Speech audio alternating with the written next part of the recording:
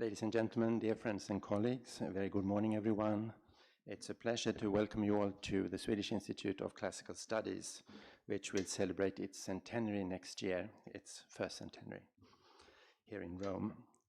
We are very happy indeed to be part of this conference and to host the second and third conference day of Rome in the Nordic countries, Images of Ancient and Modern Architecture, a topic, of course, very relevant and dear to us here at the Institute. And I'd like to thank the organizers and collaborating institutions, la Sapienza Università di Roma, Roma 3, Università Politecnica delle Marche, Centro, Studi sulla Cultura e Immagine di Roma, Biblioteca Nazionale Centrale di Roma, and our fellow Nordic institutes here in Rome. I wish you all a productive session today and tomorrow. Thank you. Buon lavoro.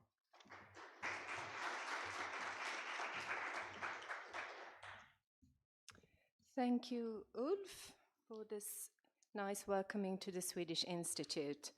And it's a great pleasure for me as well to welcome you all here today after the first lovely day that we had at the Biblioteca Nazionale yesterday. We will follow the same kind of structure as yesterday, so we will have all the papers delivered, and then if we have time before the coffee break, we will have all the questions there. So without much further ado, I will introduce our first speaker today, who is Marisa Tabarrini. Marisa is full professor of the history of architecture at La Sapienza Università here in Rome, and she is one of the most important, I would say, experts in 16th century architecture, and that's also what your paper is going to be about today. So please.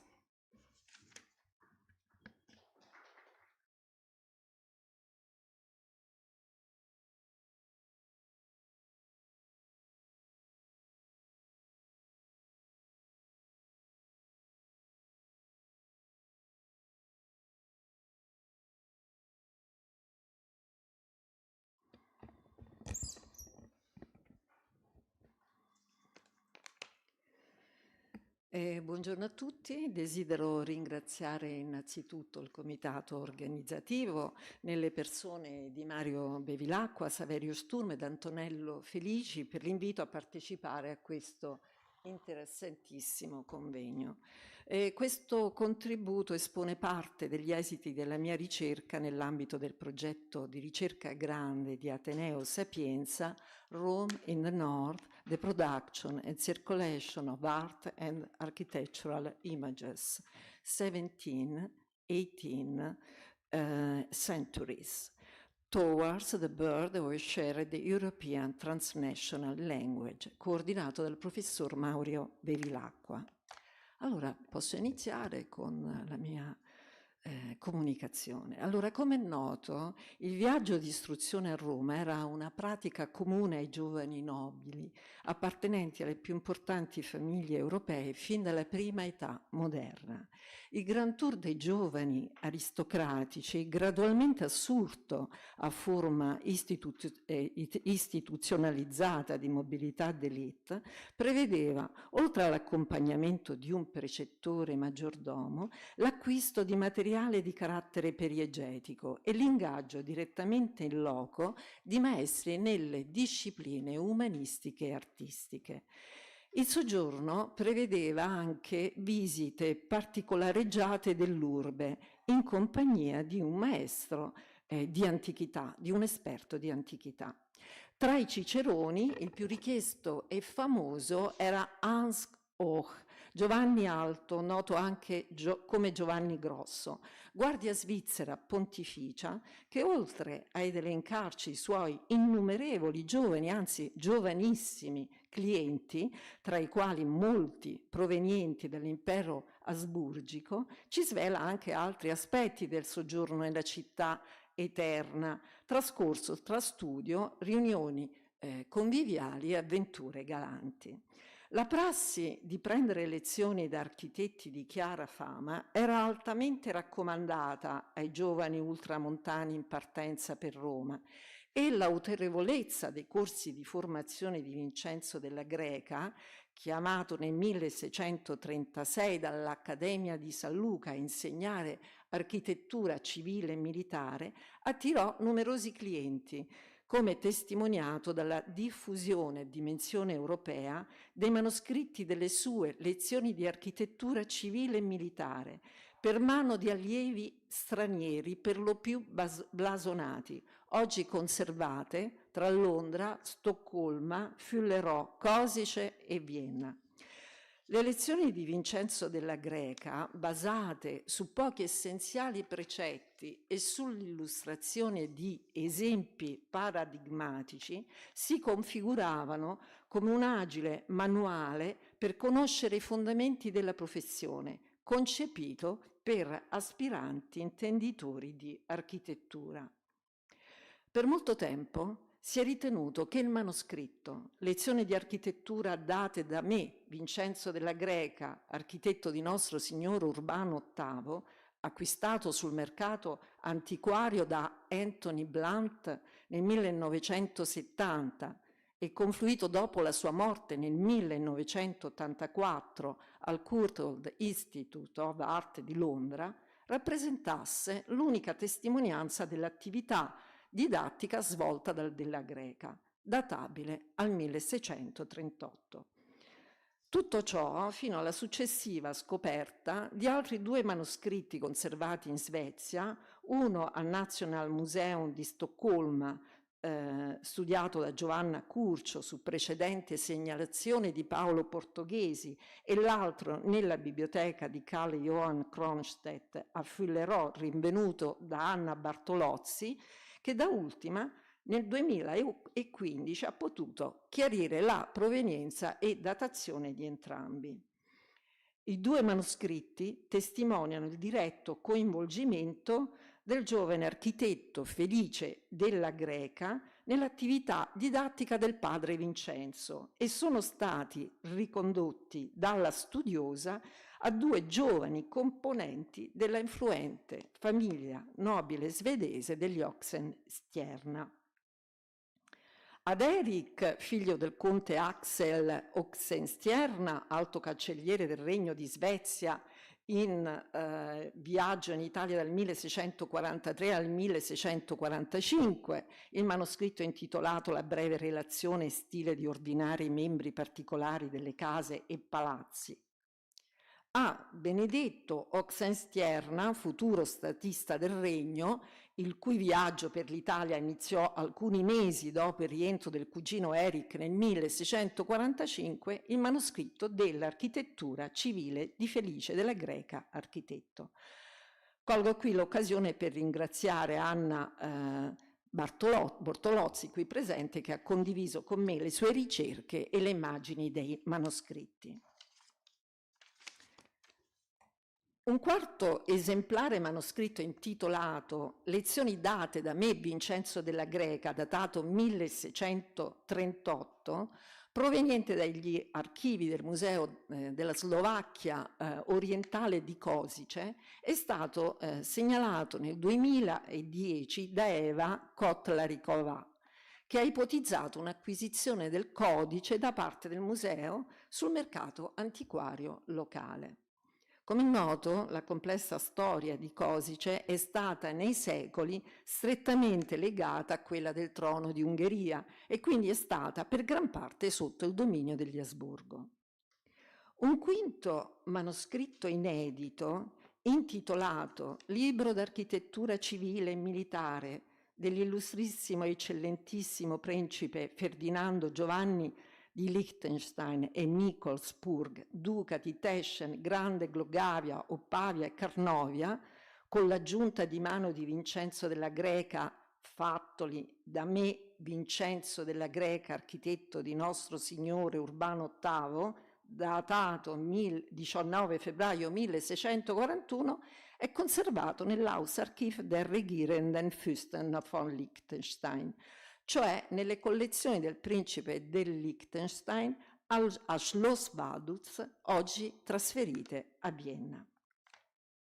E lo vediamo qua il frontespizio in questa diapositiva.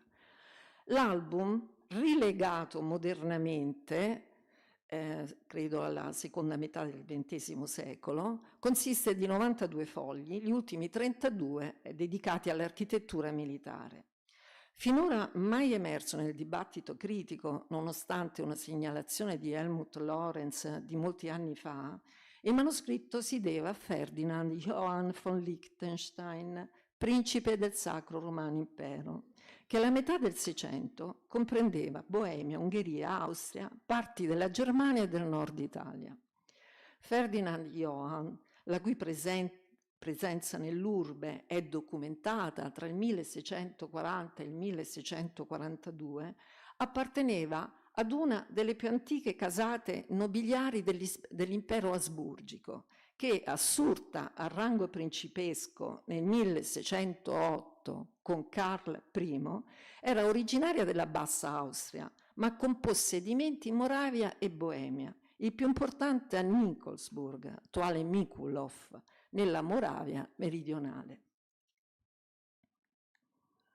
Nel 1627, alla morte di Carl I, il titolo passò al figlio Karl Eusebius, secondo principe del Liechtenstein, che avendo appena 16 anni venne affiancato dagli zii tutori, i principi Maximilian e Gundaker, reggenti in suo nome sino al 1632, che programmarono per completare la formazione del nipote un Cavalier Tour in Italia svoltosi nel 1635-36. La presenza di Carl Eusebius a Roma è registrata tra gli altri dal sopracitato Hans Hoch, che nel suo diario La Biblioteca Apostolica Vaticana accluse la riproduzione a colori dello stemma del giovane regnante. Qui vedete in diapositiva. 4 anni dopo, il 18enne Ferdinand Johann, figlio di Gundaker von Liechtenstein ed Elisabeth Lucrezia von Teschen, duchessa regnante di Teschen dal 1625 fino alla sua morte, intraprese il suo Cavalier Tour in Italia, sulle orme del cugino maggiore, il principe regnante Carl Eusebius. Viaggio che, iniziato nel 1640, con tappe nelle maggiori città artistiche della penisola, si concluse 3 anni dopo, nel 1643, con il rientro a Leuven per terminare gli studi giuridici. Ferdinand Johann von Liechtenstein, su ordine del padre, il principe Gundaker, viaggiò in incognito sotto lo pseudonimo di barone von Ostra, accompagnato dal suo maggiordomo e precettore Johann Ludwig Schratt, arrivando nell'urbe la sera dell'8 maggio 1640.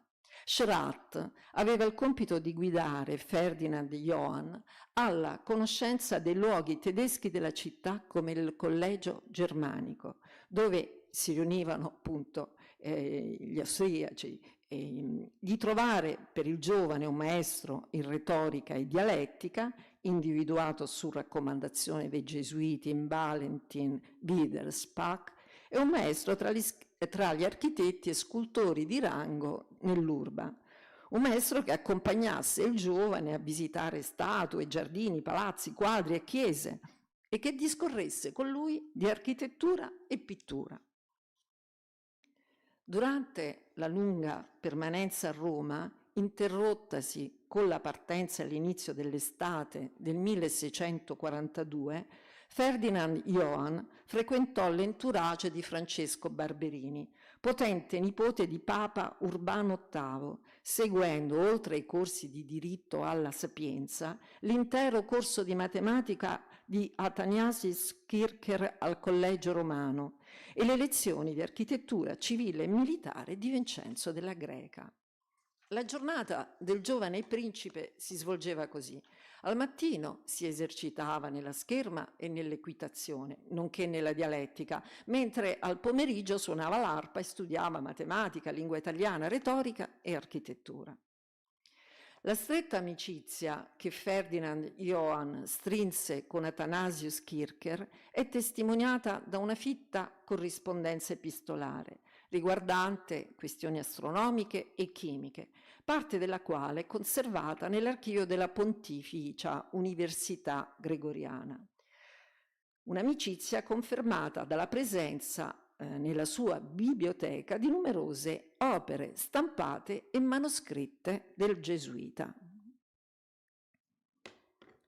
Nelle collezioni del principe regnante del Liechtenstein, mi riferisco a Sammlung des Regierenden Fürsten von Liechtenstein, oggi a Vienna, si conserva ancora uno straordinario manoscritto del Kircher dell'opera matematica curiosa del 1645, con il contrassegno a penna, che ho evidenziato in giallo sulla diapositiva, sul frontespizio, ex libris Ferdinandi Johannis Principis del Liechtenstein.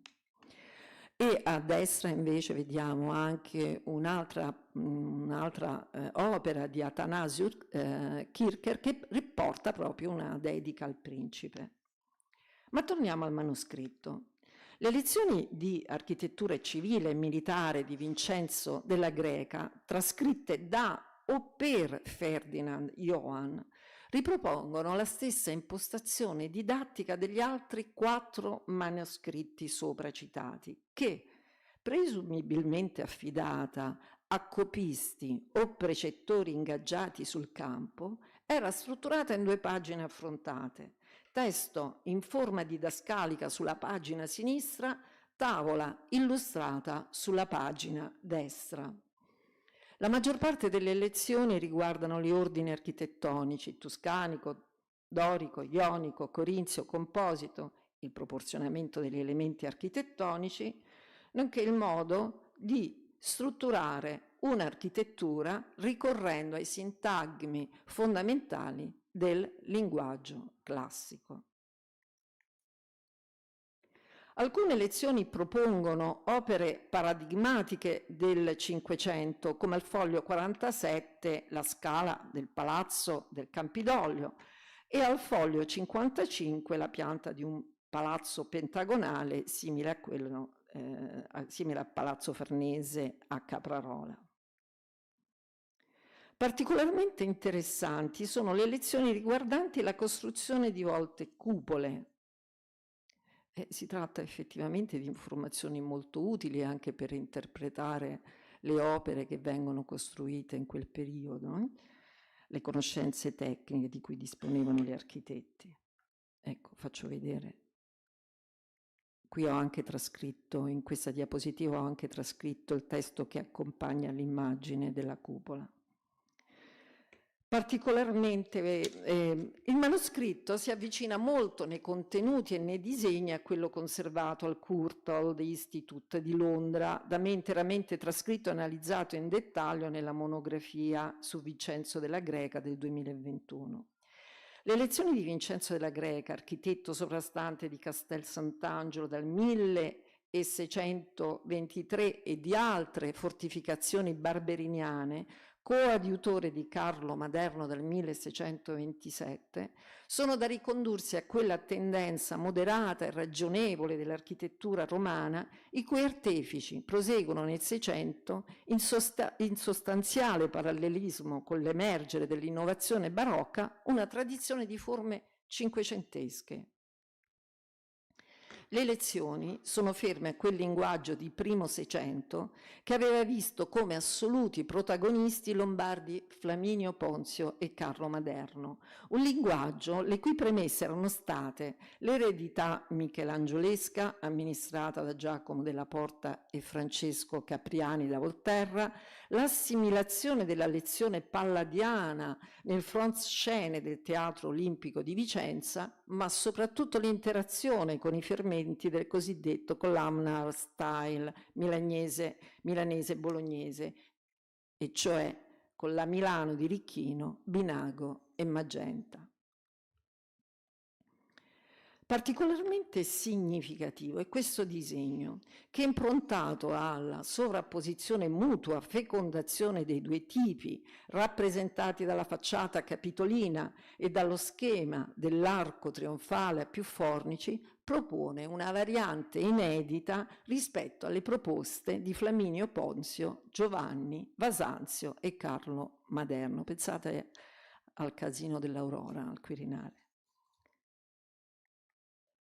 Il disegno è proposto anche dal manoscritto londinese e compare sorprendentemente in copia, foglio sciolto, questo guardate l'immagine in basso a destra, anche all'Istituto Nazionale per la Grafica.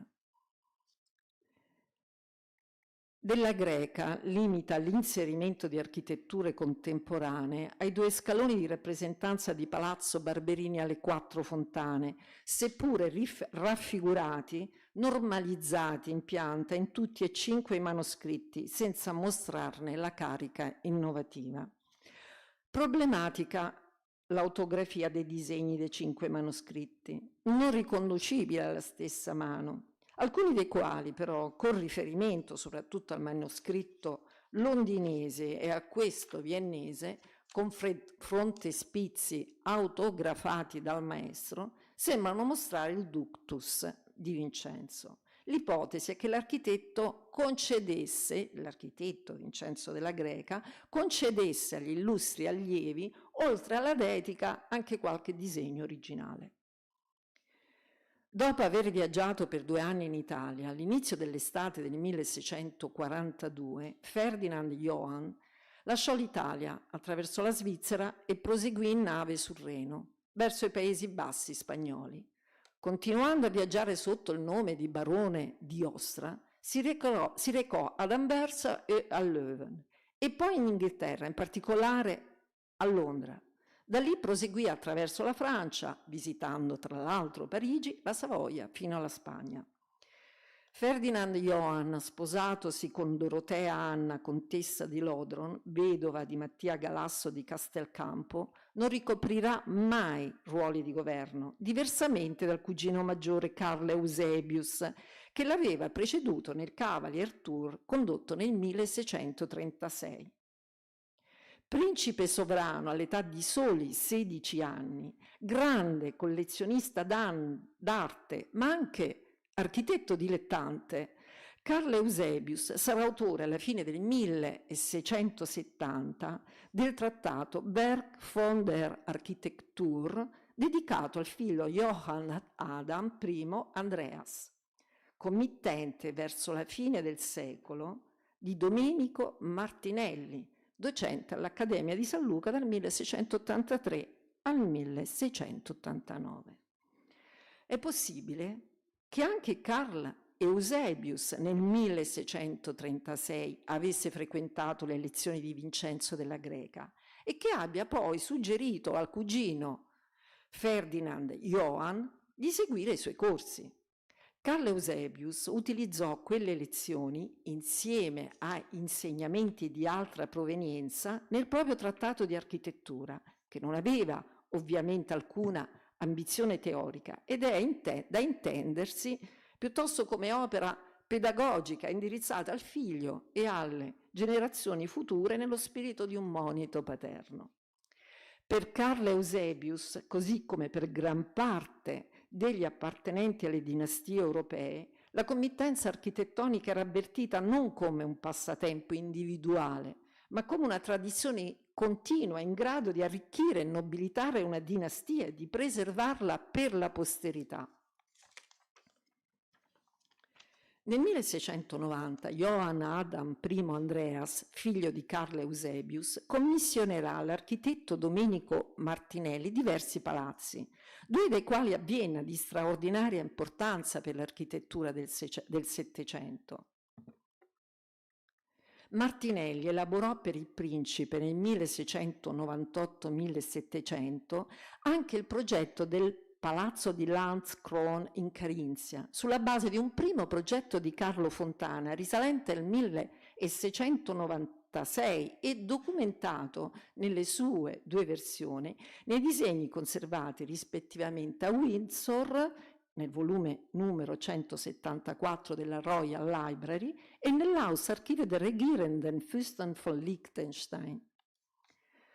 Nell'arco di un quindicennio, lontano da Roma, Martinelli riuscì ad affermarsi pienamente come architetto, stringendo contatti con le famiglie nobili più ricche e influenti, tra quelle legate alla corte asburgica, lavorando in Austria, Moravia, Boemia e nei territori di Ungheria, oggi corrispondenti alla Slovacchia.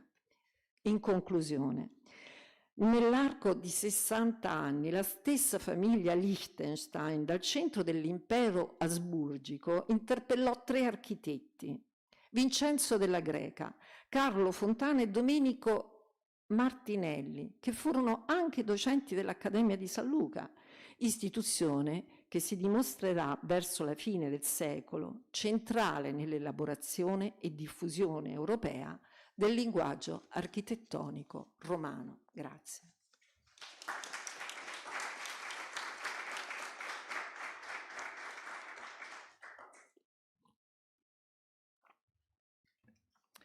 Thank you so much, Marisa. This was a very, very interesting paper indeed, but we will save all the questions for the end of the session.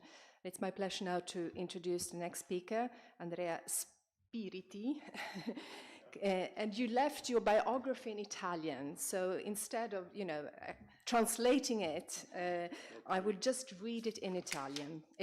Andrea è professore ordinario di storia dell'arte moderna all'Università degli Studi dell'Insubria e ivi delegato del rettore per i beni culturali e bibliotecari. Investigador de referencia dell'Istituto Universitario La Corte in Europa di Madrid, e direttore scientifico di APPA-CUVI, direttore scientifico della rivista Gli Artisti dei Laghi, membro di comitati scientifici e redazioni di riviste di settore, specialista di storia dell'arte moderna nei secoli XVI fino al XVIII, di artisti dei laghi lombardi di tardo antico, autore di oltre 460 pubblicazioni in materia. Complimenti vivissimi, prego. Sì. No, a parte la distruzione delle foreste che ha implicato tutto questo, ma insomma, aspettate solo che metto, eccoci qua, un opportuno timer onde evitare di sforare i tempi. Allora, buongiorno a tutti. Il mio discorso verte più che altro su un problema critico aperto, quello cioè di come l'andata verso la Scandinavia e in specifico verso la Svezia degli artisti dei laghi lombardi sia presente, certo, ma sia anche contrastato da una forte tendenza alla francese.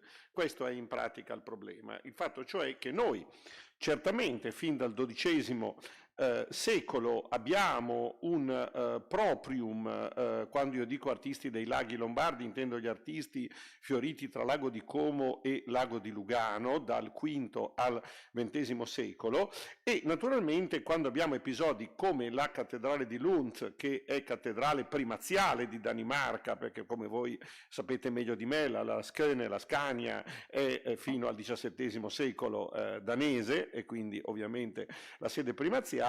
Ecco, gli artisti dei laghi che qui lavorano sono gli stessi che hanno lavorato prima alla Schottenkirche di Regensburg, sono quelli che hanno lavorato a Jak in Ungheria, sono quelli che hanno lavorato nella Ruprechtskirche di Vienna, sono quelli che sono saliti verso Praga e che da Praga sono andati a Gniezno, cioè nella sede primaziale polacca, e da Gniezno si sono poi biforcati un ramo verso appunto la Scandinavia, un altro ramo, e questa è la mia più recente scoperta, verso Kiev, dove un nucleo di sculture della Basilica di Santa Sofia, oggi al Museo Nazionale Storico di Mosca, sono opera del maestro di Chiavenna, cioè a dire di uno dei grandi artisti romanici lombardi. Se uno vede un'abside di questo tipo, che è l'abside di San Fedele di Como, insomma capisce molte cose, e il Samson della cripta altro non è che sullo stesso modello. Ma quello che qui mi interessa è dire altra cosa, cioè dire come una delle presenze strategiche nell'area asburgica di primo Settecento è sicuramente la presenza di Giulio Quaglio da Laino. Di Giulio Quaglio mostro un particolare solo evocativo, che è quello della volta della cattedrale di Lubiana, della carniola asburgica, oggi Slovenia, ma quello che mi interessa è che Giulio Quaglio è il maestro di Alessandro Ferretti, di cui ora diremo. Dall'altro lato esiste un fenomeno a noi ben noto, che è il fenomeno di come gli artisti dei laghi lavorino secondo modelli di ditta assolutamente moderni, assolutamente consolidati, basati sul padrinato, basati sul fatto che si va a fare lo stage presso colui che ti ha fatto da padrino, presso circoli familiari allargati, presso, e questo è un punto nodale, ritorni periodici a casa che rendono possibile un know-how altrimenti impossibile, cioè il fatto che d'inverno artisti che hanno lavorato d'estate a Cracovia piuttosto che a Stoccolma, a Praga piuttosto che a Lisbona, si ritrovino all together nei piccoli paesi della Valle Intelvi è assolutamente impressionante, perché vuol dire uno scambio in diretta di informazioni. Scusate l'esempio, lo faccio ed è banale, quando il grande Baldassar Fontana da Chiasso torna periodicamente a Chiasso, acquisisce su Roma informazioni che non avrebbe potuto avere perché sono relative a cose di Roma appena costruite. Lui c'è stato a Roma ma da ragazzino, e quando è tornato periodicamente a Chiasso ha ricevuto dai suoi cugini, cioè dai Fontana, di un altro degli infiniti rami dei Fontana attivi a Roma, quelle informazioni che gli hanno poi permesso a Cracovia come a Kromierzyj di realizzare opere aggiornate more romano. Ecco, l'altro punto di riferimento per noi estremamente interessante è Domenico Francia. Domenico Francia è prima di tutto un pittore di quadratura, ma anche un pittore di figura, e Domenico Francia è un po' il patrono, colui che introduce verso il nord il nostro personaggio, quello di cui parleremo, che è Alessandro Ferretti. Ora, sicuramente dalla metà del Cinquecento noi assistiamo a un fenomeno incontrovertibile, cioè il fatto che gli artisti dei laghi lombardi si impadroniscano di un enorme mercato basato soprattutto su architettura e stucco, ma anche su pittura, che comprende gli Erblande asburgici, comprende l'elettorato di Baviera, comprende i minori principati vescovili come Salzburg, come Freising, come Passau, ma comprende anche la Gespospolita polacco-lituana, cioè comprende un'area immensa. Se noi pensiamo a operazioni colossali come lo Zamek Królewskie, il Castello Reale di Varsavia, Matteo Castello da Melide, tanto per Melide Bissone per essere più precisi, tante altre operazioni consimili, capiamo tutto. Ora, il mio scopo non è dire questo, cioè dire che esista un primato degli artisti dei laghi in Baviera, nelle terre ereditarie austriache, in Polonia, Lituania, è ovvio, e più tardi in Russia, certo, è ovvio. Quello che io voglio dire invece è: esiste una fraglia, una zona di frattura che attraversa verticalmente Heilige Römische Reich, il Sacro Romano Impero, e che riguarda in modo specifico alcuni spazi.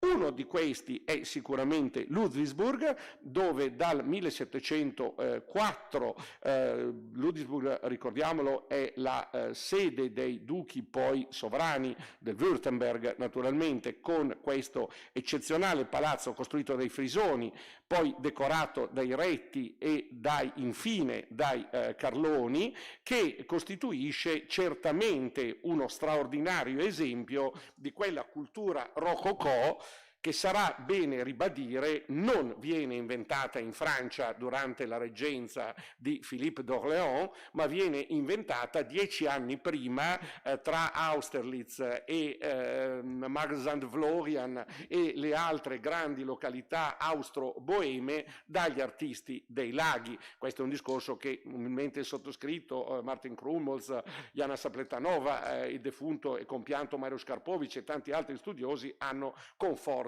asserito, e infatti vedete a Ludwigsburg come è necessario fare i conti con il gusto francese. E anche quando nella grande nella grande galleria degli Antenati i Carlone esplodono tanto nello stucco di Diego Francesco quanto nelle pitture di Carlo Innocenzo, suo fratello, di Scaria Intelvi, il risultato è un rococò maturo che però fa i conti col mondo francese. Questo mi interessa. È un rococò lacuale aperto verso spunti francesizzanti di quella che poteva essere la corte della reggenza di Philippe d'Orléans e più tardi del regno personale di Luigi XV. E qui vedete l'interazione, ovviamente la concordia artium tra pittura di Carlo Innocenzo e scultura di Diego. L'altro caso assolutamente, l'altro caso assolutamente clamoroso è quello dell'Augustusburg e del principe elettore di Colonia, che è un Wittelsbach, quindi è un bavarese anche lui di Brühl, dove l'edificio rivela palesi elementi di natura francese. Anche qui la fondazione è del 1725, qui è presente Cuvier, che come sappiamo sarà poi il grande protagonista a München, ma gli affreschi sono di Carlo Innocenzo Carloni, e quindi ancora una volta siamo nella faglia. Qui siamo, lo ricordo, non lontano da Colonia, siamo in quella che oggi è Renania, tanto per capirci. E il terzo e grande esempio di questa linea verticale che attraversa la Germania è naturalmente la Residenz di Würzburg, la sede del principe vescovo della città, con la capacità, io trovo impressionante, di Santino Bussi e dell'altro grande gruppo, soprattutto di stuccatori intelvesi e porlezzini e valsoldesi, i quali si trovano a confronto con due linguaggi architettonici: da un lato quello di von Hildebrandt nella Schlosskapelle e dall'altro lato quello di Neumann, di Balthasar Neumann, nello Scalone, ma anche nella Kaisersaal, che poi vedrà l'altro straordinario intervento, chiaro, gli affreschi di Tiepolo, ma questo è fuori discussione. Ora, le mie foto, che si possono distinguere in due gruppi, alcune sono disgustose, altre sono invece ripugnanti, sono di questi due tipi, anzi chiedo aiuto agli amici svedesi poi di fornirmene per gli atti di meno ripugnanti. Prendetevela con voi stessi, perché il sito del Palazzo Reale di Stoccolma è privo di buone foto del Kungliga Slottet. Ebbene, dicevamo, la cosa interessante è la presenza di Alessandro Ferretti di Castiglione in Telvi. Ora, come spesso accade, abbiamo decine di dinastie, i Carloni hanno lo stesso sviluppo, si parte con un architetto che è Carlo, suo figlio Giorgio fa lo scultore, quindi di solito questo meccanismo di specializzazione per cui papà ottiene le grandi committenze architettoniche e il figlio le decora la generazione dopo, perché questo è l'iter processuale. E poi tra i figli di Giorgio la cosa interessante è che mentre Carlo, Pietro Antonio e Domenico, e li sto scalando in età, sono soprattutto scultori, l'ultimogenito Alessandro, 1706-1756, si dedica alla pittura, e proprio Domenico Francia lo introduce nella, come sappiamo, ricostruzione del Kungliga Slottet, del Palazzo Reale di Stoccolma dopo il terribile incendio tardo seicentesco, e la necessità quindi di una rifigurazione che purtroppo noi oggi percepiamo poco, non solo per le fotografie ripugnanti, ma anche perché gran parte di questi dipinti sono stati ridipinti durante i cospicui interventi ottocenteschi al palazzo. Noi sappiamo che nella sala del Malbianco e nella sala delle colonne, qui lui è attivo con queste allegorie di gusto settecentesco. Purtroppo quello che vedete sono ridipinture in gran parte ottocentesche. Ecco, qui distinguiamo meglio questa forte componente architettonica figurativa, la quadratura, che si deve ovviamente a Domenico Francia. Abbiamo quindi un caso piuttosto interessante, anche se non unico, di un pittore di quadratura che introduce un pittore di figura. Cioè Domenico Francia, che già attivo, ricordo che siamo negli anni tra il 1736 e il 1742, cioè gli anni dove dopo la morte drammatica di Carlo XII, la fine della potenza svedese, il breve regno di Ulrica Eleonora del Palatinato, sul trono siede Federico I di Assia-Kassel, che ha evidentemente una apertura verso questo mondo proto-germanico da cui egli stesso naturalmente era proveniente. E quindi vedete appunto questo sistema dei tempietti, delle strutture fortemente aggettanti e verticalizzanti che qualificano lo spazio, ancorché poi il nesso col figurista si traduce in questo grande cielo tiepolesco da cui poi spiccano le figure dell'allegoria della verità.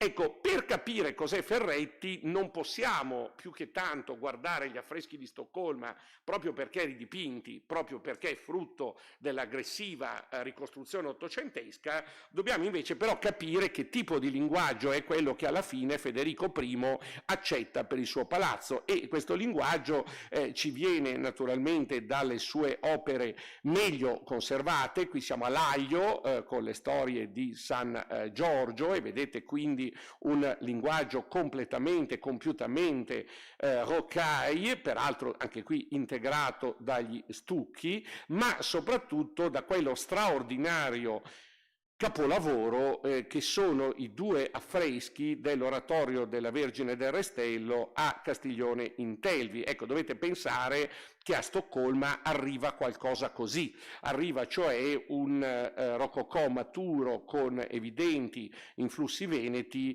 ma anche con un proprium che peraltro faccio notare, ho lasciato apposta le sedie, per far vedere come questo ambiente, che è un piccolissimo oratorio, impatti direttamente e modifichi lo spazio architettonico. Qui non abbiamo una quadratura in senso proprio, abbiamo, va bene, il velario, d'accordo, tradizione raffaellesca, ma la cosa interessante è che l'intero oratorio è letteralmente invaso da questi 2 giganteschi affreschi con la nascita della Vergine e soprattutto questo bellissimo della Annunciazione.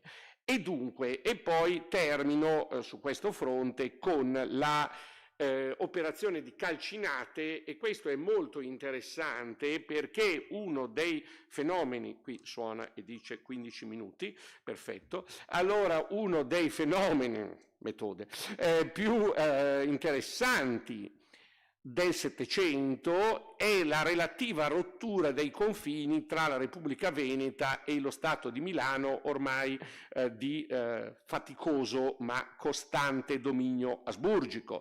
Solo nel 1746 l'Austria si impadronerà in modo definitivo di Milano, ma insomma tutta la prima metà del Settecento è di lotta, ma comunque il problema qual è? Che Venezia distrugge le barriere doganali, quindi avremo l'invasione dei marmi veneti nelle chiese lombarde, ma dall'altro lato avremo anche la presenza dei lombardi nella Bergamasca. Qui siamo a Calcinate e siamo in un contesto ormai decisamente veneto. Ecco, quello che voglio far notare allora è questo, ed è la sintesi del mio intervento. Gli artisti dei laghi tra la metà del Cinquecento e la fine del Settecento predominano lungo un asse nord-est che arriva fino alla Russia, arriva fino alla presenza, come sappiamo, abbondantissima a San Pietroburgo. D'accordo. Dall'altro lato c'è un asse centrale in cui i lombardi salgono verso nord e la punta più nord è rappresentata da Alessandro Ferretti a Stoccolma. Poi c'è una presenza da ovest che è la presenza invasiva del mondo francese, che naturalmente implica alcune scelte politiche. Il fatto che gli elettori di Baviera, in modo clamoroso, proprio con quel Max Emanuel che è stato ieri evocato, facciano una politica filofrancese. Per alcuni anni la Baviera viene invasa dall'alleanza austro-inglese e Max Emanuel sta in esilio, sta proprio a significare come sia costante il desiderio dei Wittelsbach, siano essi elettori di Baviera, siano essi principi elettori di Cologna o di Treviri o di Magonza, di stare alla francese per essere meno soffocati dal primato asburgico. Questo spiega episodi come in una città imbevuta di artisti lombardi come Monaco, come München, abbiamo la presenza di Cuvier, che ho evocato l'ovvio dell'ovvio, cioè il teatro di corte nella residenza dei Wittelsbach, e come questo implichi un'alternativa di quello che ormai è un rococò maturo francese che si confronta con il rococò maturo lombardo. Veramente chiudo rapidamente, mostrando come questo conflitto, perché è un conflitto commerciale evidentemente tra lombardi e francesi, abbia un terreno abbastanza imprevedibile che è l'Irlanda. È sempre questa marcia verso nord, però come vedete con mete diversificate. Mentre l'Olanda è dominio francese, su questo non discutiamo, l'Inghilterra è un problema ancora per molti versi aperto. In Irlanda dalla fine degli anni 30, quindi mentre Ferretti sta affrescando il Palazzo Reale di Stoccolma, noi abbiamo i Lafranchini. I Lafranchini vengono dal Malcantone, che è quell'orrendo cantone, una zona proprio brutta, povera, miserabile, il Malcantone, da cui vengono in gran parte quelli che fanno San Pietroburgo, tanto per capirci. Bene, allora i Lafranchini vanno in Irlanda e fanno questi strepitosi stucchi proto-neoclassici negli anni 30-40 del Settecento. Segnalo questo caso, che è il caso di Riverstown, che è un castello vicino a Cork, o il caso di Kilmannon, questo ancora più bello, perché questi sono gli stucchi ormai decisamente neoclassici per cui Ferradini a confronto è l'attardato rococò rispetto ai precoci neoclassici. Questa villa è interessante perché l'iconografo di questa villa è Jonathan Swift e il proprietario di questa villa è George Berkeley, cioè un grande filosofo, un grande letterato del Settecento, scusa se poco. Ma in alternativa anche lì, questa è la Rotunda Hospital Chapel di Dublino, dove invece Gravillon porta negli stessi anni, anzi dopo, cioè tenete conto che quegli stucchi che vi ho mostrato in Irlanda era 1745, qui è 1754, e questo è Rococò, un Rococò appena velato di classicismo, ed è Gravillon a Dublino, a dimostrazione di come, e questo a mio avviso è la conclusione delle mie parole, insomma, con grande vostra gioia, è il discorso del fatto che il Rococò, o come vogliamo chiamarlo, e l'alternativa neoclassica non sono evidentemente due fenomeni successivi, sono due fenomeni che hanno una lenta dialettica.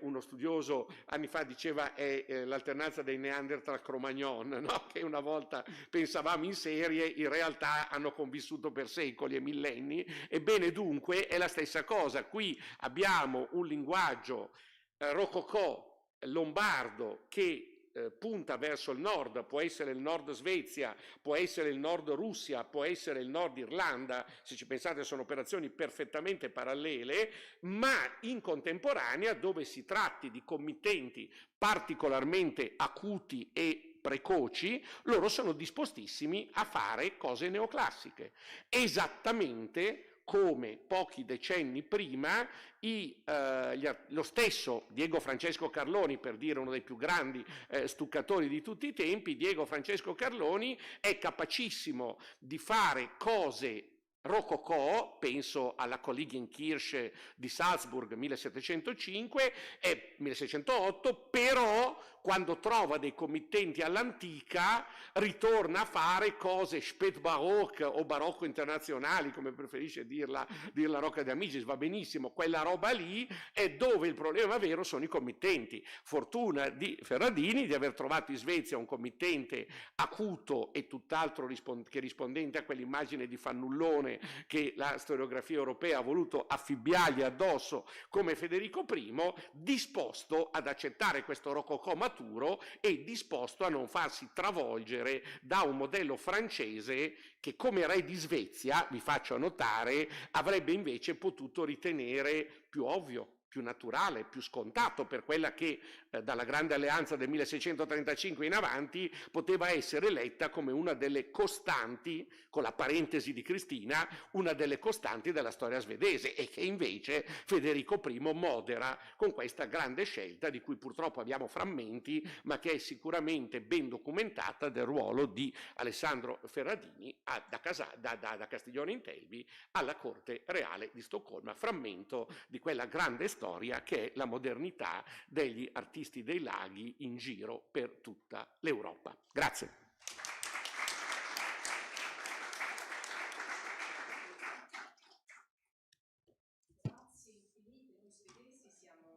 Noi svedesi siamo particolarmente contenti di vedere il Palazzo Reale, sarà nostro dovere far arrivare delle foto che possono anche essere pubblicate.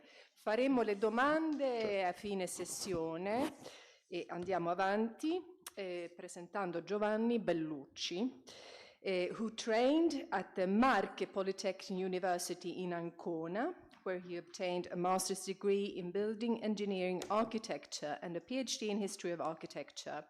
His research focuses mainly on 20th century architecture with reference to the Italian and Swedish contexts, with studies conducted in major archives, including MAXI and the Archivio Centrale dello Stato di Roma, the CSAC in Parma, and the Arkitekturmuseet, Stadsarkivet, and Riksarkivet in Stockholm. He has carried out periods of study in Sweden that recently led to the publication of a book on Sven Backström and Leif Reinius that earned him the Bruno Zevi International Prize. He's the author of articles and essays in reviews, books, and conference proceedings. He's a member of ISTARC, Italian Association of the History of Architecture, IC, Italian Association of the History of Engineering, and since 2025 member of the Technical Scientific Organizing Committee of AAA, Italy, National Association of Archives of Contemporary Architecture. Giovanni has been a research fellow and scholarship holder, and he's an adjunct professor in history of architecture and history of industrial design at the University of Bologna. Well, very welcome. Thank you very much, Sabrina, and good morning, everyone. Today I will present only a few topics and from my research funded by a print project which was clearly explained yesterday by Professor Mario Bevilacqua, Saverio Sturm, and Antonello Alici.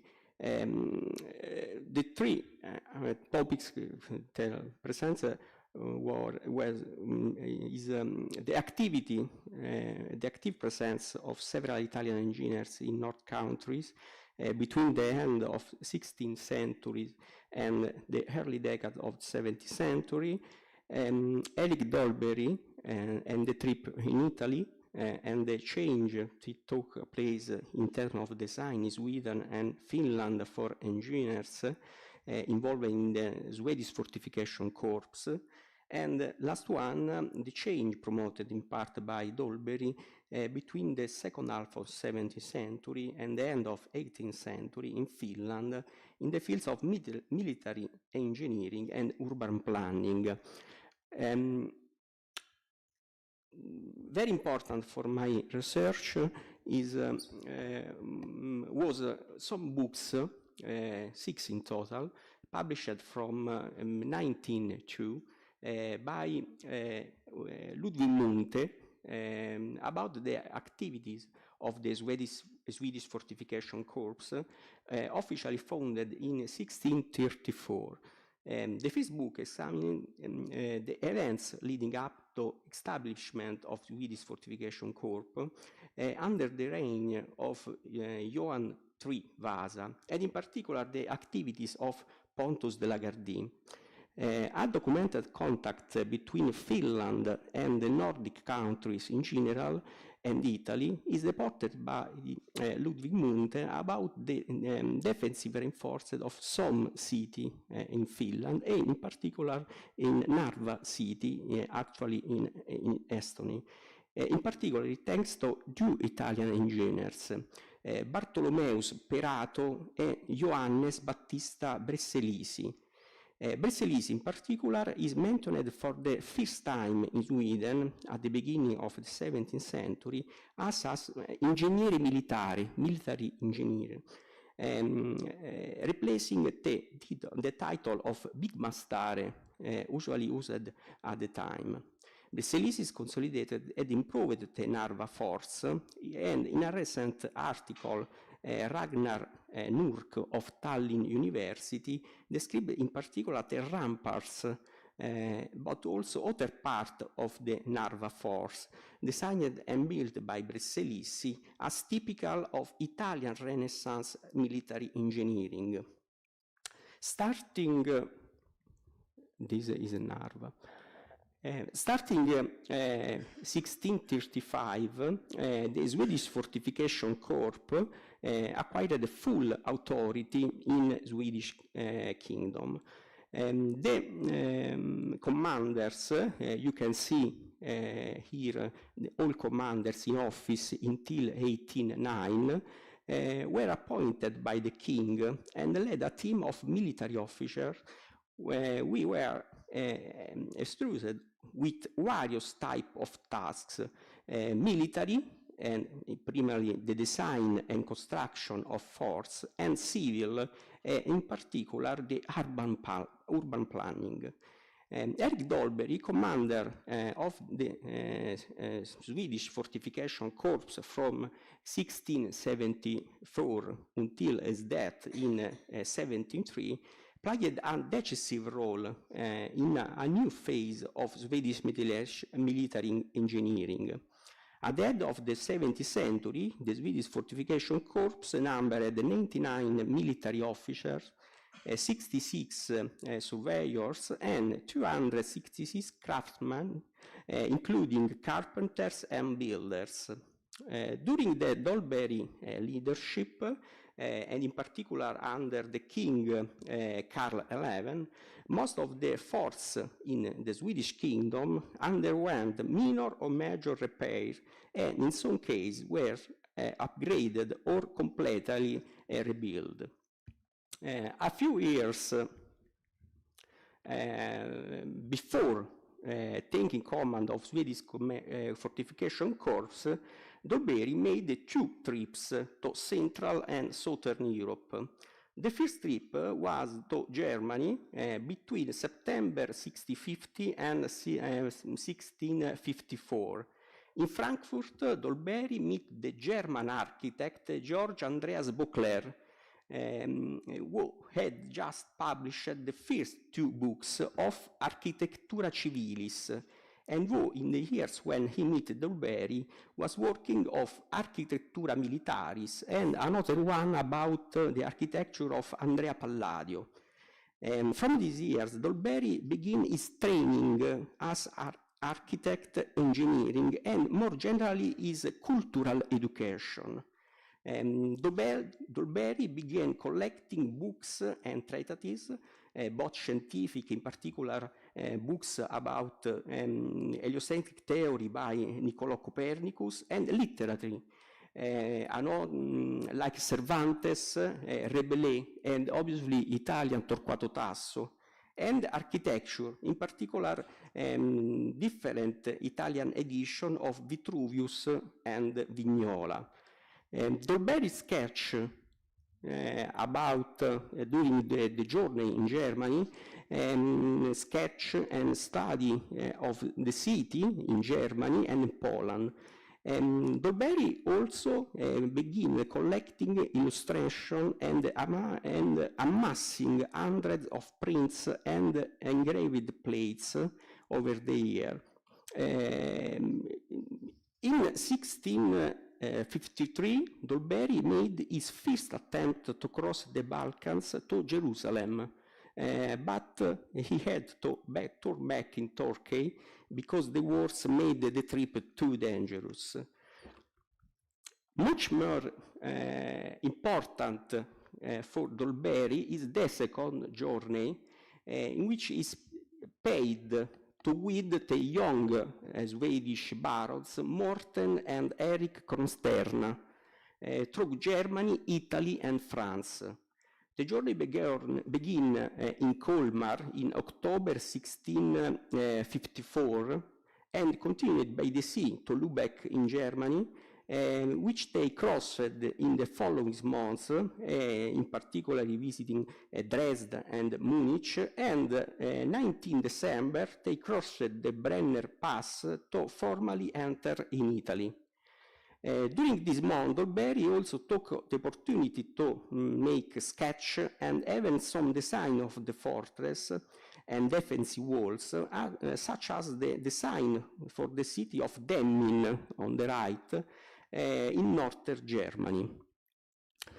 On 25 December 1654, Dolberi and then Crostierna brothers were in Castelfranco Veneto, 10 Treviso, and 31 December finally Venice. In his diary, Dolberi wrote, "Thanks God for Venice." From this moment on, the artist David Ehrenstrahl also joins the journey. They remains in Venice 1 year. The group saved works of Tiziano, Veronese, Palma, the Baroque Carnival, the Ascension Procession, and visited every building in Venice, including church, palace, and also the Arsenale and the Zecca, and meet the Doge Francesco Venier. In Veneto, Dolberi also visited Padova, Vicenza, and Verona, with particular interest in the work of Andrea Palladio. In January 1655, the four moved to Sud, Ravenna, Loreto, crossing Umbria, visiting in particular Assisi and Trevi, and finally Rome in 9 March 1656. On this way to Reggio Calabria, Dolberi Frascati, Tivoli, Velletri, Terracina, and before Naples he spent several days in Capua and Aversa. Naples made a strong impression on the visitors, who spent over a month till before embarking for Alexandria, Egypt, on the route to Jerusalem again. But the trip was interrupted to fear to Saracen pirates in Mediterranean. The four Swedish return in Rome. Dolberi produced various types of drawings, reliefs, and sketch. Here, for example, Piazza San Marco in Venezia, and a sketch of Palazzo della Zecca in Venice also. That is Rome, the staircase of Palazzo Barberini, and on the right some sketch of small temple or little chapels, perhaps inspired by some buildings seen during the trip. This sketch inspired probably one of the Dolberi most significant projects, the best known architecture of the Baroque age in Sweden is the chapel where he was buried after his death in the church of Turinge near Stockholm. Here, other design, other drawings, and the interior of the chapel, a small central plan temple decorated inside with stucco tiles and a rich altar on the end of the navata. The chapel is not a break with contemporary Swedish architecture. Conversely, engineer Dolberi changed many things regarding the design of forts and military engineering in particular. Both Swedish and international critics and historians, such as Ludwig Munthe and Eric Lilius, and more recently Frederic Bedouard and others, considering Dolberg's contribution to Swedish engineering decisive. I quote in particular the British military historian Christopher Duffy, who in the Scepter of Scandinavia, in the second book of Siege Warfare, compared Dolberi to French engineer Sébastien Le Vauban. For Duffy writes, with regard to the design of forts, Dolberi broke with Sweden's slavish dependence of the Dutch style.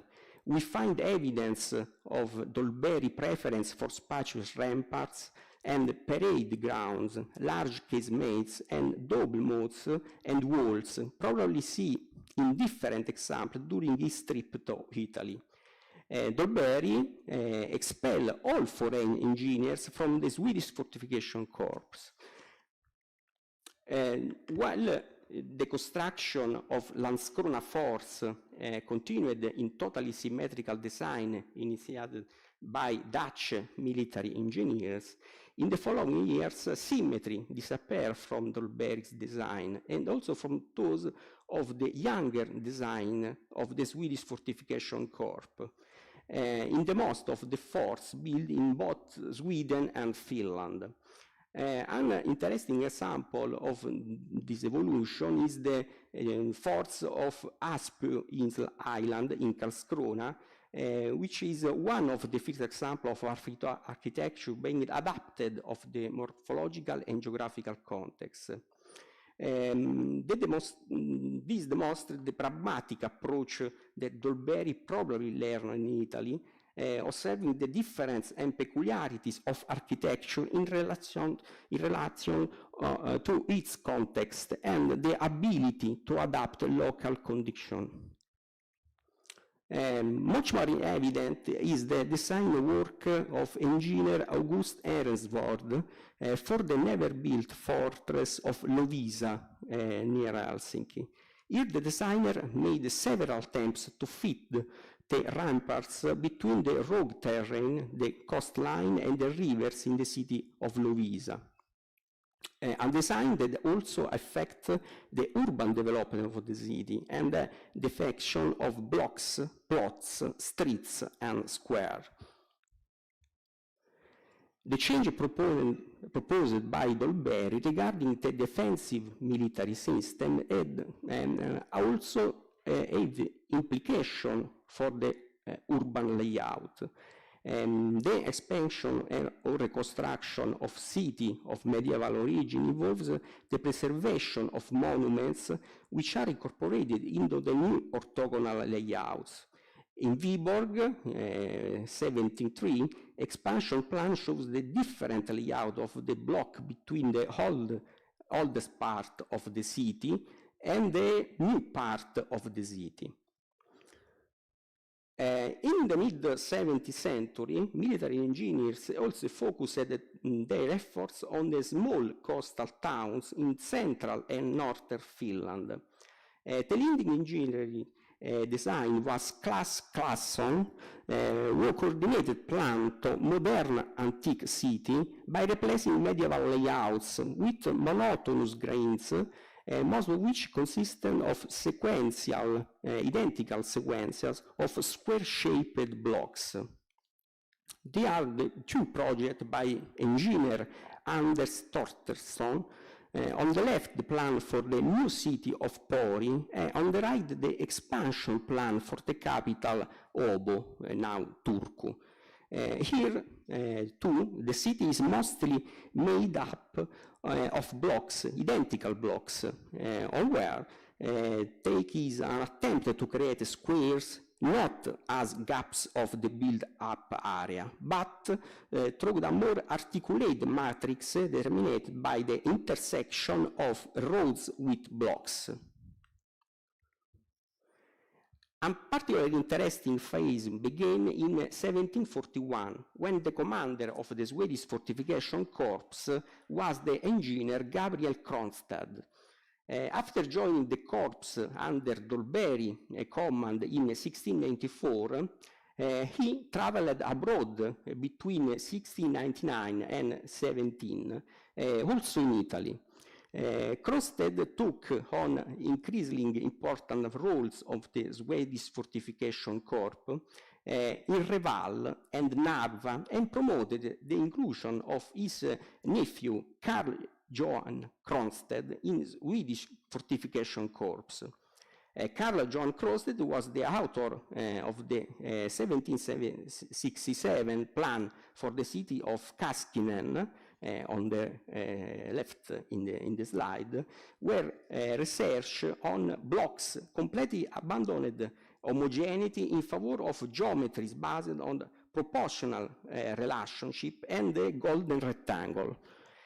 Even the square talk on a geometric shape and more elaborate relationship with the streets then crossing the square and the plots. The same thing happened in Tampere a few years after Kaskinen. The main square is a golden rectangle bordered by blocks of different shape and geometric reminiscence of Vitruvius architecture. Same notable urban plans are those of Amina and Emellina, designed by the other two commanders of the Swedish Fortification Corps, Axel Löwen and Axel Magnus af Arbin. Armellina, in particular, is really interesting because in the main square of the city stands the parish church designed by the French architect Louis Jean Desprez, which concludes this presentation, an evident quote of Pantheon in Rome.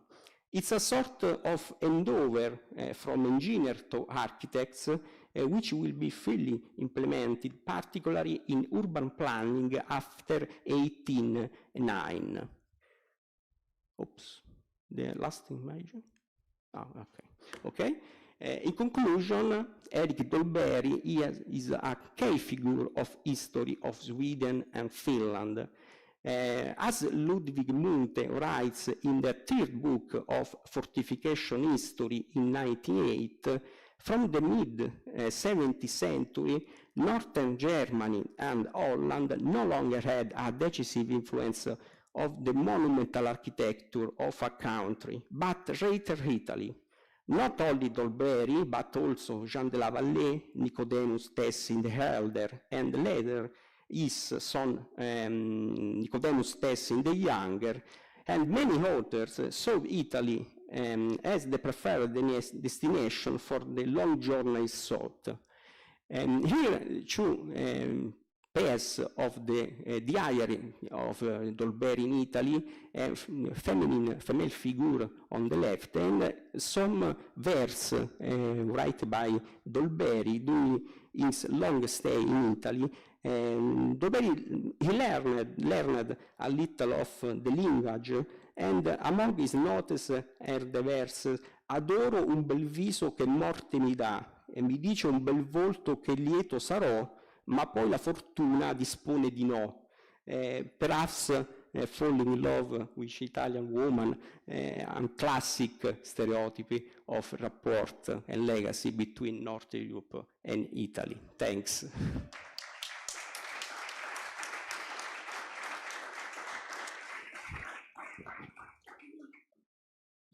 Thank you very much, Giovanni. And we have finally come to our last paper of this morning's session. And it's a great pleasure for me to introduce Pavel Migiasiewicz, who is an art historian, professor at the Institute of Art of the Polish Academy of Science. And he's a graduate of the University of Warsaw and École Pratique des Hautes Études in Paris, where he conducted his postdoctorate studies. His research focuses mainly on 17th century and 18th century architecture and sculpture, as well as artistic relations between France and Central Europe in the early modern period. And you share the floor today with Hanna Osiecka-Samsonowicz, who is, and you gave me the biography in Italian, so I will read it in Italian then. È professoressa presso l'Istituto d'Arte dell'Accademia Polacca delle Scienze e storica dell'arte, autrice di numerose pubblicazioni nel campo della storia dell'architettura, della cultura e della scenografia teatrale e parateatrale, dedicate principalmente ai rapporti artistici tra la Polonia e l'Italia nell'epoca barocca. È autrice, tra gli altri, dei volumi Agostino Locci, allora, scenografo e architetto di corte dei re in Polonia, e anche... E mi fermo lì. Bene, prego. Grazie. Buongiorno a tutti, naturalmente. Anzitutto vorremmo ringraziare gli organizzatori di questa conferenza così interessante di averci invitati. Gli architetti e i costruttori attivi nella Polonia in età moderna a dominare furono gli italiani, è ovvio. I forestieri provenienti da altri paesi, in particolare dai territori dell'impero, solitamente meno formati, non costituirono per lungo tempo una concorrenza significativa. L'unico serio rivale degli italiani fu l'olandese Tilman van Gameren, principale architetto della seconda metà del Seicento. Nel secolo successivo, invece, il dominio italiano fu interrotto dagli architetti sassoni e dagli artisti nati in Polonia, spesso discendenti di italiani polonizzati. La stragrande maggioranza degli architetti e costruttori italiani giungeva in Polonia, come in altri paesi europei, dal nord Italia, in particolare dalla zona di confine tra la Lombardia e la Svizzera, da dove gli artisti miravano anzitutto a Roma, basti pensare a Domenico Fontana, Carlo Maderno o Borromini. La crescente crisi economica dello Stato Pontificio a partire dalla fine del Cinquecento, unita alle prospettive di impiego sempre più scarse a causa dell'enorme concorrenza, costrinse molti artisti a cercare lavoro al di fuori dell'Italia. Furono proprio loro a introdurre nella Polonia il barocco romano nelle sue forme iniziali sviluppate e mature. Nel Seicento da Roma giunsero in Polonia solo 4 architetti formatisi sulle rive del Tevere. Oggi è difficile stabilire se abbiano deciso di recarsi lì consapevolmente, incoraggiati dalle persone a conoscenza della situazione politica ed economica di un paese lontano di cui a Roma si sapeva ben poco, oppure se la loro destinazione originaria fossero i centri artistici della monarchia asburgica, come Vienna o Praga, e se in seguito a fallimenti lì incontrati si siano rivolti alla Polonia in cerca di lavoro. Il luganese Giovanni Trevano, presente a Cracovia fin dal 1598, potrebbe essere arrivato grazie all'intermediazione del cardinale protettore della Polonia, Alessandro Damasceni Peretti di Montalto, esperto e mecenate delle arti, noto per i suoi documentati contatti con la corte reale polacca, oppure grazie al cardinale Enrico Gaetani, legato pontificio a Latere presso la corte del re di Polonia Sigismondo III Vasa, figlio di Giovanni III Vasa. Non escluso che, in relazione al progetto di ricostruzione del castello di Wawel, distrutto da un incendio, il re abbia chiesto l'aiuto di entrambi i cardinali per trovare un architetto che potesse dirigere l'impresa. Non si può affermare con certezza se e per quanto tempo era la fondazione reale, la cui costruzione iniziò nel fine del Cinquecento per opera dei stessi costruttori dell'ordine, secondo un progetto inviato da Roma e modellato sulla chiesa del Gesù. La facciata, considerata forse la più pregevole dell'architettura polacca della prima metà del Seicento, rappresenta la più ampia e diversificata gamma di motivi protobarocchi di origine romana dell'epoca e influenzò l'architettura sacra successiva nella Polonia. L'architetto principale del re a Cracovia fu Trevano, mentre intorno al 1613 giunse a Varsavia Matteo Castello, nato vicino a Lugano, allora cinquantenne scalperino con competenze architettoniche, parente e collaboratore di Domenico Fontana e Carlo Maderno.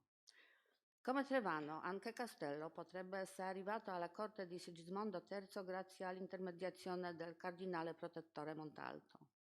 È probabile che il monarca, impegnato nella ristrutturazione della sua residenza varsaviana, cercasse un architetto proveniente non solamente dall'Italia, ma nello specifico da Roma, formato nei rinomati laboratori artistici della città e rappresentante di un'arte, diciamo, moderna, perché Varsavia stava infatti diventando la principale sede reale e capitale del regno.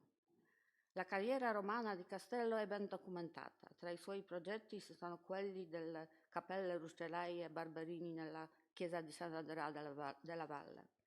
Tuttavia non sono giunti fino a noi documenti d'archivio riguardanti la sua attività in Polonia. Conosciamo solo pochi fatti della sua vita. Va sottolineato che le fonti archivistiche nella prima metà del Seicento sono giunte a noi in forma frammentaria, essendo state saccheggiate e distrutte a partire dalla guerra contro la Svezia a metà secolo. Nonostante ciò, non si può dubitare che le esperienze romane e le qualifiche professionali di Castello siano state utilizzate da Sigismondo III per la maggior parte delle sue iniziative architettoniche. Probabilmente prima del 1619 Castello diresse la fase finale della ricostruzione del Castello Reale di Varsavia e secondo il suo progetto furono realizzate facciate con semplice articolazione orizzontale e con bugnato angolare che richiamavano il modello palaziale romano e una facciata con una torre d'ingresso dominante che ricordava i palazzi comunali italiani. Poco prima della morte del re Sigismondo III, intorno al 1730, da Roma arrivarono in Polonia, forse passando per Vienna, Agostino Locci e Giovanni Battista Gisleni, attivi durante il regno dei successivi monarchi, Ladislao IV e Giovanni Casimiro Vasa. Agostino Locci nacque a Narni, in Umbria, in una famiglia imparentata con la famiglia romana dei Raimondi. Non si sa nulla della sua giovinezza, ma si può presumere che grazie ai parenti ricchi e influenti abbia studiato a Roma, tanto che in Polonia voleva essere considerato un romano. Nelle fonti viene menzionato come architetto Locci romano. L'origine romana e dunque la formazione acquisita rappresentavano nella Polonia del tempo una eccellente raccomandazione e una garanzia di successo. La sua attività dimostra che era un artista con una formazione versatile, non solo in architettura ma anche in ingegneria e scenografia teatrale. Secondo la documentazione archivistica conservata, Locci progettò solo 2 chiese, che però furono i primi edifici sacri a pianta centrale costruiti in Polonia.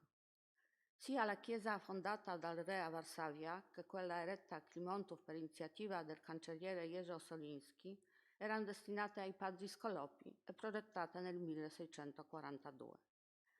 In entrambi i casi la principale fonte di ispirazione per Locci furono i progetti non realizzati di Ottaviano Mascarino. Per la chiesa di Varsavia, i progetti per le chiese romane dello Spirito Santo dei Napoletani e dei Santi Luca e Martina. E per la chiesa di Klimontów invece il secondo progetto per lo Spirito Santo dei Napoletani è quello per la cosiddetta loggia dei negozianti. I disegni dell'architetto bolognese dopo la sua morte furono custoditi presso l'Accademia di San Luca, quindi è plausibile che Locci avesse dei contatti con questa istituzione. Vale la pena aggiungere che i progetti di Mascarino, sebbene a metà del Seicento apparissero un po' anacronistici, continuarono a lungo a essere fonte di ispirazione per gli architetti europei. Per iniziativa di Ladislao IV e su progetto di Locci fu eretto anche il primo monumento a colonna moderno dedicato a una figura laica, la colonna con la statua del padre del re Sigismondo III. La forma del monumento, collocato davanti al Castello Reale nel 1644, fu probabilmente ispirata dalla colonna della pace eretta da Carlo Maderno davanti alla Basilica di Santa Maria Maggiore a Roma, ma un'altra fonte di ispirazione potrebbe essere stata anche una moneta antica raffigurante la colonna dell'imperatore Antonino Pio appartenente alla collezione del re.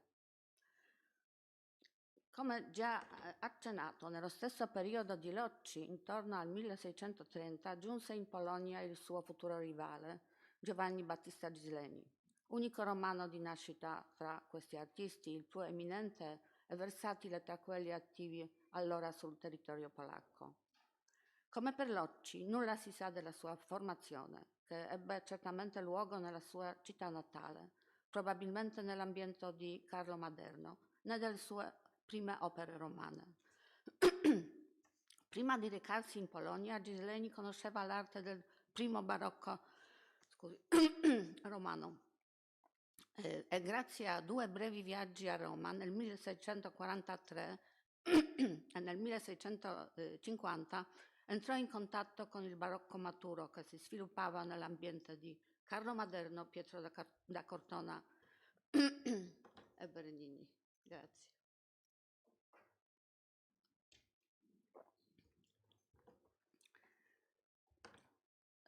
Gisleni lasciò una straordinaria eredità, oltre 200 disegni e progetti realizzati per il re, la grande nobiltà e l'alto clero, conservati oggi in collezioni a Londra, Dresda e Milano. Finora ne sono stati identificati solo alcune decine, di cui pochi realizzati. Nei progetti di sontuosi palazzi, chiese, altari, monumenti funebri, decorazioni di interni, incluso il gabinetto di marmo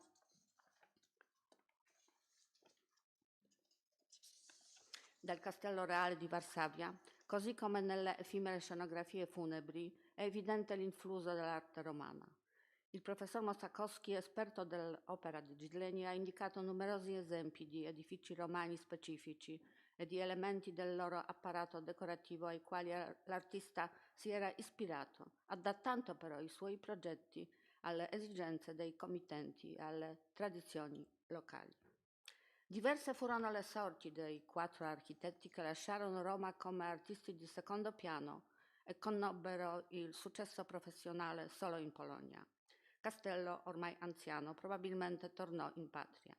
Lorci e Trevano rimasero in Polonia, che Lorci non lasciò mai, dove misero su famiglia, come risulta dai loro testamenti, lasciarono notevoli patrimoni. Vale la pena aggiungere che il figlio di Lorci, Augustin Vincent, divenne architetto di corte del re Giovanni III Sobieski. Per Gisleni, invece, la Polonia non divenne una seconda patria. Nel 1655, quando la sua carriera era all'apice, a causa della guerra con la Svezia, fuggì a Roma, dove però non raggiunse il successo professionale. Morì nella sua città natale. Nella chiesa di Santa Maria del Popolo è tuttora visibile il suo monumento sepolcrale, da lui stesso progettato, che continua a suscitare curiosità.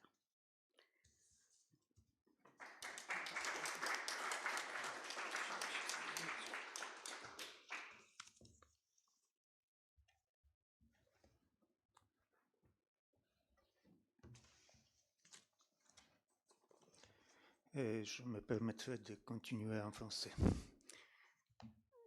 Je commence la partie de notre communication consacrée au XVIIIe siècle, non par une personnalité originaire de Rome, mais par un architecte polonais qui assimila si bien l'architecture romaine qu'il en devint presque romain. Il s'agit de Kasper Bajanka, qui, jeune homme, fut envoyé à Rome comme boursier par l'évêque de Cracovie, Jan Małachowski. On sait qu'il fut l'élève du célèbre Andrea Pozzo. En 1704, Bajanka remporta le premier prix du concours de l'Académie pour son projet architectural Publica Curia con I suoi annessi. Son projet s'inscrit dans la grande tradition du Bernin, poursuivi bien sûr avec succès dans le cercle de Carlo Fontana. Il semblait que le jeune architecte, auréolé de gloire comme lauréat du concours, avait devant lui une brillante carrière en Pologne. Mais son retour dans le pays s'est avéré dramatique. C'était à la fin de l'année 1704, alors que la guerre civile pour le trône de Pologne, qui faisait partie de la guerre du Nord, était en cours. Bajanka, impliqué dans des affaires politiques, transportait des lettres lorsqu'il fut capturé par les troupes impériales et condamné à mort. Andrea Pozzo, alors au service de l'empereur à Vienne, obtint de Léopold Ier qui lui pardonne la peine de mort, qui fut probablement commuée en emprisonnement, puisque Bajanka n'apparaît à Cracovie que 7 ans plus tard. Bajanka entra dans l'histoire de l'architecture polonaise, surtout grâce à deux magnifiques édifices religieux d'inspiration clairement romaine. Il s'agit de l'église de Norbertine à Imbramovice, de l'église de Lazariste à Cracovie, dont la façade nous avons sous les yeux maintenant. La façade de cette église partiellement inachevée s'inspire manifestement de celle de l'église Saint-André al Quirinale conçue par le Bernin. L'intérieur a également un caractère romain, faisant principalement référence à la chapelle dei Re Magi, bien qu'avec certaines différences, telles que l'ajout d'une partie de travaux alternés, d'autres divisions de la voûte, etc. La carrière très prometteuse de Bajanka fut interrompue par sa mort prématurée et soudaine. Il serait tombé d'un traîneau lors d'une crise d'épilepsie et serait mort de froid avant d'être retrouvé. Quelques années après Bajanka, l'architecte Carlo Antonio Bai arriva en Pologne. Originaire de la région frontalière entre l'Italie et la Suisse, il avait toutefois reçu sa formation artistique à Rome. Il fut sans doute également élève et collaborateur d'Andrea Pozzo. Il travaillait comme stuccateur avec ses compatriotes suisses à la décoration de l'hôtel Saint-Ignace dans l'église Il Gesù et au maître-autel de la collégiale de Lucignano d'Arezzo, les deux conçus par Pozzo.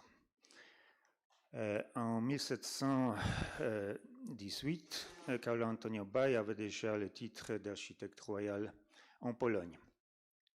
Au cours de plus de 2 décennies d'activité, il conçut à Varsovie le palais Cheniawski, 2 églises, celle de Wiesdandin, que nous voyons maintenant, et celle des Augustins.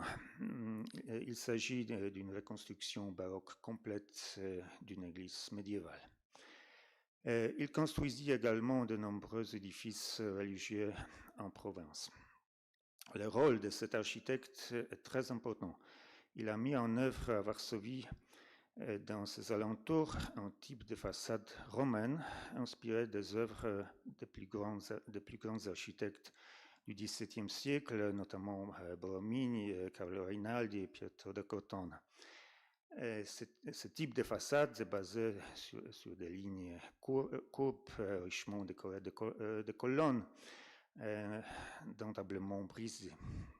Un motif caractéristique utilisé à plusieurs reprises par Bai est la partie convexe du mur entre les colonnes qui donne l'impression d'être pressé par des colonnes.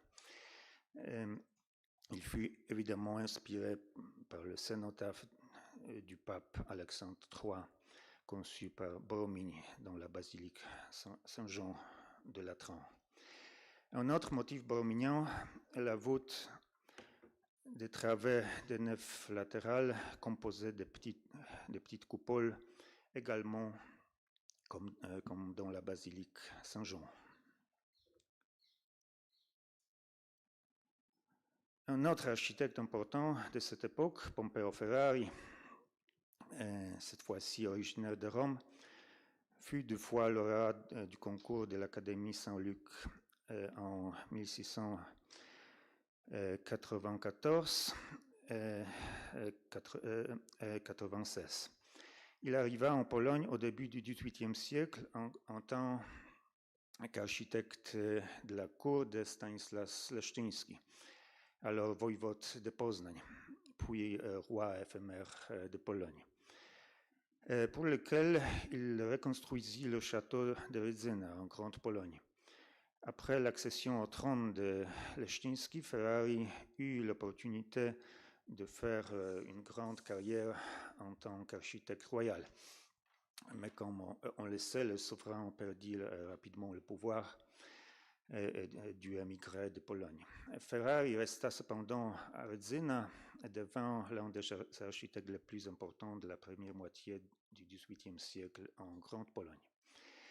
Il conçut le projet de nombreux édifices religieux, notamment l'église des Cisterciennes à Owinska, la chapelle du primat Potocki à la cathédrale de Gniezno, la nef de l'église des Cisterciens à Londres que nous voyons maintenant.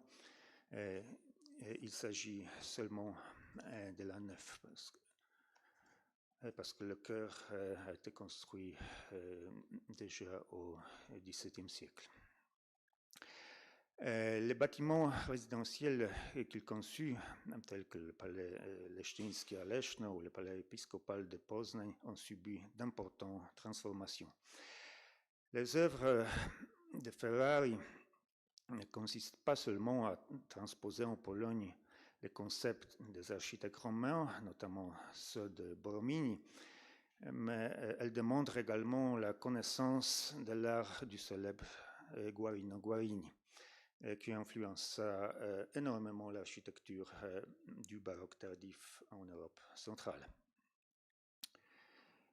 La reconstruction de la nef de l'église cistercienne de Londres est considérée comme son œuvre la plus remarquable.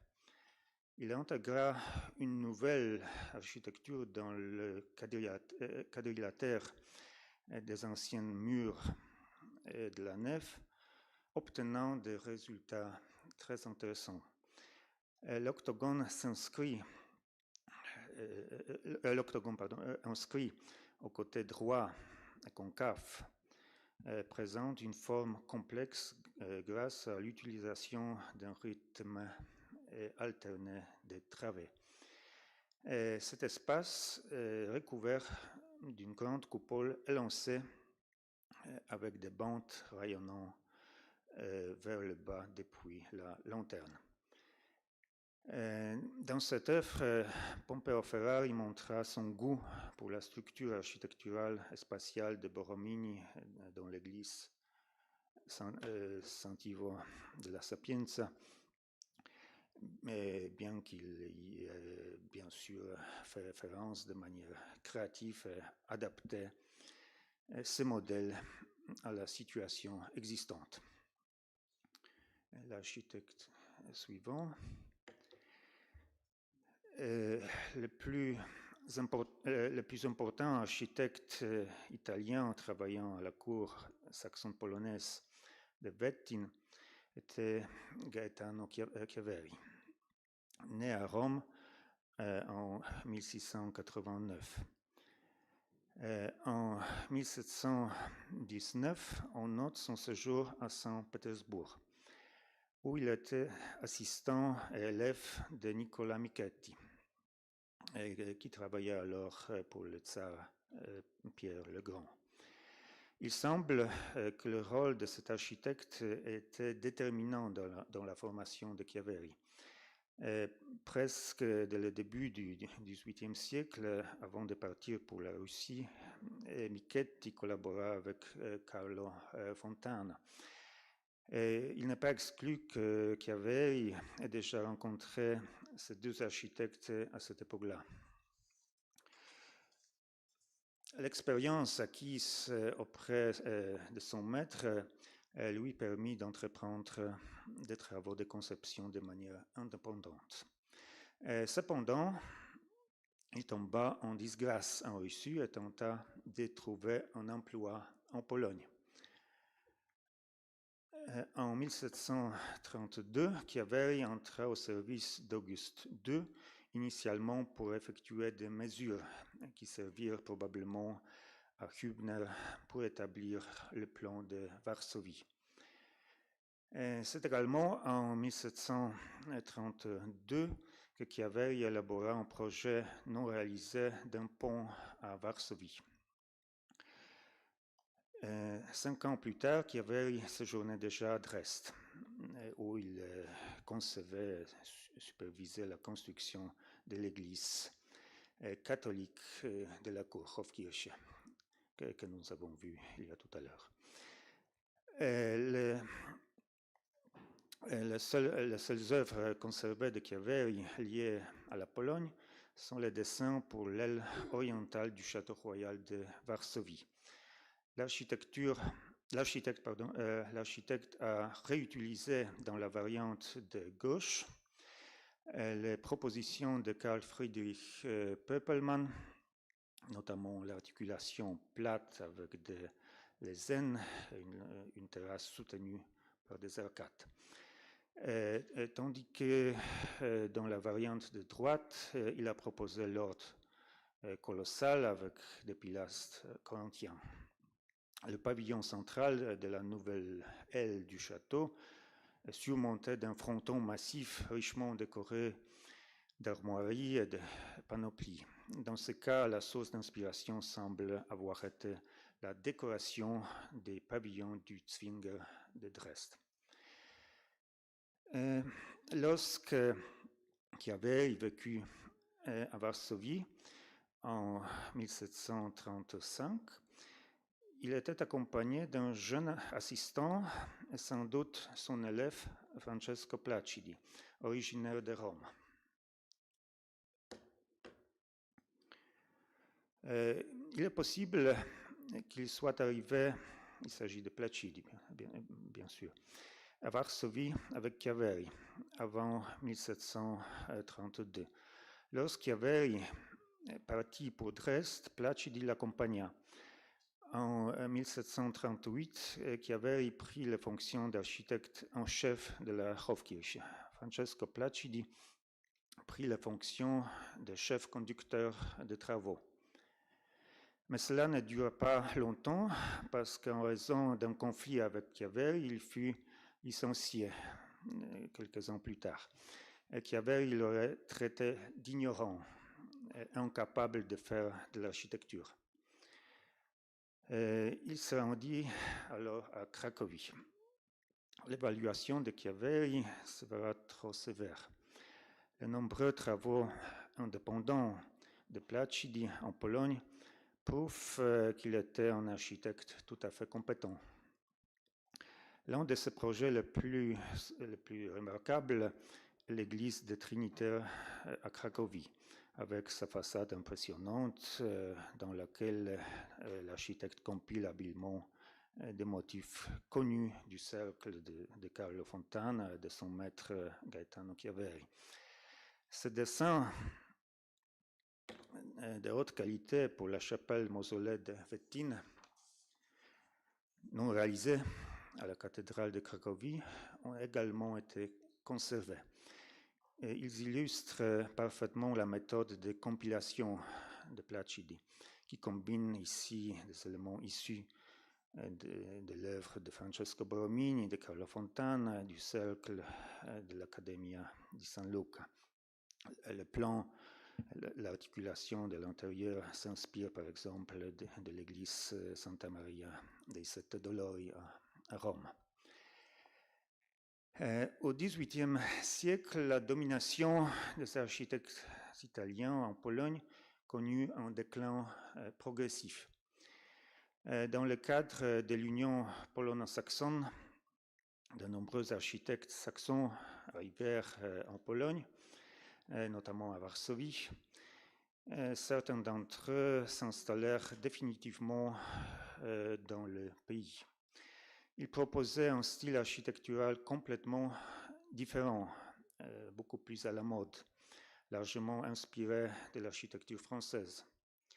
L'architecture italienne, en particulier celle qui faisait encore référence à la grande tradition du XVIIe siècle, devenait lentement, progressivement démodée. Il est très caractéristique qu'à l'exception de Bay, les autres architectes dont je parlais aient travaillé en province. Il faut souligner ici que Cracovie était également une ville provinciale au XVIIIe siècle. Et Placidi ne retourna pas à Varsovie, où il y résidait auparavant, mais se rendit à Cracovie, ville beaucoup plus conservatrice, où dans la seconde moitié du XVIIIe siècle, on appréciait encore le baroque romain depuis longtemps oublié à Varsovie. Merci pour votre attention.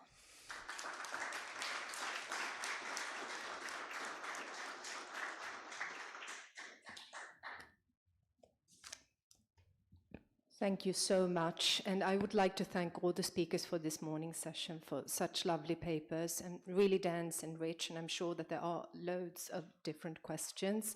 We are running a bit late, and I'm sure you all desire a coffee or something like that, but I thought that maybe if you have, any of you have quick questions, any quick brief questions to the papers, to the speakers of this morning, this is the time. We can always end up and have a more in-depth discussion during the afternoon as well. But if there is something urgent that you need to ask one of the speakers, please.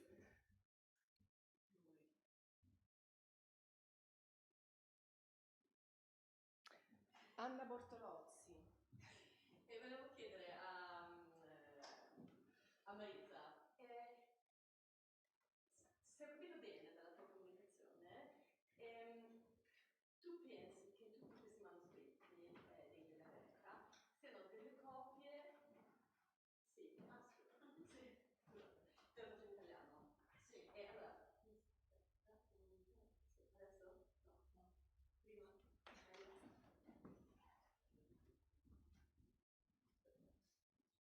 No, prima,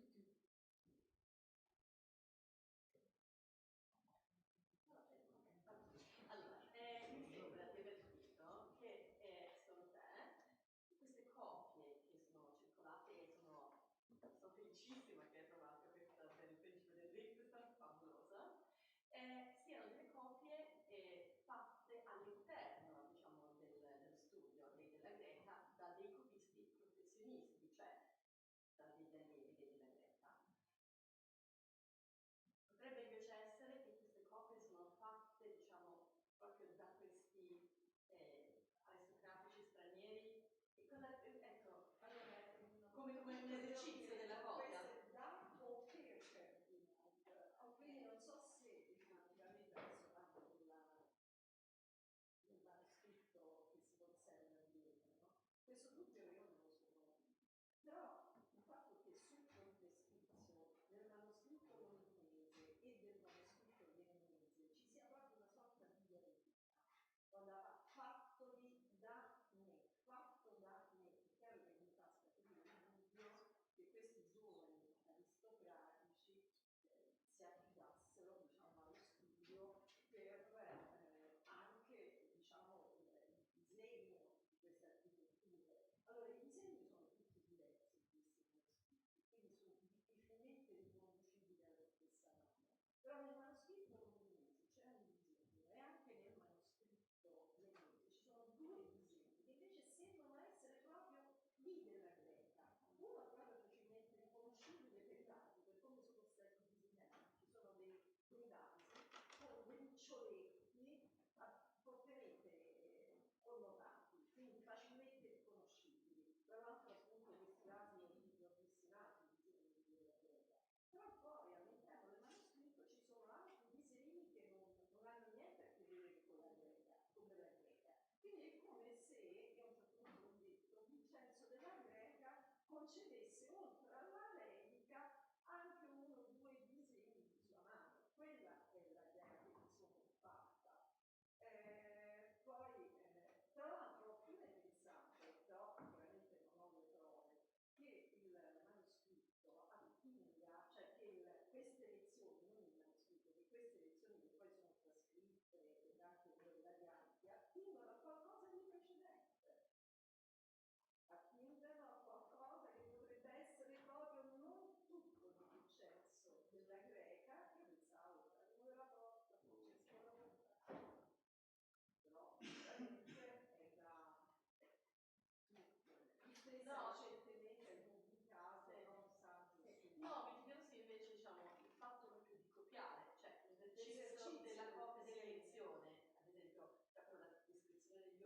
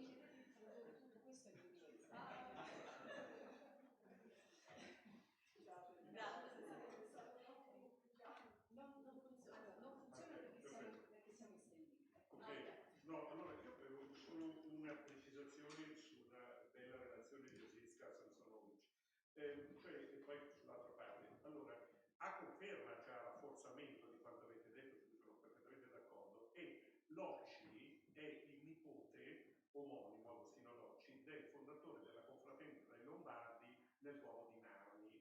Quindi è l'ennesimo lombardo in una sede relativamente periferica e che fa parte di quella grande ondata umbra di cui Silva di Mormio saranno poi i grandi baricentri. Invece, per quanto riguarda l'altrettanto affascinante relazione di Migasiewicz, volevo rilevare come Ghisleni o Ghisleni è di famiglia di Santa Maria Rezzonico, Lago di Como. Quindi è l'ennesimo caso di una famiglia che si romanizza e che poi da Roma naturalmente fa il viaggio polacco. L'ultima cosa invece,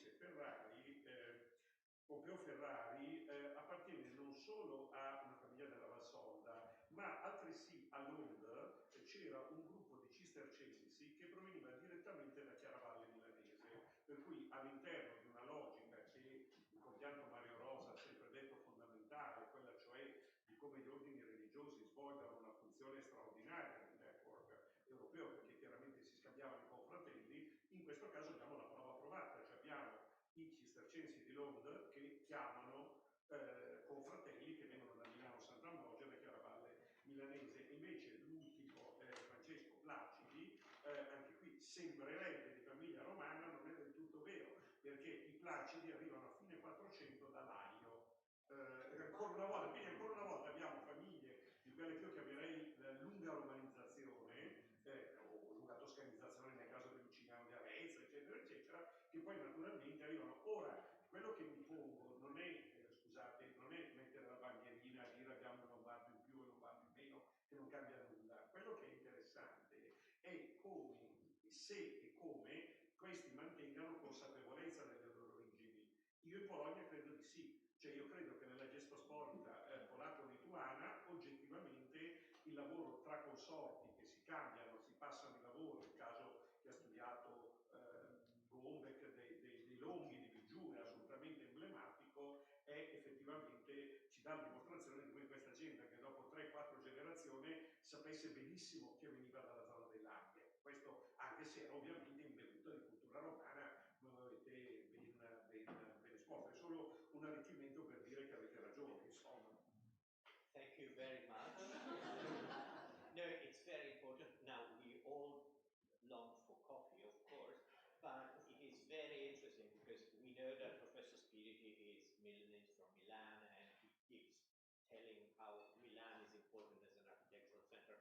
But I think he's correct because we always talk about Italy, but of course we have to decide what kind of idea of Italy they had, of being Italian they had, because of course coming from Milan, coming from Genoa, Venice or Rome meant very different things. So we should try not to imply the fact that there was a nationality, there was a language, but not even a shared language in a way. So thank you for these notes on provenance, which are very important, and which still live in Italy because we are all proud of our origins, different from, and I am from Milan. Half of Europe, of course. Thank you so much. Let's have coffee, and once again, thank you very much for the morning speakers.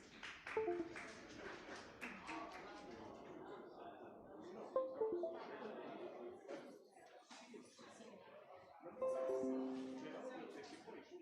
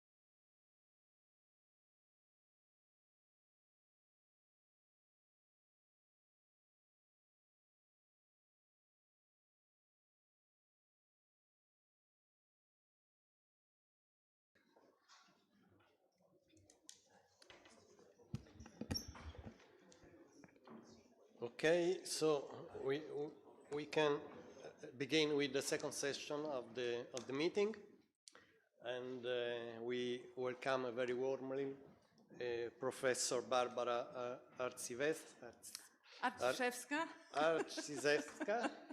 Thank you. Coming from Warsaw. She's professor in the Institute of Art History in the University of Warsaw, but he graduated in Cultura Institute of Art in London and University of Toronto, and she was postgraduate fellow in Canada and in Yale Center for British Art in New Haven. She taught in USA, in Canada, in Montreal and in Indiana, and her work focuses on theory and practice of architecture in early modern Europe. Among her publication, most important, I think, is the famous book Classicism and Modernity, Architectural Thought in 18th Century Britain, edited for the first time in 2010. She developed a long-term interest in sensory studies, and about this topic she concluded recently a European project, Horizon 2020, and she's currently working on a project about sensing Europe's curved spaces at the crossroads of past, present and future. She will speak about the image of Rome as a sign of architectural modernity in the European travel diaries of Bartolommei Wiazowski. The floor to you. Thank you so very much. First of all, I would like to thank Professor Bevilacqua, Professor Neville for inviting me to speak at this very exciting event. I will be speaking today about an amateur, and therefore I right away have to warn you, you will not see such wonderful drawings as you did in the previous presentations. But let us start now. The point of departure for today's paper was a remarkable manuscript attached to Europea Peregrinatio, a travel journal currently housed in the Czartoryski collection in Krakow, which has been for years now closed, and therefore you will see reproductions of microfilm of this manuscript and not photos of the copy which rests in Krakow. It was penned by the relatively little studied Polish Jesuit architect and theoretician Bartłomiej Nataniel Wąsowski. The incredibly rich travel diary recording a European travel which took Wąsowski from Poznań in Poland, Lithuania, through Austria, the German Empire, Netherlands, England, France, Spain to Italy and back, demonstrates the power of historical narratives as well as printed and drawn images in teaching the tenets of classical architecture within the Jesuit order and the commitment of Jesuit-trained designer to the vocabulary of contemporary Roman forms he associated with modernity and cultural supremacy of his monastic organization. Alas, the likeness of Wąsowski, as far as we know, was not recorded in his day, but I present to you a monumental Jesuit church in Poznań he redesigned in the 1670s and 80s, where references to Roman architecture are clearly evident. Indeed, his dedication to Society of Jesus and to Rome remained the guiding lights of his life. He taught for years in Jesuit colleges in Poland, Lithuania, from Bydgoszcz and Gdańsk to Poznań and Jarosław, paying particular attention to mathematics and architecture, disciplines he believed were essential to the modernization of the Polish state and thus ad majorem Dei gloriam. Most of the ideas for excellence in building, educational reforms, and for state improvement through classical architecture, which eventually led him to write a didactic treatise on architecture and plan for a modern military academy in Jarosław, stemmed from his early contacts with Jesuit institutions and teachers who made distant Rome a perennial point of reference. Not surprisingly, throughout his trip, Wąsowski explored particularly the most recent buildings, and especially those executed under Jesuit patronage. In fact, it is quite extraordinary that his perception of European architecture before he ever set foot in the Eternal City was so strongly inflected by this Roman bias. Wąsowski's approach to architecture was built on a solid tradition. The first Jesuit college in Poland, in Braniewo, opened in 1565, and since then the order controlled education in the country. Jesuits also played a major role in the introduction of Vitruvian classicism into Poland-Lithuania. Initially, they provided Rome-trained architects and builders, as was mentioned in a previous presentation, but in time they grew to rely on the local workforce and introduced teaching of architectural theory into their curricula, intended, however, not so much for artisans, but rather for the nobility attending their schools. Wąsowski, a nobleman himself, was shaped by such education, relying in his understanding of architecture on printed theory books and engravings, as well as on drawings provided by Roman architects active in Poland. The contents of such personalized pattern books, as evinced by an extant collection of drawings belonging to Giovanni Maria Bernardoni, included orders after Vignola and models developed in Rome. With a series of spectacular Jesuit churches built in Poland-Lithuania around 1600, Rome became the main point of reference for local designers. The Jesuit Church of St. Peter and Paul in Kraków, undoubtedly known to Wąsowski, as he joined the order in the city in 1634 and studied there for several years, was the result of collaboration between the Roman and the local craftsmen. The initial plan was probably drafted by Giovanni de Rossi, the head of Jesuit Compliance Office, or Consiliarus Edificorum, and executed by the Roman trained artists Giuseppe Brizio and Bernardoni, to be completed by Giovanni Trevano from Lugano, but as we now know, well familiar with contemporary Roman architecture. In both plan and facade, it echoed the form used in the mother shrine of the order, Il Gesù, just as did contemporary Jesuit churches in Kalisz, in Lublin, Jarosław, and Nieśwież. This Roman orientation of major ecclesiastical foundations in early 17th century Poland-Lithuania, indeed more widespread that can be shown in this presentation, must have shaped Wąsowski's architectural predilections. Kraków, where Wąsowski spent his formative years, was renowned as Rome of the Polish Commonwealth.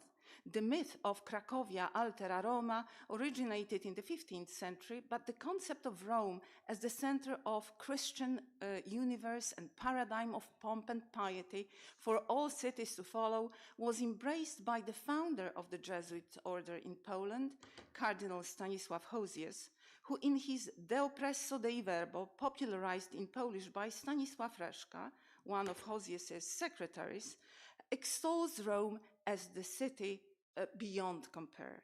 The text contains very detailed account of Rome's ecclesiastical institutions and elaborate devotions, clearly challenging the image of deprived Rome propagated by the reformers. The same admiration for Rome as Theatrum Sacrum, inspiring religious rebirth in the spirit of post-Tridentine piety, was behind the impressive Roma Sancta print, part of the engraved triptych on the Catholic doctrine, whose iconographic program is attributed to another of Hosius's erudite collaborators and a skilled artist based in Rome, Tomasz Treter. There has been renewed interest in these prints with studies by Professor De Villacqua and my colleague Grażyna Jurkow-Laniec on the agency of such images. But in my argument, they stand as witness to a special position of Rome in Jesuit circles in the Commonwealth, as a place of truly revived Christian values with the Society of Jesus at its spiritual core. In a published letter to Senator Olbracht Łaski, Reszka defends Rome against those who cast it as a new Babylon and presents the Jesuits as responsible for religious renewal and converting the heretics through their educational mission. The association flourished at the time of Wąsowski's studies, when Krakow enjoyed a rare privilege, first bestowed by Pope Paul V, but renewed by subsequent pontiffs, of granting indulgences based on the symbolic repetition of a pilgrimage to le sette chiese di Roma. As described in the 1621 Instructio de Visitandas Septem Ecclesias Krakowie, the Krakow pilgrimage was inaugurated by a sermon in the Jesuit church, which tied the new ritual with the order.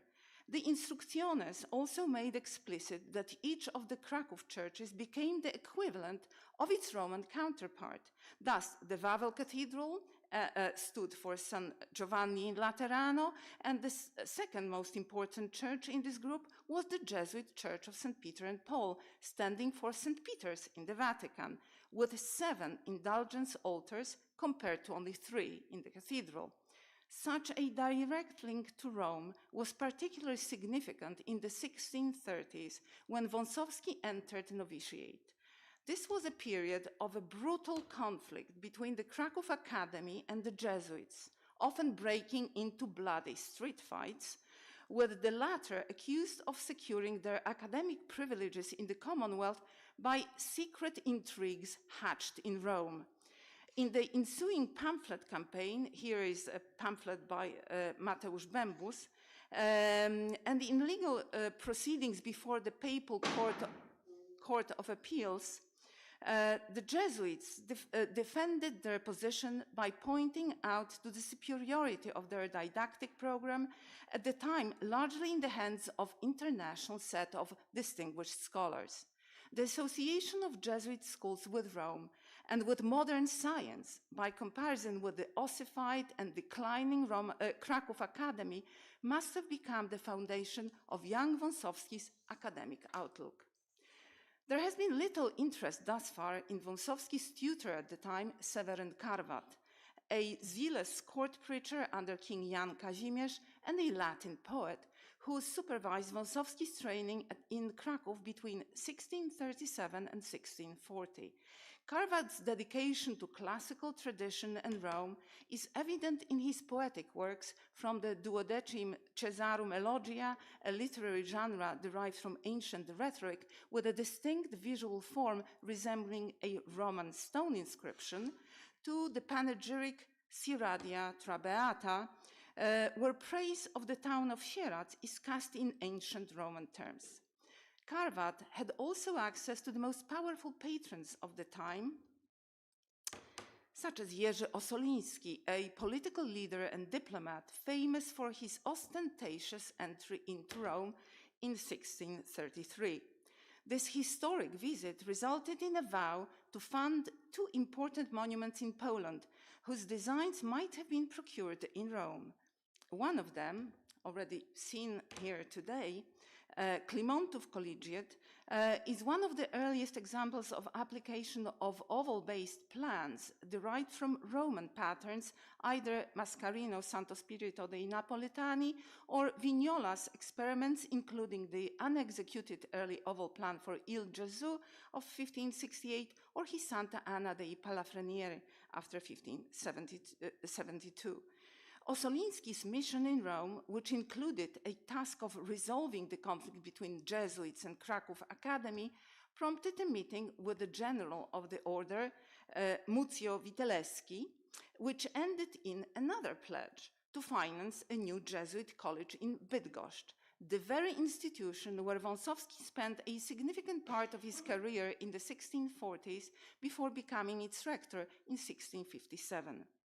Karwat, who eulogized Ossoliński during his funeral in Klimontów in 1650, constructed his obituary around the metaphor of Ossoliński as a great architect of Polish statehood and a patron of building comparable to the ancients. Thus, from his early years, Wąsowski appears to have been shaped by a milieu where Rome became not only the site of religious piety and modern science, resisting the conservatism of Krakow Academy, but was also the epitome of noble tradition and civic virtues.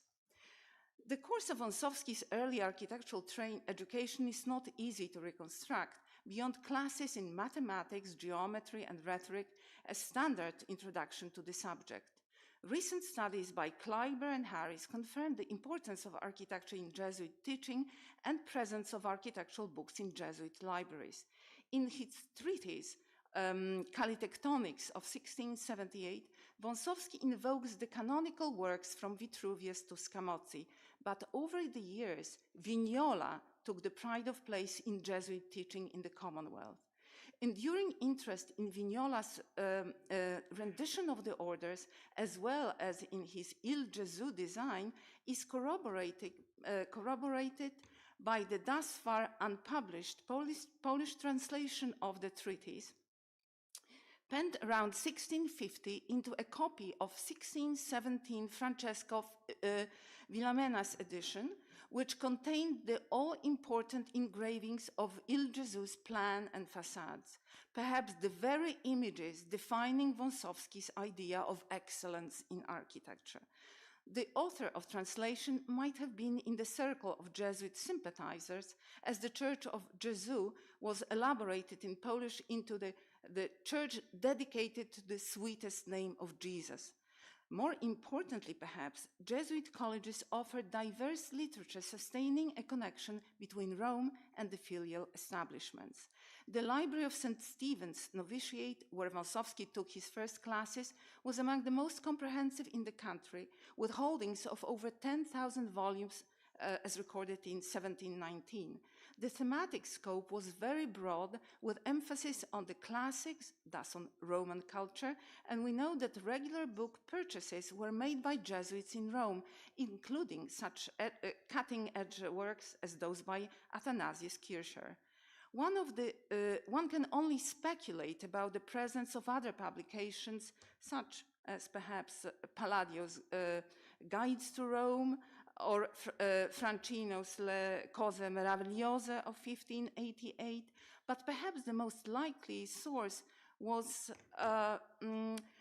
Giacomo Lauro's Antiche Urbis Splendor of 1612, dedicated to Polish King Sigismund III Vasa, who was among Lauro's sponsors and loyal supporters of the Jesuits. Printed material from Lauro's workshop was purchased and commissioned by Polish travelers and students, as recently discussed by Bukowska, with some items likely donated later to Jesuit colleges and making up the popular scrapbooks. Among sources listed by Wąsowski in his 1678 treatise, there was also Giovanni Battista Montano, whose patterns disseminated views of Rome, including view of Il Gesù, as well as archaeological fantasies. Let's turn to the manuscript. The main body of the text, 584 folio pages in Latin, records the journey undertaken by Wąsowski between 1650 and 1656 as tutor to the two otherwise unremarkable Grudziński brothers. Their voyage took them first to Vienna, where Wąsowski charges enrolled into a Jesuit college and joined the flock of imperial courtiers. In September 1651, the party traveled to Strasbourg, where again the young aristocrats joined the academy for 10 months, while Wąsowski took copious notes of Strasbourg's scholarly institutions. The next longer stop was Cologne, 8 months before the party set off for the Netherlands, England, and France. By late fall of 1654, the group reached Spain, where they stayed 3 months, 1 month in Madrid, before traveling along the coast of the Mediterranean to Genoa. During the next 8 months, Wąsowski and his charges visited Italian cities, Pisa, Florence, Siena, before arriving in Rome in May of 1655. They were to spend more than 5 months in the city, making a foray into Naples and then visiting Bologna, Padua, and Venice on the way back.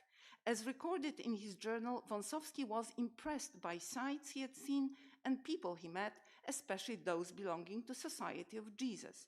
He expanded his own observations by graphic material he pasted into the volume, maps, plans of the cities, portraits and images of more interesting objects. The architectural remarks are relegated to the end of the diary and form a separate illustrated annex of 40 pages in Polish with occasional Latin. The script was not as tidy as in the carefully composed main text because the remarks were clearly for his personal use. The comments are often garbled, full of shortenings, some in illegible hand. The illustrations are equally sketchy and seem to have been drafted during on-site visits, but not entered into the book chronologically. The total number of figures is 170, out of which 126 are dedicated to architecture, mostly 16th, 17th century sacred buildings, 107 of them. Among the sketches, the majority represents Italian monuments, 77 of them. Of these, 62 represent ecclesiastical buildings. To compare, Wąsowski sketched 18 examples of Netherlandish sacred architecture, 15 Spanish examples, 14 French monuments, and only 4 German. What is remarkable, however, is that Roman Jesuit architecture remained the benchmark of excellence to which he compared all the designs he had seen. Among the comments, 80% of the text is dedicated to the Jesuit foundations. Wąsowski was clearly drawn to the more recent architectural achievements, and Jesuit architecture seemed to epitomize for him this sense of modernity, with new, the word new, appearing frequently as a positive qualifier against damning old-fashioned, for instance, about Florence Cathedral.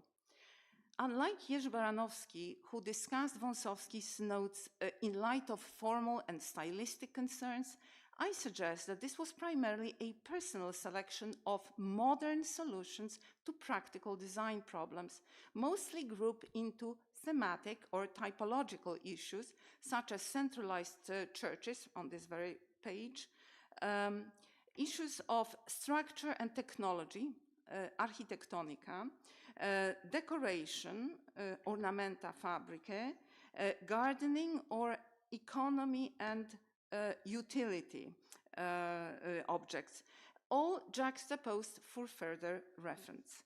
They complement the comments on each of the visited locations where focus was on the institutions and monuments witnessing the power and progress made by Wąsowski's international corporation, the Jesuit order.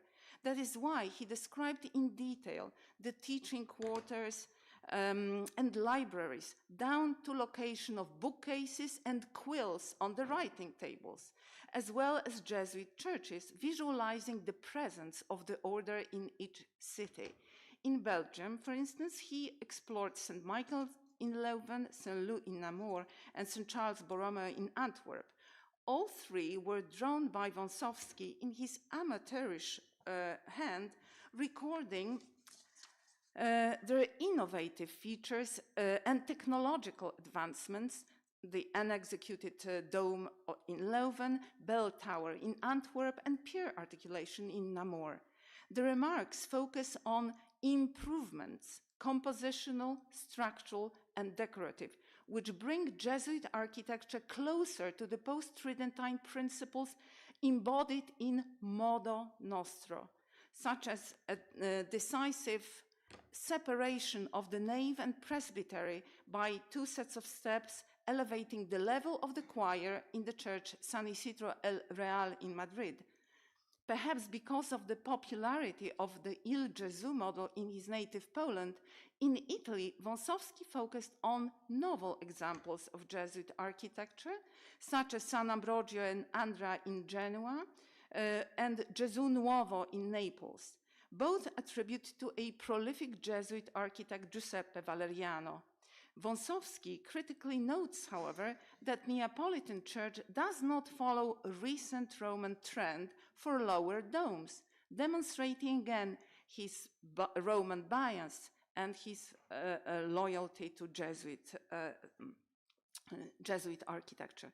Centralizing plans of both shrines were of interest to him in fulfilling that ideal of a perfect preaching space, rationale possibly also behind the sketches of two recent Roman churches, San Carlino and San Andrea al Quirinale.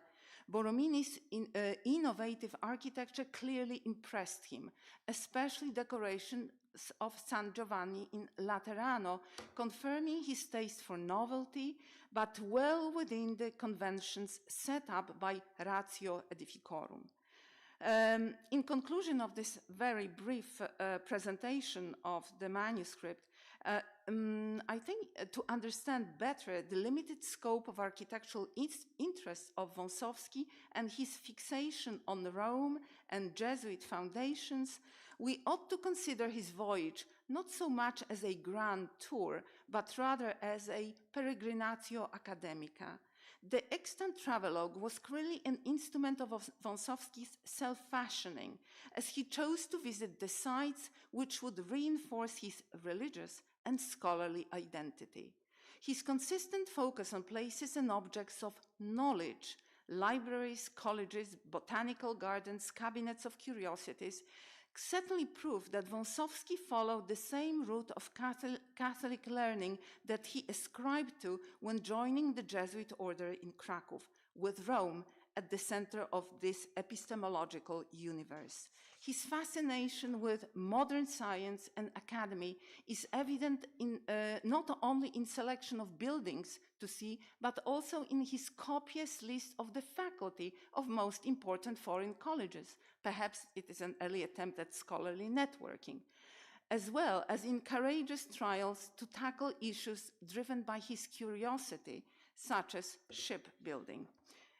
Upon his return, Wąsowski became a rector in Bydgoszcz, following which in 1661 he took up a position at the court of Jerzy Ossoliński's daughter and benefactress of Bydgoszcz College, Helena Tekla Lubomirska.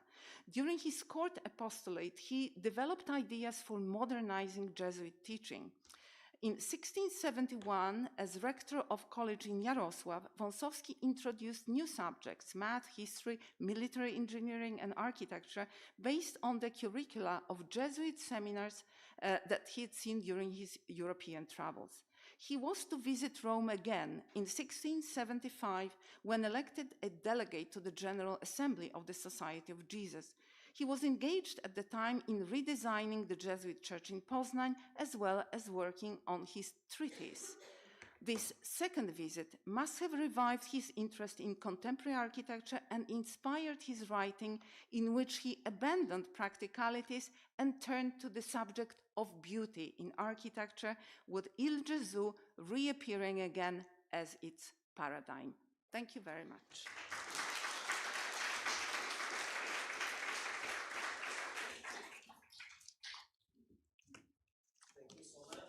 Thank you so much for this very interesting lecture that introduced us in the peregrinatio academica of Polish people in southern Europe, in Rome, and it's very interesting also the parallel between La Roma Sancta from the Pontifical State and Cracovia as another Città Santa. And now we have Sabrina Norlander Eliasson, who doesn't need any presentation in this place, because as you know, she is the deputy director of the Swedish Institute for Classical Studies in Rome, further than a full professor in art history at the Department of Culture and Aesthetic at Stockholm University. And she's a scholar of late Baroque and 18th century Rome, with the focus on convent studies, social history, and technical art history. With Sabrina, we edited in 2 years ago, in 2023, a book on the Roman convents called Fra doppi muri, Cultura e arte claustrale femminile a Roma in età moderna. Presently, she is leading 2 important projects, Art and Science, Mobility and Cultural Transfer in the Age of Liberty, and an important project on the Nicolas Pio's collection, Le vite di pittori, scultori e architetti, with the collaboration of several Sweden institutions. We listen with very interest the intervention of Sabrina. The floor to you. Thank you, Saverio, and thank you very much to the organizers of the conference for inviting me. And this is a work in progress, so I'm very excited to present it to you here today, and it's connected to the aforementioned project concerning art and science and the technical aspect concerning cultural transfer among migrating artists from Sweden to Europe in the late Baroque era.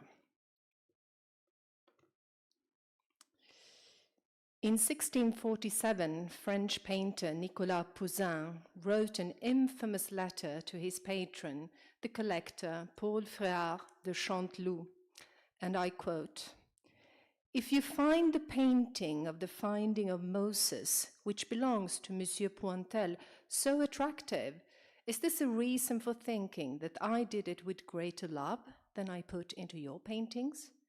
Cannot you see that it is the nature of the subject which has produced this result and your state of mind, and that the subject I am depicting for you require a different treatment? The whole art of painting lies in this. Forgive my liberty if I say that you have shown yourself precipitate in your judgment of my work. To judge well is very difficult unless one has great knowledge of both the theory and the practice of this art. We must not judge by our senses alone, but by reason." End of quote. And a key in this quote, of course, lies in Poussin's use in the French original text of the word manière, which is obviously maniera in Italian. When the German-born painter David Klöcker Ehrenstrahl, during his study trip to Rome in the 1650s, wrote to his great friend, the general and fortification architect Erik Dahlberg, he mentioned with great enthusiasm that he worked in a new maniera. It is likely that maniera, which is of course a very complex theoretical concept, here is to be understood as newly learned working methods that ultimately led to entirely new visual effects. We can call them style, we can call them mode. And as we shall see, Poussin's argument, that is, that the subject matter decides the maniera, would be fundamental to Ehrenstrahl's artistic practice for his entire career. From a Swedish 17th century perspective, artists' study trips were not yet institutionalized, but entirely depended upon specific patrons, mostly royals, benevolent support. The aim of these periods abroad was, however, strict. A painter like Ehrenstrahl, or an architect for that matter, and it's convenient in this context to name his contemporary Nicodemus Tessin the Younger, had to embrace as much knowledge as possible in order to be able to stand up to any commission once back into royal service. This knowledge included as many aspects as possible of artistic trends, but also a thorough insight into the organization and practices of the studios.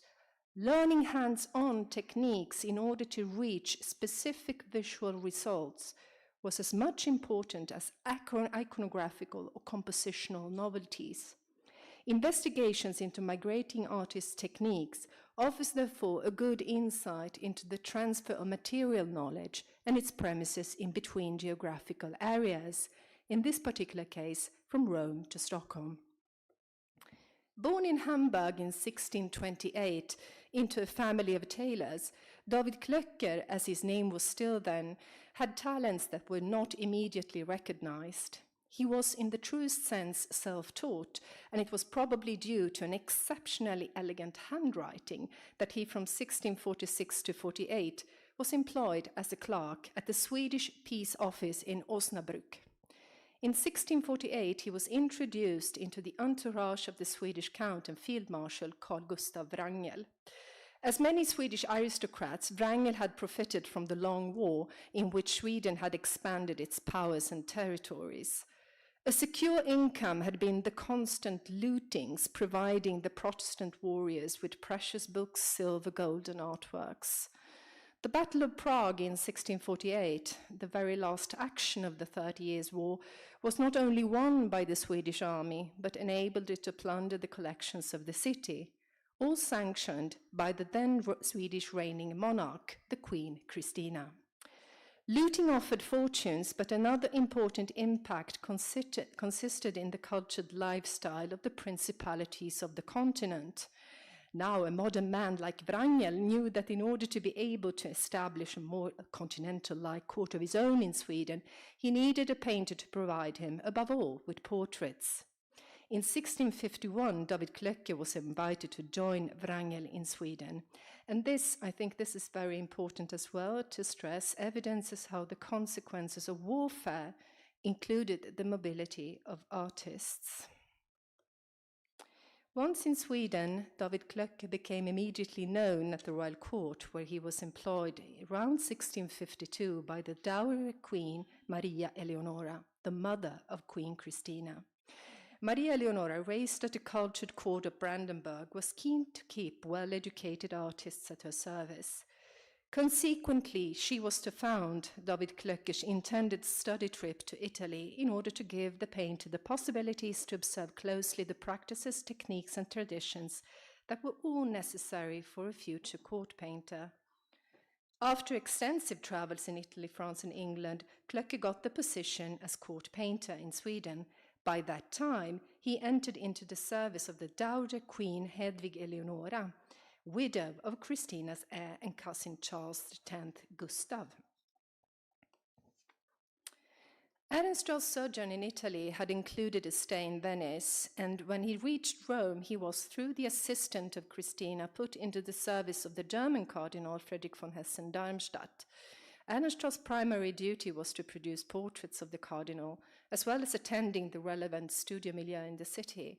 His connection with Pietro da Cortona, that has been stressed by previous scholarship but not entirely evidenced, can now be said to have been identified through the technical examinations carried out on Ehrenstrahl's work in the project I mentioned before. These results evidences amply his knowledge of the techniques and working processes that we know were practiced and taught in Cortona's Roman studio. Ehrenstrahl's oeuvre has often been defined as eclectic, which is certainly a key concept to this conference. The 17th century painting's eclecticism must be put into the context of the theoretical discourse aforementioned. His stylistic modes, to speak once again with Poussin, included primarily the high Baroque impact from the Italian journey and the Flemish pictorial tradition, as interpreted through the lens of 17th century British portraiture, studied and learnt during his London year. For instance, at the House of Nobility in Stockholm, Ehrenstrahl had to face the challenge of producing a ceiling painting in 1675, glorifying the aristocracy's position within the buon governo of the Swedish state. Unable to provide a proper fresco due to climate factor and lack of experience in the technique itself, he offered his patrons a gigantic canvas on which he painted his motif in the manner of a fresco, a clever adaptation of a highly praised art form that fully satisfied his patrons. On the other hand, his close connection with English portraiture can be evidenced in the portrait showing Ingeborg Banér from 1662, showing off the grand manner of Sir Peter Lilly's fashionable full-length portraits. Consequently, the eclectic approach of Ehrenstrahl followed closely the idea that the subject matter necessarily required a mode and consequently a specific working process and selections of materials in order to reach the desired visual effect appropriate for the painting's narrative and genre. The painting Allegory of Queen Christina and the Fine Arts is an enigmatic part of Ehrenstrahl's oeuvre, since no clear information regarding its commission has come to light so far. Two separate hypotheses regarding its genesis have been proposed by scholars, one placing the painting at the beginning of the 1690s and the other around 1667. Both suggestions have taken into account the fact that the bust present in the painting is an allegorical portrait of the Queen Christina, a detail that is crucial for the understanding of the painting's iconography as well as to its presumed dating. The picture shows, as you very well can see, the fine arts in the allegorical disguise of pictura, with the palette clearly visible, poetry in a seated position finishing writing, and sculpture giving the shoulders to the spectators whilst holding the hammer close by the bust on the pedestal. Sculpture holds equally a compass, a detail that suggests, together with the temple structure in the background, that she also represents architecture. The bust on the pedestal is unmistakably an allegorical portrait of Queen Christina, who by 1655 had abdicated from the throne and converted to Catholicism before settling in Rome.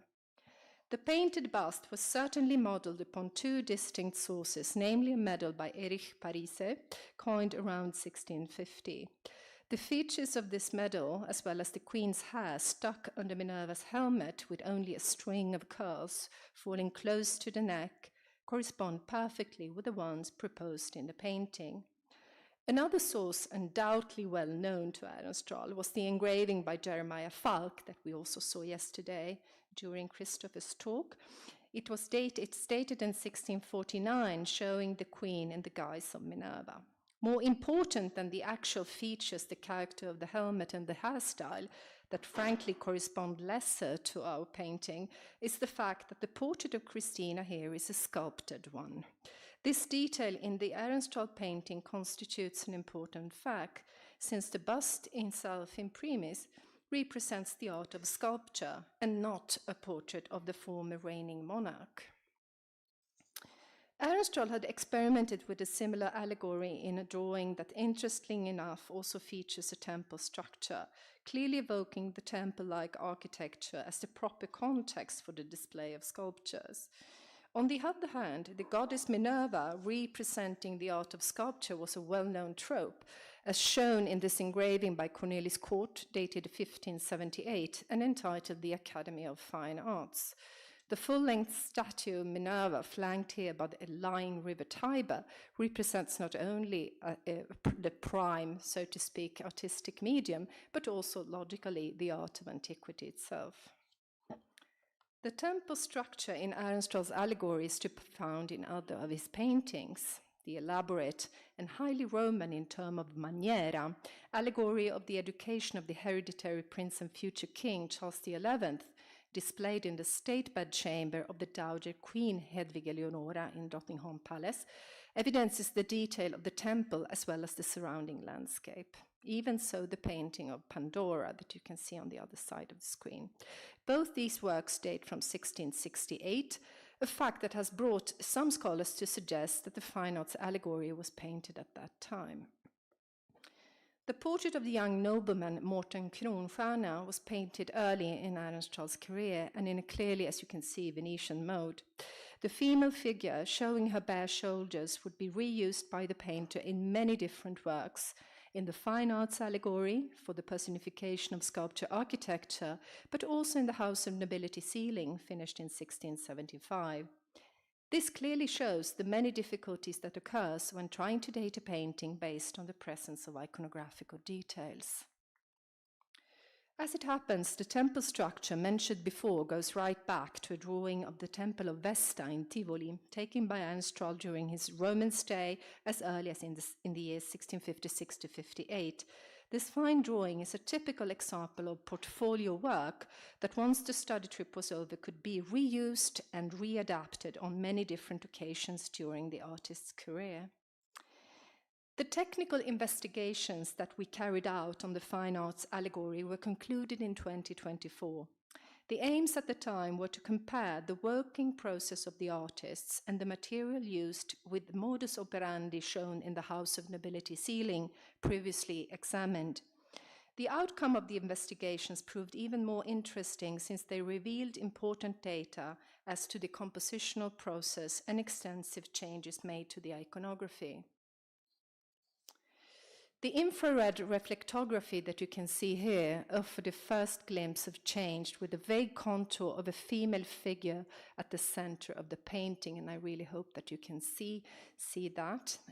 Just below the temple structure, you can see the zagoma, as you say in Italian, of another female figure. And equally visible was the small head of a puto hidden under the drapery of the seated poetry that you can also see on the screen. But the radiography eventually gave evidence to the real extensive changes that Ehrenstrahl made to the painting during the working process. The centered figure that we saw slightly detectable in infrared is here seen as almost finished. No iconographical attributes can immediately indicate her intended role within the narrative, but her bare chest suggests that she might have been the first version of Pictura. The second important pentimento consists of a seated figure, fully drawn in her costume arranged in drapery, and you can see her on the right-hand side and in the lower part, and I'm a bit confused with that I can't show you directly on the screen. And with a fully drawn in her costume arranged in drapery and with an open book on her lap, and by her side appears the puto that we saw before that holds a pencil. The figure's head and profile is detectable, heavily similar to the profile of the final Pictura. Was she the first version of poetry, perhaps? That is probably not the case. The seated figure appears in the monumental allegory of the Regency of Charles XI, painted in 1697. The composition of the body, the drapery, and the profile corresponds perfectly to our painting, but what we see here is the personification of a Pictura instead, assisted by putti that hold the palette and follow closely her sketching work on the paper. The queen celebrated by Pictura is here Hedvig Eleonora.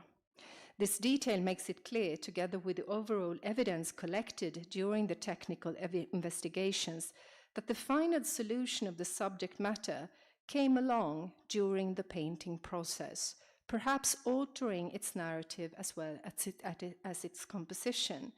This proceeding of drawing and painting simultaneously is a specific Roman Baroque trend that Ehrenstrahl had here adopted for a history painting of Roman stature, but for a Swedish patron.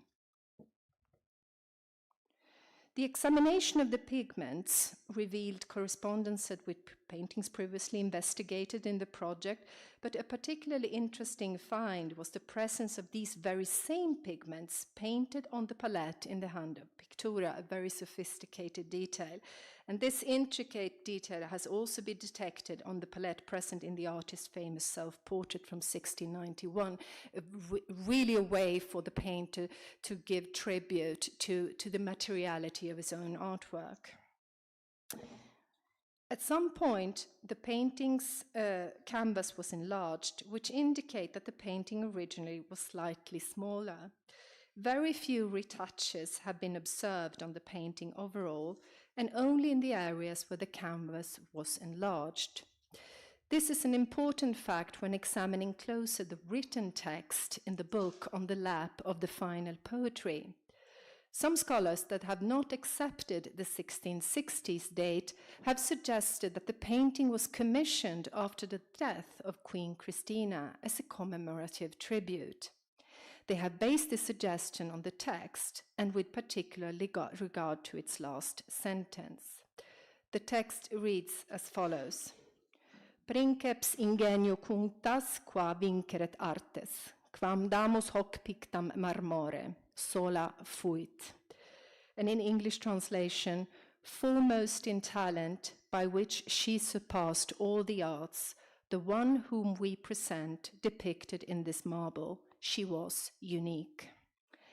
The text may refer to Queen Christina as the most eminent among art patrons, but it definitely refers to the art of sculpture as the prime medium among the arts. Scholars suggesting a later date for the painting have forwarded that the last sentence, sola fuit, might have been added after Christina's death in order to honoring her directly. The technical evidence dismissed totally this suggestion, since all text was written at the same time and in the final stage of the working process, when the artist had finally set his mind upon composition and narrative. The first two sentences have no direct literary correspondences, and here I would really like to thank Elisabetta Petecchi for her generous assistance in the matter. The third one, however, the famous sola fuit, is different.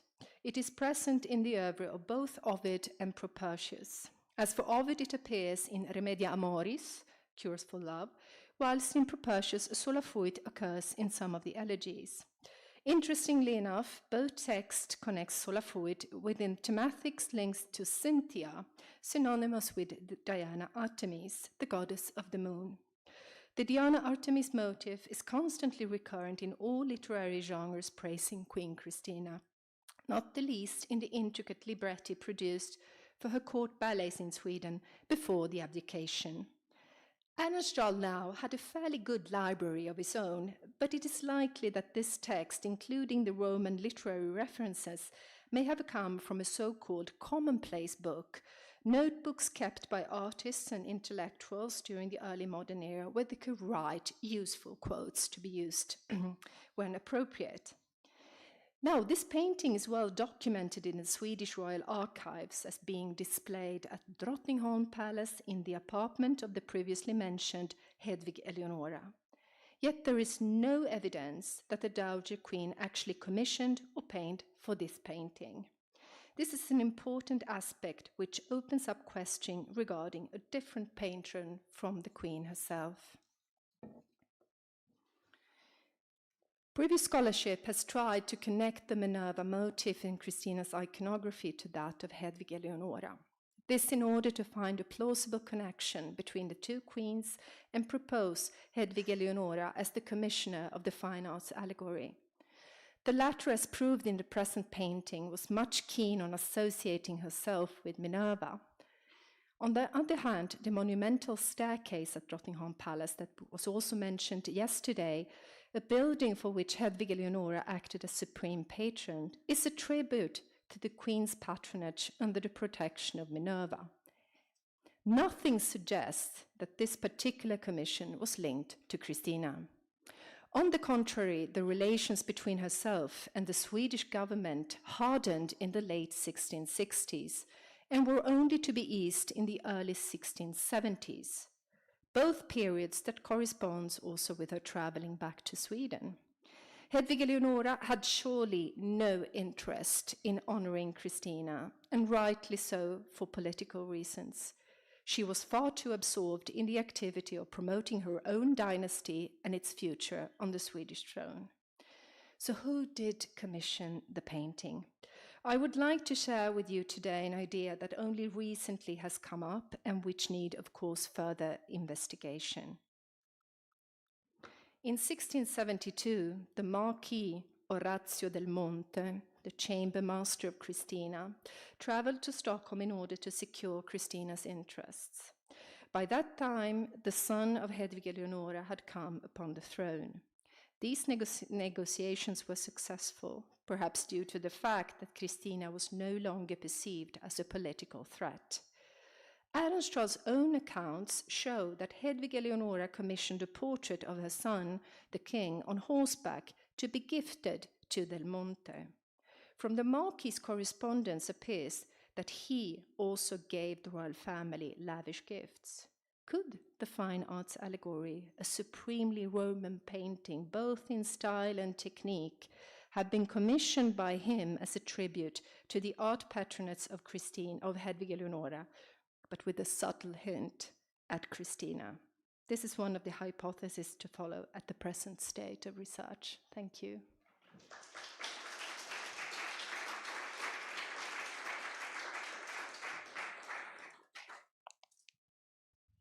Thank you, Sabrina, for this fascinating talk.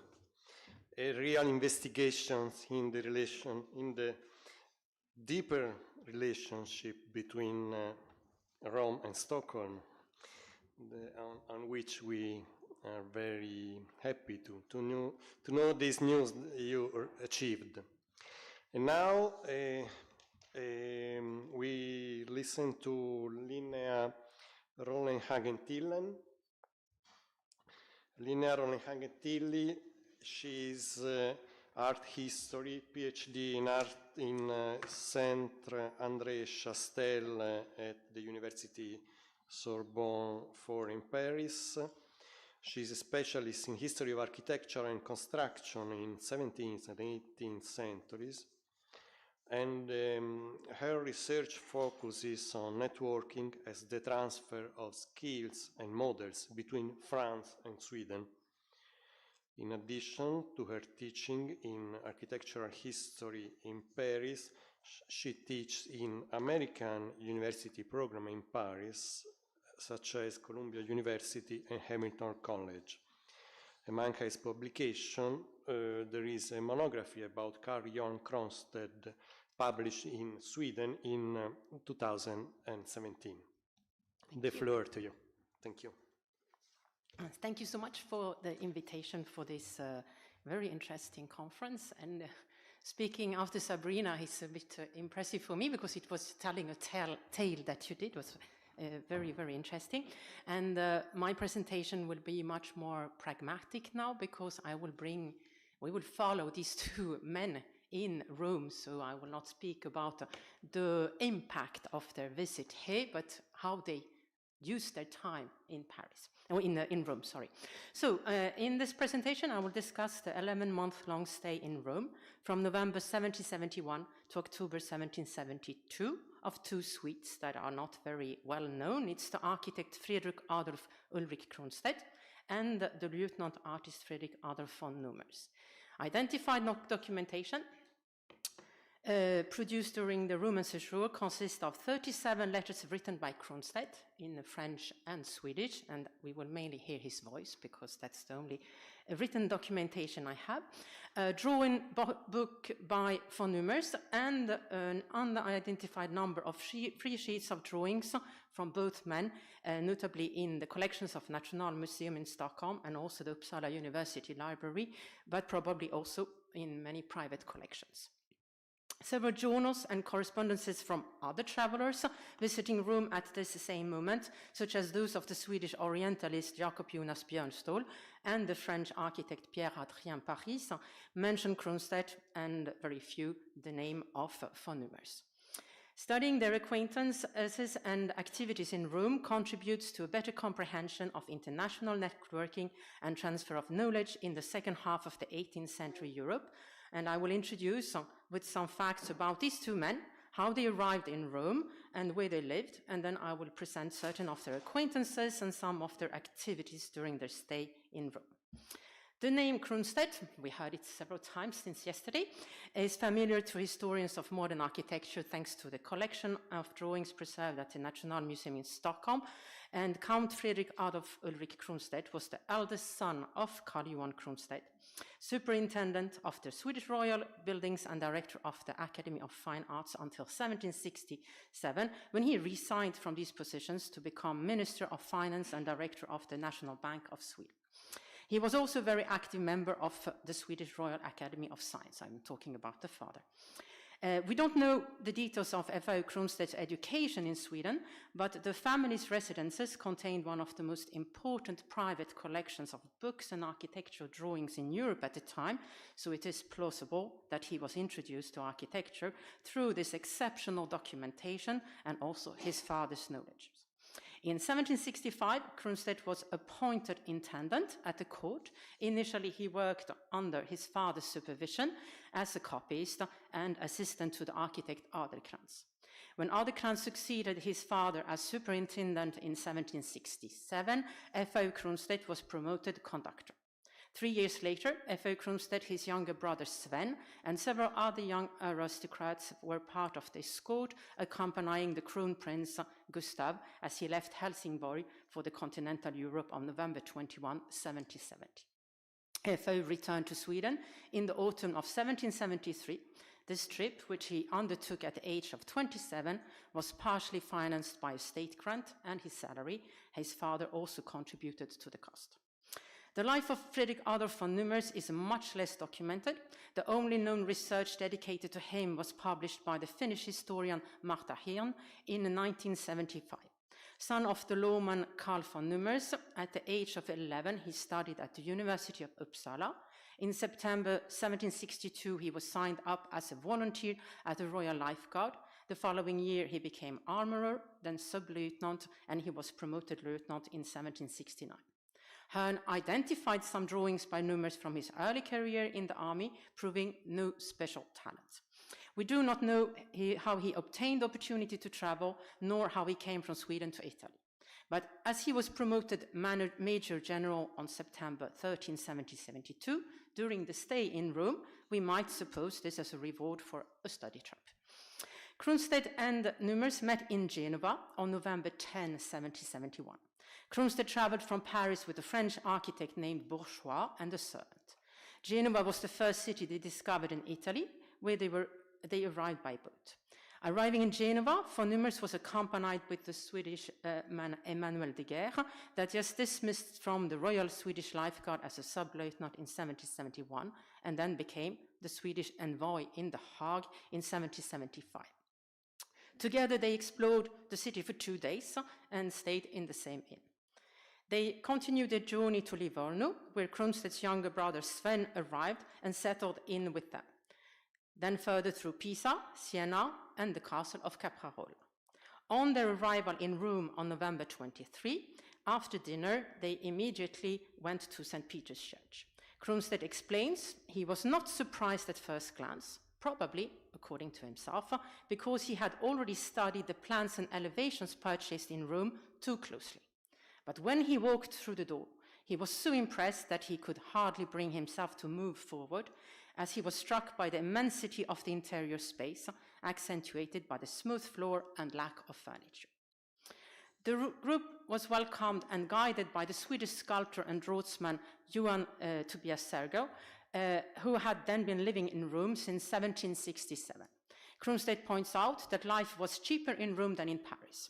He writes, "My finances here are such that I am able to save what I overspent in Paris last year, and for such a thing, there's only Rome." He and his brother were staying on the 3rd floor of a building Via dei Condotti, opposite the Maltese embassy, where they had 3 large rooms. The landlady brought them food from a palace that Sergel had arranged for them, made their beds, and cleaned the house. In a letter, Kronstedt explains, "We still have no servant, as we are served in the house, and we do not visit the nobility. Nummers always eats with us, and when we go to see palaces, we all go together, which saves us even more money." As Kronstedt's brother and the girl traveled a lot, von Nummers moved in with him. In February, Kronstedt's write, "I am becoming more familiar with everything, and every day I make new discoveries, both inside and outside the walls, which I can now examine more closely since brother Sven and the girl have left, for we are always accompanying each other on our expeditions, and these gentlemen still had some youthful exuberance. I have now only Lieutenant Nummers, who is moving in with me. His steadiness suits my temperament well, as his manner of not embarrassing one another." Later, he adds that the pleasure of lodging with a compatriot who has a great taste for the arts makes my time here quite pleasant. They kept this same accommodation throughout their stay in Rome. In his letters to the Swedish writer and publisher Carl Christopher Jövel, Björn Ståhl tells the arrival of the group of Swedes to Rome in late November, and later on the Christmas celebrations at the table of Emmanuel de Guerre. In December, Kronstedt explains that never before have so many Swedes been in Rome at the same time. For here we are, de Guerre, Nummers, Rudbeck with his governor Björn Ståhl, Sergel, and my brother. We have therefore decided to eat julgröt, Christmas porridge, together, and if we are clever enough to do so, it will always be good to remember Sweden. A drawing by Sergel bearing the annotation Björnstol in Rome depicts 7 men dressed in togas posing in front of a wall with 2 niches housing classical sculpture, probably representing our groups of Swedes. Early January, Kronstedt was still running around with a book and a map in his pocket to see everything. He proudly recounts that he had met some French residents and how he was very jealous of what they were doing in the city, such as measuring windows, doors, and columns. However, this envy was not going to last for long, as after meeting Pierre-Adrien Paris on January 10, Kronstedt immediately participated in their activities.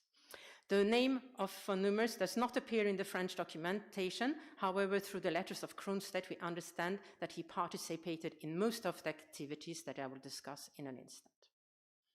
Kronstedt often dined at the home of the Maltese ambassador to Rome, Jacques-Laure Le Tonnelier de Breteuil, where he made many acquaintances.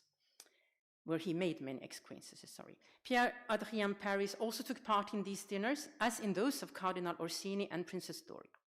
If these 2 last names are not mentioned by Kronstedt, both architects frequented the 2 close associates of Catherine II of Russia, the architect Vasily Bayanov, whom Kronstedt had met in Paris, and who introduced him to Count Ivan Ivanovich Shuvalov, an art collector and Francophile patron, who in turn introduced him to Cardinal de Berny. In April, Kronstedt attended the latter's reception once a week, where he said, "You see all Rome." It was at his residence that Kronstedt was invited to a concert for the Prince of England at the country house of Cardinal Albani, librarian of the Holy Catholic Church, where he met very few Italians, but many foreigners, especially Englishmen.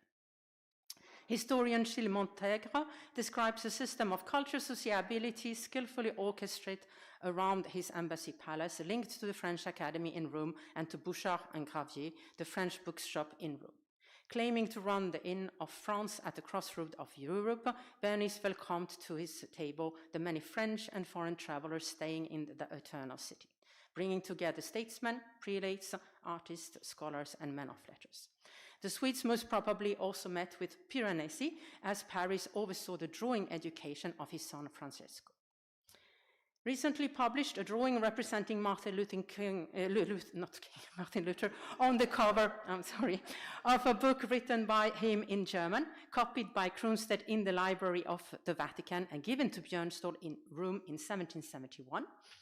Let us suppose that Kronstedt, very shortly after his arrival, had the possibility to visit this prestigious library. In a description of the life of Rome, he explains to his mother that, I quote, "There are great many libraries open for their use every day, and here you will find people from all nations of the world, not only from Europe, but also from Africa, Asia, and America, who study here both religion and philosophy." In February, he further recounts a pleasant half-hour audience with the Pope, with 5 Swedes, among whom only Björnstol spoke Italian, and the Pope did not speak French. An event that is also described by Björnstol in his letters. It is interesting to note that even if Kronstedt repeatedly explains how much he felt at home in Rome, he describes the life in the city and the Roman population through a very critical perspective. He also explains that he hardly did speak French in the street, but when he spoke Swedish, people thought it was English and that they were well received, which also makes us understand that he did not speak Italian, which probably can be a problem when you are in a city. Kronstedt brought a catalogue of his father's library, which he used to select what he needed to draw and measure, and which he also had to complete. To save time in Paris, he used Desailly d'Argenville's Voyage pittoresque des environs de Paris, and said he had bought a similar guide to Italy, probably Charles-Nicolas Couchin, Voyage d'Italie, published in 1758. Since their arrival, the group of Swedes had been running around everywhere. In a few weeks, they explored the 10 most precious palaces. In March, Björnstol describes the behavior of the Swedish group in Rome, recounting how he, and I quote now, we met Count Kronstedt leading the entire French Academy, busy measuring the old buildings in detail and noting the proportions of beautiful and majestic columns and triumphal arches that remained there. And on the other side, Mr. von Nummers, with his sketchbook in hand, masterfully sketching all the ruins and picturesque views on paper. How often have I seen them together in the capital, in libraries, in cabinets? With what discernment they judge the arts, and what must the Italians think of the Swedish taste when they see so many young people already engaged in it at such an early age? Even if this quote may make us smile, it correlates to information by Kronstedt in his letters and from Paris in his travel journal. Intersecting these documents, it turns out that they had very intensive and much, one must say, impressive schedule. In the same month of March, Kronstedt writes, "For us Swedes, traveling means that once you leave, it becomes impossible to return. Hence the importance of making the most of this time. If possible, not leaving anything for next time. I also work here as much as possible, and now most of the French architects here are my friends. What I measure with one, I lend against something else from another, and in 3 months here, I have obtained more architecture drawings than in 8 months in Paris. And as I have no disinterest, I can work even more on my own, which makes my time pass much more pleasantly." Paris also tells how the students shared, copied, and studied valuable documents. At the second appointment with Kronstedt, Paris lent him drawings of the door of Palazzo Massimi and some smaller plans from Genova that he returned 1 week later. In April, Kronstedt explained that in the morning he worked outside with architects from the French Academy, and in the afternoon he stayed at home to redraw what he had measured. He wrote, "It is incredible how good it is to make measurements yourself and carefully observe everything that is ancient." He also explains that from time to time he went out drawing landscapes with von Nummers. In mid-July, Kronstedt's studies counted 126 half sheets on which just under a third were traced and the others probably drawn on white paper but poorly colored. Kronstedt hoped to obtain a collection of baths, which existed only in drawings because engravings were, according to him, rare in Rome. He wrote that he had already obtained the baths of Nero and Agrippa, as well as those of Diocletian, engraved after drawings he had seen in Rome dating from the 16th century. As for the baths of Caracalla, he explained that they were engraved in serious architecture. They were also engraved by a French architect who claimed to have measured them himself. But Kronstedt, having understood that the Frenchman had in fact copied them and noting that the plans and measurements made by the English were different, measured them again as accurately as possible with his colleagues, in order to be able to judge whether the others invented what he had not seen. The extensive study of Paris by Pierre Pinon, listing the architects' visits and activities in Rome, correspond to information in the letters written by our Swedish count. I do not have time to explain their activities, all their activities, so I will only give you a quick overview on how efficient they will be during their stay in the city. So during the month of March, they will do measurements of the entablature of the Constantine Arch, together, Kronstedt, Raymond, Pouillet, Guerne, and Tubeuf with Paris. They will also make measurements of the Titus bath with Kronstedt, Paris, and Pouillet. And then Kronstedt, Guerne, and Paris went horseback riding outside Porta Salaria, also then documenting what they will see over there. Kronstedt, Paris, Pouillet, and Vincent and Guerne and Well also explored Ostia and the harbor of Trajan on horseback during that month. In April, Kronstedt recounts that he had measured some entablatures on Campo Vacchino with the French architect and that they were in the process of measuring a dome that is more useful for the construction of its shape.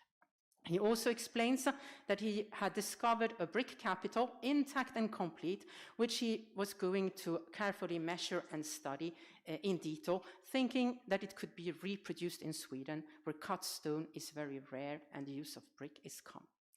In April, Kronstedt, Paris, and several of their comrades also measured the Marcello Theatre, where Paris explains that they rediscovered a lost detail of the Doric order. In April, Kronstedt, his brother von Nummers, and the French abbot did an excursion by foot in the surroundings of Rome, exploring the tomb of the Horati, the shores of Lake Albano to Castel Gandolfo, an ancient cave carved into the rock, Aricia, Monte Cavo, Rocca di Papa, Marino, the convent of Santa Maria de Grottaferrata, Frascati, and Palestrina. On their return to Rome, they were tired and satisfied, but he underlines with worn-out shoes and stockings, which we can't believe because they were walking. Kronstedt in Paris also explored the temple of Dieu Ridicule. And on April 18, after the Eastern holidays, Kronstedt and von Nummers left for Naples for 3 weeks with other men from various nationalities, not including Paris this time. They arrived after 4 days of walking. I will not explain what he did there because it would be too long. Through the Swedish consul and his wife, they met many people there, and on the way back to Rome, they stopped at the Benedictine Abbey of Monte Cassino, where they were warmly welcomed. In the return to Rome in May, Kronstedt was very happy to find his accommodation in his beloved Rome, where he felt at home. Kronstedt and von Nummers walked to Tivoli with 7 French colleagues, where they stayed for 6 days to draw. And here you can see a painting executed on site during this exploration by the French painter Jean-Pierre Houel that participated in a lot of the activities with our 2 Swedes. We also have drawings by Kronstedt of the Vesta Temple that we just saw and ruins, and we can also see here another painting also executed on site during the excursion by the same French painter, and the drawing from the drawing book of von Nummers. When they came back to Rome after Tivoli, they stayed quietly on site and worked a lot in the morning as the afternoon started to get too warm. But in the evening of June 20, Kronstedt and von Nummers visited the catacombs outside Rome with several French and Italian friends, where they explored the underground corridors for 5 hours. Following this visit, Kronstedt fell ill and will be bedbound for 7 weeks, suffering from rheumatism until the end of his stay. During this ordeal, he was supported by his friend and flatmate von Nummers. Sergo and Paris came to work with him regularly, and every evening since the onset of his illness, French architects and painters came to spend 2 or 3 hours at his house. So he went on working even when he would be sick. After the beginning of August, Kronstedt was still ill, but he was able to return to work by redrawing the measurements he had taken when he was in good health. And he wrote in a letter that he was happy to be able to spend the whole day at the table, drawing, reading, or writing. And I have no proof that these pictures works together, but 3 of the illustrations comes from the Besançon library with the very important documentation from Paris, and we have then 1 sheet from the Kronstedt collection in Stockholm, and it might be one of the results of his redrawings. In a letter written on August 29 to his mother, illustrated with this drawing by Sergol, Kronstedt recounts his first excursion since he fell sick by carriage to the Pamphili Gardens with his close friends von Nummers, Paris, and Sergol. At the beginning of October, the 2 Swedes started preparing their leave from Rome, notably by sending some parts of their purchases back by boat, but not the drawings. The drawings were transported on the road with the 2 men. On October 6, they dined with all the French residents and other artists outside Rome in the Villa Negroni, where some played ball, others drew or talked about art until nightfall, celebrating the departure of the 2 French architects, Pouillet and Raymond. In his last letter to his mother from Rome, Kronstedt wrote, "No one in the world can leave his mistress with more regret than I leave Rome. After a stay of 11 months, I have become singularly attached to a life of freedom without any ties to anyone or anything. I worked there as an artist and did everything I wanted to do. The house where I stayed felt like my own. The people around me felt like my own, adding to all the beauty that art and nature have created to embellish this country."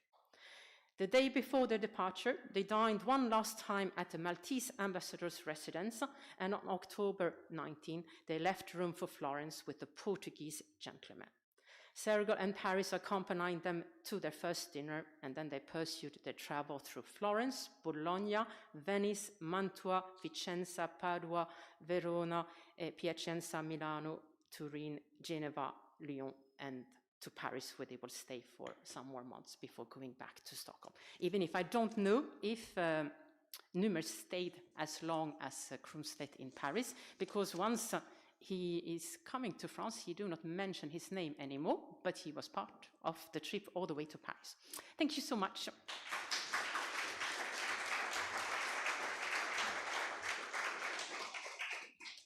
Thank you so much, Linnea, for this very detailed description of this travel. We traveled with Kronstedt and Louvion in this journey in the peninsula. And now,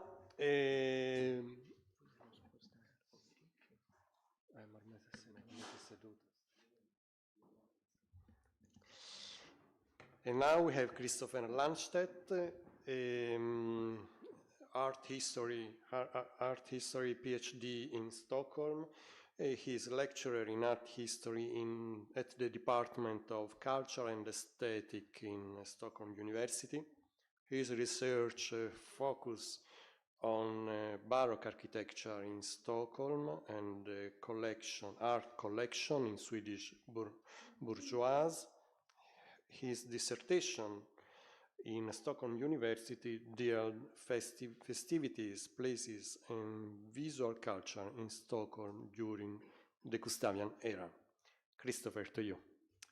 Thank you so much. Thanks for the introduction, and thanks so much to the organizers and the board for accepting my proposal. When Erik Gustav Goethe was born in 1779 in Stockholm, it took place in an environment that greatly prepared him for the path as a sculptor. His father, Johan Adolf Goethe, was a court stonemason and belonged to the skilled branch of the capital's bourgeoisie. The home on Hornsgatan was relatively well established. The family had a large library that included illustrated volumes of antiquities. Among his father's closest associates was one of the most central figures in the neoclassical or so-called Gustavian era, Louis-Jean de Pré. The relationship with de Pré was not only social. The French architect and painter hired Johan Adolf for stonemasonry work, including the temple at Karlberg Castle, and came to play a decisive role in his son's education.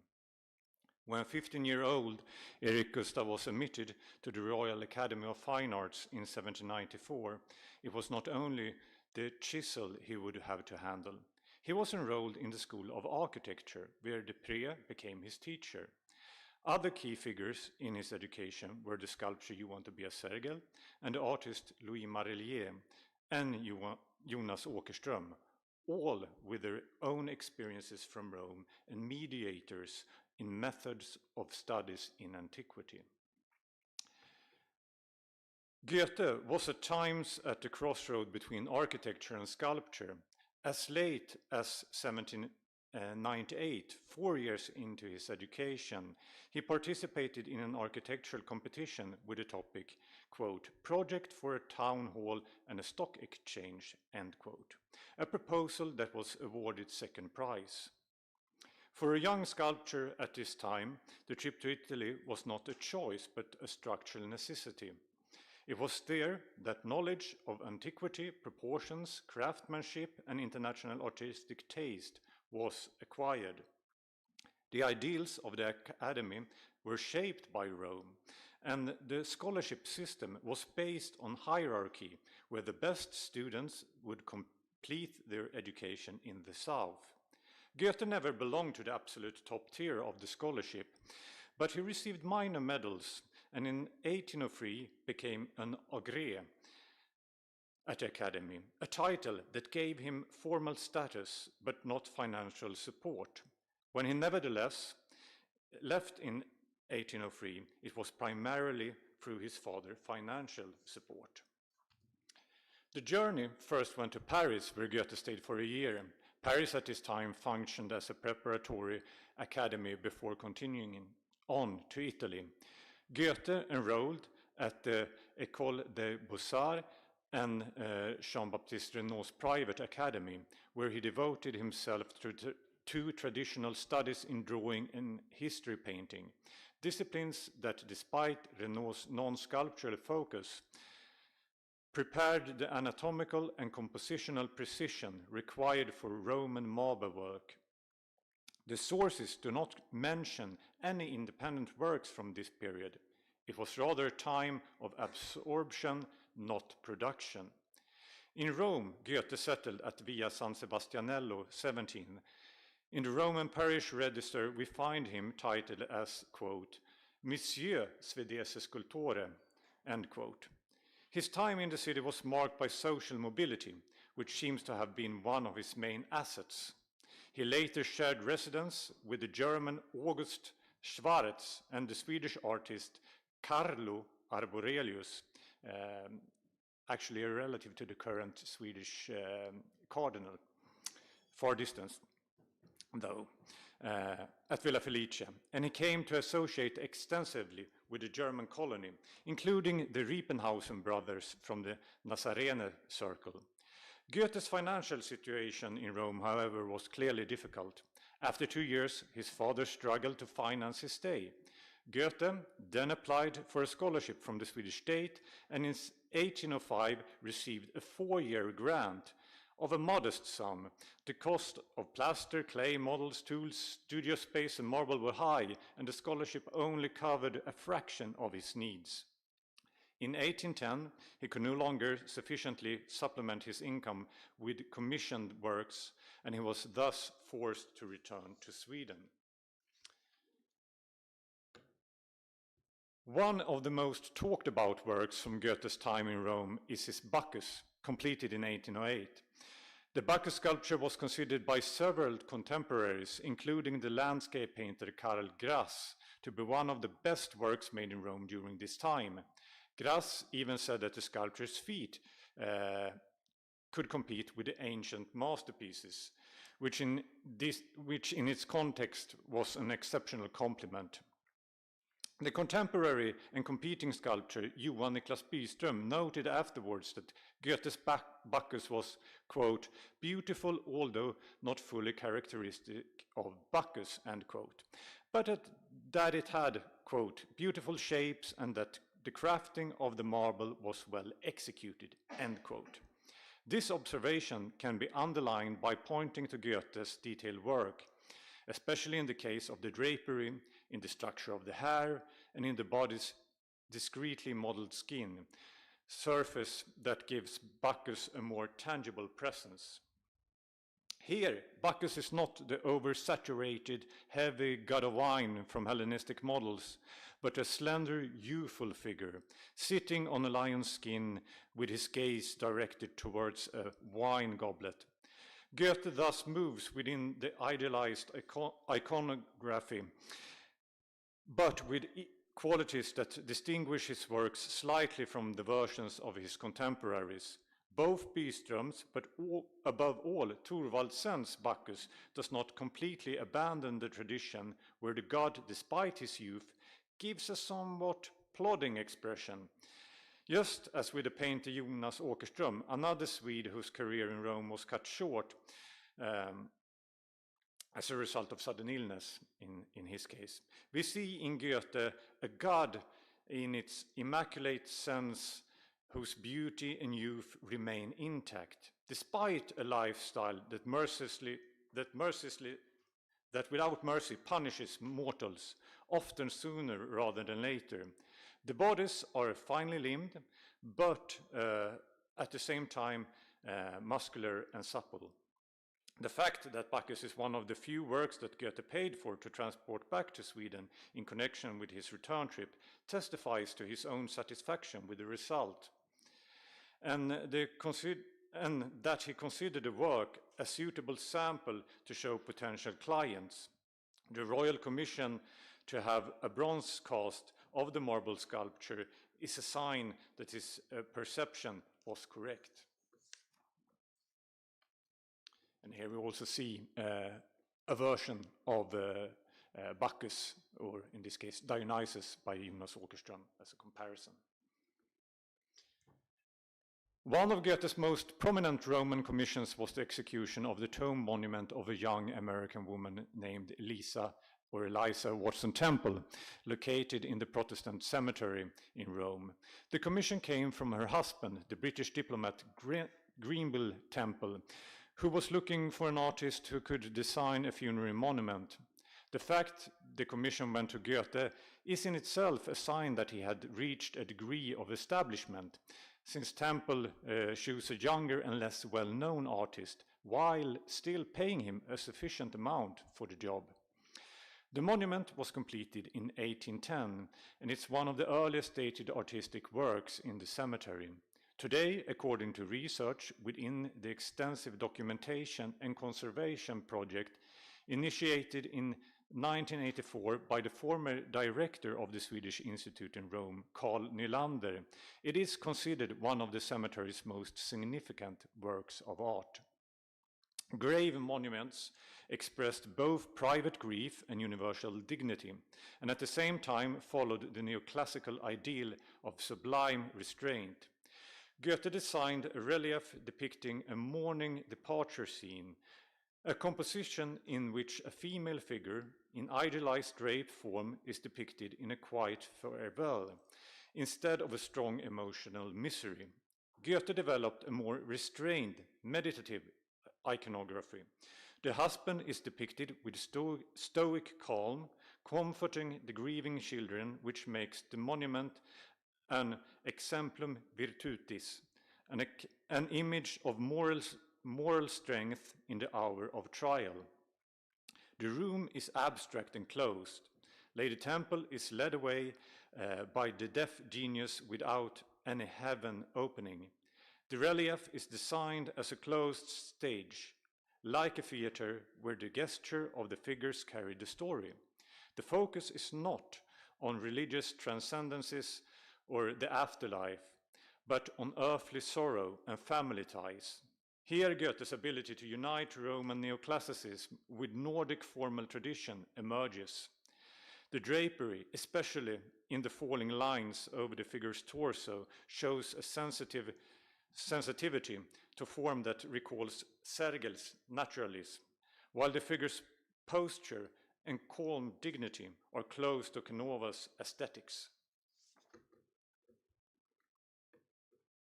After a not entirely successful bronze statue project depicting the recently deceased King Charles XIII, Goethe was given the opportunity to go to Russia through the merit of the Russian ambassador in Sweden, Peter van Schuchtelen, where he carried out assignments for the Tsarist's family and part of the aristocracy.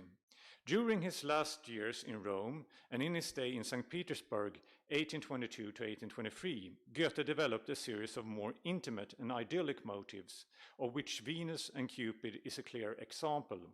Here too, it's evident that Goethe relates to a long tradition of two-group compositions in the neoclassical tradition, where similar works by Sergel, Canova, and Thorvaldsen serve as a reference point. But while Canova and Thorvaldsen often place the scenes in a narrative context, for example, Cupid stung by a bee, Goethe moves towards a later neoclassical type of setting where the ancient allegory is dissolved into an expression bound by time. The scene is still literary, but it is additional aspects that are emphasized, especially the intimate and the sensual. The working process can be followed through preserved terracotta sketches. In the first sketch, made in 1822 in St. Petersburg, Goethe captured the main features by building on the classic motif of a crouching Venus. Here, Cupid rests on Venus' back and in her lap, with his arm around her neck, ready to give her a kiss, while the bow and arrows lie on the ground. In a later version from 1823, Goethe tried a composition in which Venus sat with Cupid at her side, but the final marble version returned to a denser composition in which the two meet in a kiss. When Goethe, after returning from Rome, was commissioned by Charles XIII to create a statue of Svea for the council chamber at Rosersbergs Palace outside Stockholm, the iconographic framework was already tight. The aim was to portray the kingdom in a unifying symbol in a time of political unrest, especially after the loss of Finland. The work, which was begun in 1811 and completed in 1814, is an interesting example of how the ideals of Roman education had to be adapted to Swedish realities. In designing Svea, Goethe drew on his studies of antique drapery. He let the cloak fall in a calm, vertical fold and avoided unnecessary effects at the waist, a move reminiscent of Canova's allegory of religion in the tomb of Clement VIII. But where Roman neoclassicism strove for ideal harmony, Goethe chose a more robust and non-classical counterpoint for Svea. With the right leg straight out and turned to the side, he created a pose that some observers have considered too robust or masculine, but which should rather be seen as a conscious expression of power. That Goethe replaced the traditional sword with a lance, which Svea takes a firm grip on, and placed the Swedish lion at her feet, reinforces the impression of preparedness. It is not an idealized goddess for the sake of beauty, but a symbol of a nation demonstrating its lost strength.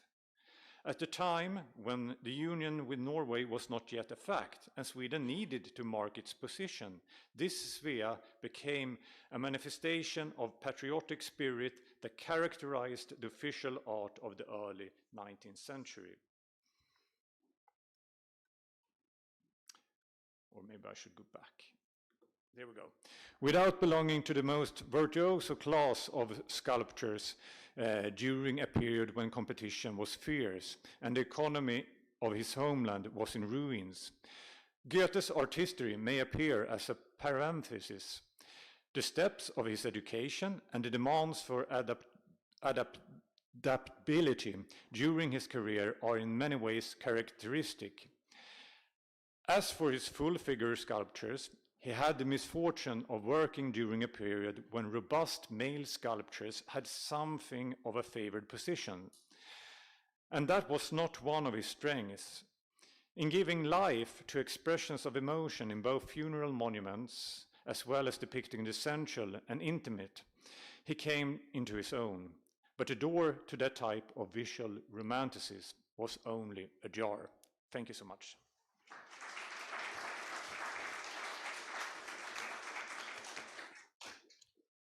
Thank you so much, Christopher, for this deep speech that, as the former three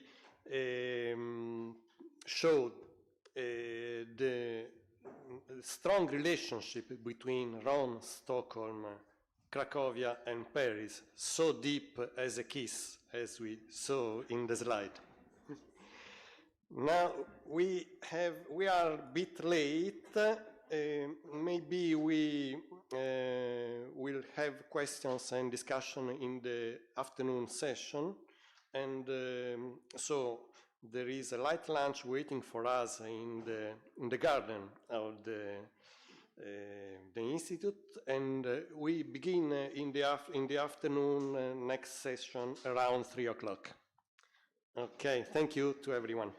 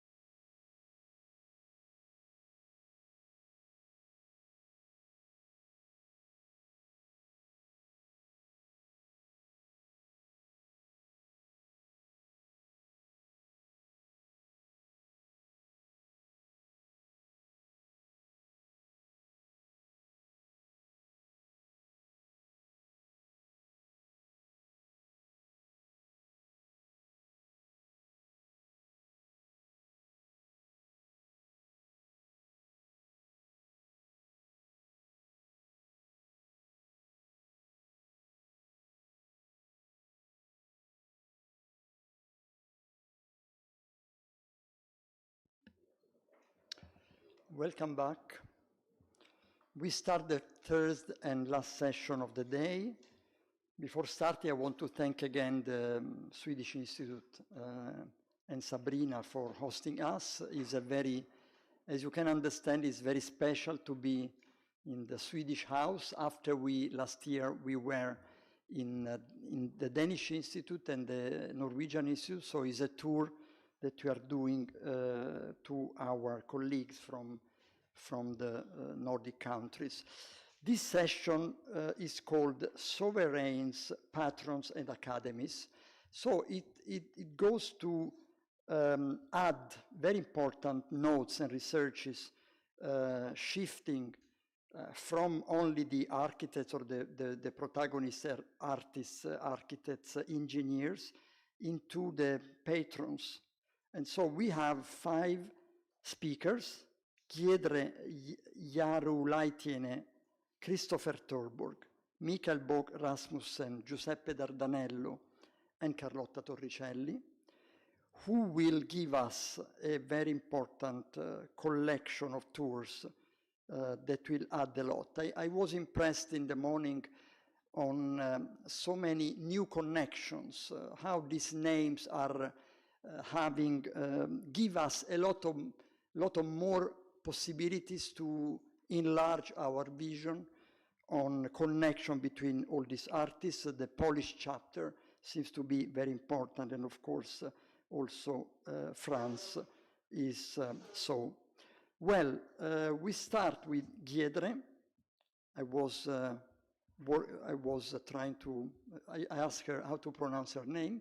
Giedre is a Lithuanian researcher. She's an architectural researcher and heritage manager with a PhD in architecture from the Norwegian University of Science and Technology, Norway, and a master's degree in heritage studies from Vilnius University, Lithuania. She will talk about the role of Catherine Jagiellon in the Nordic Renaissance. Please. Thank you for a beautiful introduction, and thank you for the opportunity to present this topic and to give a talk about Catherine Jagiellon in this beautiful environment to this important public. I will not talk about a particular architect today. I will not even talk about an architect. I will talk about a person whose influence was important for the Nordic Renaissance, even though she was not an architect. She was a woman, a wife, a mother, and a queen.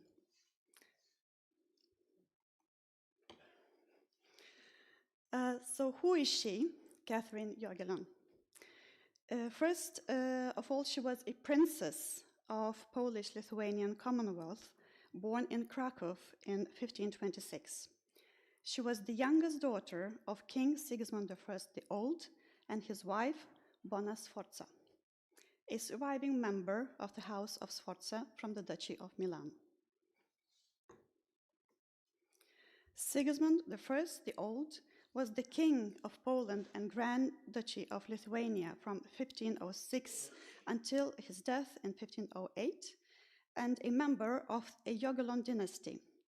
Jagiellonians was the name assumed by the Lithuanian ducal dynasty of the House of Gediminas upon the reception by Jogaila, the Grand Duke of Lithuania, the baptism in 1386, and his marriage to the Queen Jadwiga Hedwig of Poland. That was also a result of the personal union between Kingdom of Poland and Grand Duchy of Lithuania. In 1569, the Union of Lublin established the Polish-Lithuanian Commonwealth as a single entity under a new King Sigismund II Augustus, the elder son of King Sigismund I and the old and Bona Sforza. Sigismund II Augustus, Catherine, and her other sisters were born and raised in Krakow, the Wawel castle, which was built in Italian Renaissance style by famous by Italian architects, and all the siblings, royal siblings, received thorough Renaissance education by Italian tutors and were fluent in Latin, Italian, German, and Polish. In 1556, Catherine and her sister Anna were moved to the Palace of Vilnius, a court which was also strongly influenced by the Italian Renaissance at the time. The arrangement of a marriage of Catherine Jagellon by her brother Sigismund II Augustus became a significant political matter. Ivan IV, commonly known as Ivan the Terrible, the Grand Duke of Moscow, who initially enjoyed success in the undeclared war against Lithuania for Livonia, was first in queue to offer his hand to Catherine. The negotiations with the delegation of Muscovia sent to Vilnius in 1561 to discuss the matter bore no fruit. That same year, Sweden unexpectedly put forward its claims for Livonia. Erik XIV Vasa, the King of Sweden, seized Tallinn in June 1561 and warned off his two brothers from marrying Jagellonians. John III, who wished to assert his independence as a Duke of Finland, ignored the instructions of the king. He arrived in Gdansk in 1562 and from there traveled to Vilnius to continue the negotiations about his marriage, which finally took place in October the 4th at the Catholic Cathedral and the Lower Castle in Vilnius. Afterwards, the newlywed couple left for residential castle of the Duke of Finland in Turku. However, the Riksdag of Sweden, summoned up by the King of Sweden, Erik XIV, accused John III of high treason for acting against the king's order. The Swedish troops arrested the Duke and his wife in early 1563 and imprisoned them in Gripsholm Castle west of Stockholm. In the meantime, Muscovia and Sweden negotiated their alliance, and Ivan IV demanded surrendering him the imprisoned Catherine Jagellon. Catherine chose to share the straits of captivity with her husband, just what was engraved on her wedding ring, nothing but death. The couple was freed in 1568, and the next year Catherine became a queen after John III was crowned the King of Sweden. The son, Sigismund III Vasa, who was born in captivity, was the first ruler of the Vasa dynasty in the Polish and Lithuanian Commonwealth, since Sigismund II Augustus remained childless. His death in 1572 marked the end of the Jagellonian dynasty and introduced an elective monarchy in Polish-Lithuanian Commonwealth. The memory of Catherine Jagellon's exceptional role was revitalized in the 19th century through the works of numerous Swedish and Polish painters. During the same period, and continuing into the first half of the 20th century, art historians recognized her influence on the political and cultural decision-making of her husband and her son, the future King of Sweden. Scholarly investigations into Catherine Jagellon's significance were subsequently interrupted by the historical upheavals of the 20th century. Consequently, one must return to the historical sources of the 18th and the 19th centuries in order to resemble the overview of the existing scholarly literature and to revive the future academic inquiry on the role of Catherine.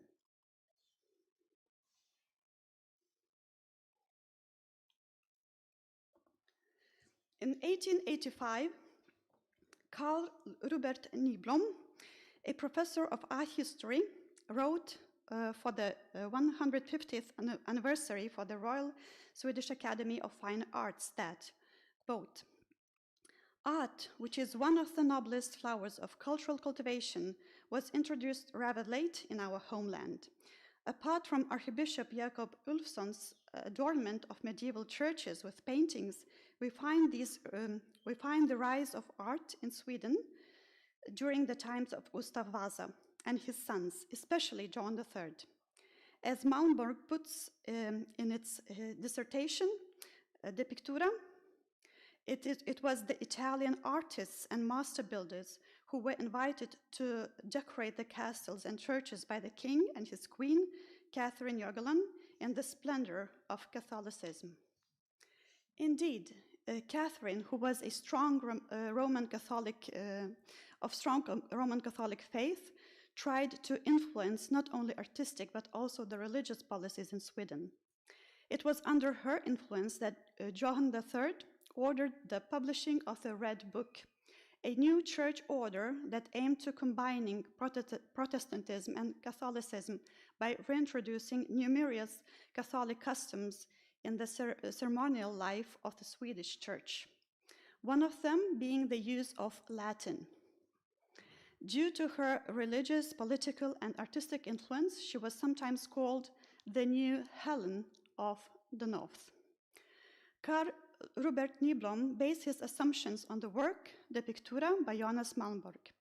That was the first Swedish overview of the development of art history, spanning from the ancient paintings to contemporary European art. In the chapter of the art history in Sweden, Malmborg emphasizes the king's interest in architecture, which was largely influenced by his queen, and the promotion of Roman Catholic visual culture. The Queen's role as a safeguard and promoter of Italian art and architecture was also discussed by Arenberg in his work on Turku Castle from 1901, in which Catherine Jørgen is portrayed as an influential figure shaping the king's architectural preferences. The art historian August Racher explored the Queen's influence in several of his studies in the beginning of the 20th century and argued that the well-established concept of the Johann III Renaissance was in fact a stylistic trend introduced by Queen Catherine from Italy through Eastern Europe. Racher emphasized the Queen's role to such an extent that he described her influence as a complete art revolution. He pointed out that Johann III explicitly wrote to Sweden's official representative in Krakow in 1572, requesting him to persuade Italian architects and craftsmen to move to Sweden. This is how a number of Italian architects came to the northern Nordics. For example, the Italian Par family. The family of architects has its origins in the Duchy of Milan. They first emigrated to Mecklenburg and then by the invitation of the king to Sweden. The rustic and stucco art and arcade style contributed to the introduction of Italian Renaissance elements in Sweden. And next, I will show some of the remaining examples gathered throughout my research and travel in Sweden. The examples, they are marked on a historical map, which is called Carta Marina. Maybe it is known for most of you, but I would just like to remind that this is the first map of Nordic countries, the map which was created in Rome during 1527 and 1539, and published in Venice by Olaus Magnus. His elder brother was Sweden's last Catholic archbishop. With the success of Reformation in Sweden, they were both exiled from Sweden, and King Sigismund I, the Old of Poland, offered Olaus a canonry at Poznan, but he spent the remaining life at the monastery of Santa Brigitta in Rome. One of the number of the examples in Sweden where Italian Par family, and especially Domenico's Par, has been working on is the Borgholm Castle. This castle was intended to be Queen's widow residence in case of the king's death.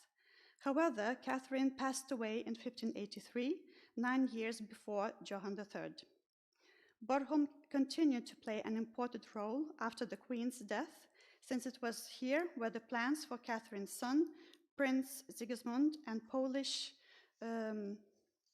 and Polish crown reached the maturity, while the king with his new Protestant queen, wife Gunilla Bielke, was staying at the castle in 1586. When it comes to the original intentions of physical arrangement of the castle, the royal wish was to safeguard old oak tree forests in Öland, the second largest Sweden's island, and as well the historical ruins of the medieval castle that were supposed to be built into a new structure of the and the high medieval round tower was reused. The main architect, Domenico Sparri, was not against incorporating it into a new refurbishment, even though the correspondence indicates that that was clearly the royal involvement in the decision-making process, which led to rather irregular result, which is also seen in the drawing made by, in 1634 by antiquarian Reselius. During the later reconstructions led by architect Nicodemus Tessin under the rule of Charles X, Gustav, in 1650s, all such irregularities had to disappear and the plan was strictly rationalized.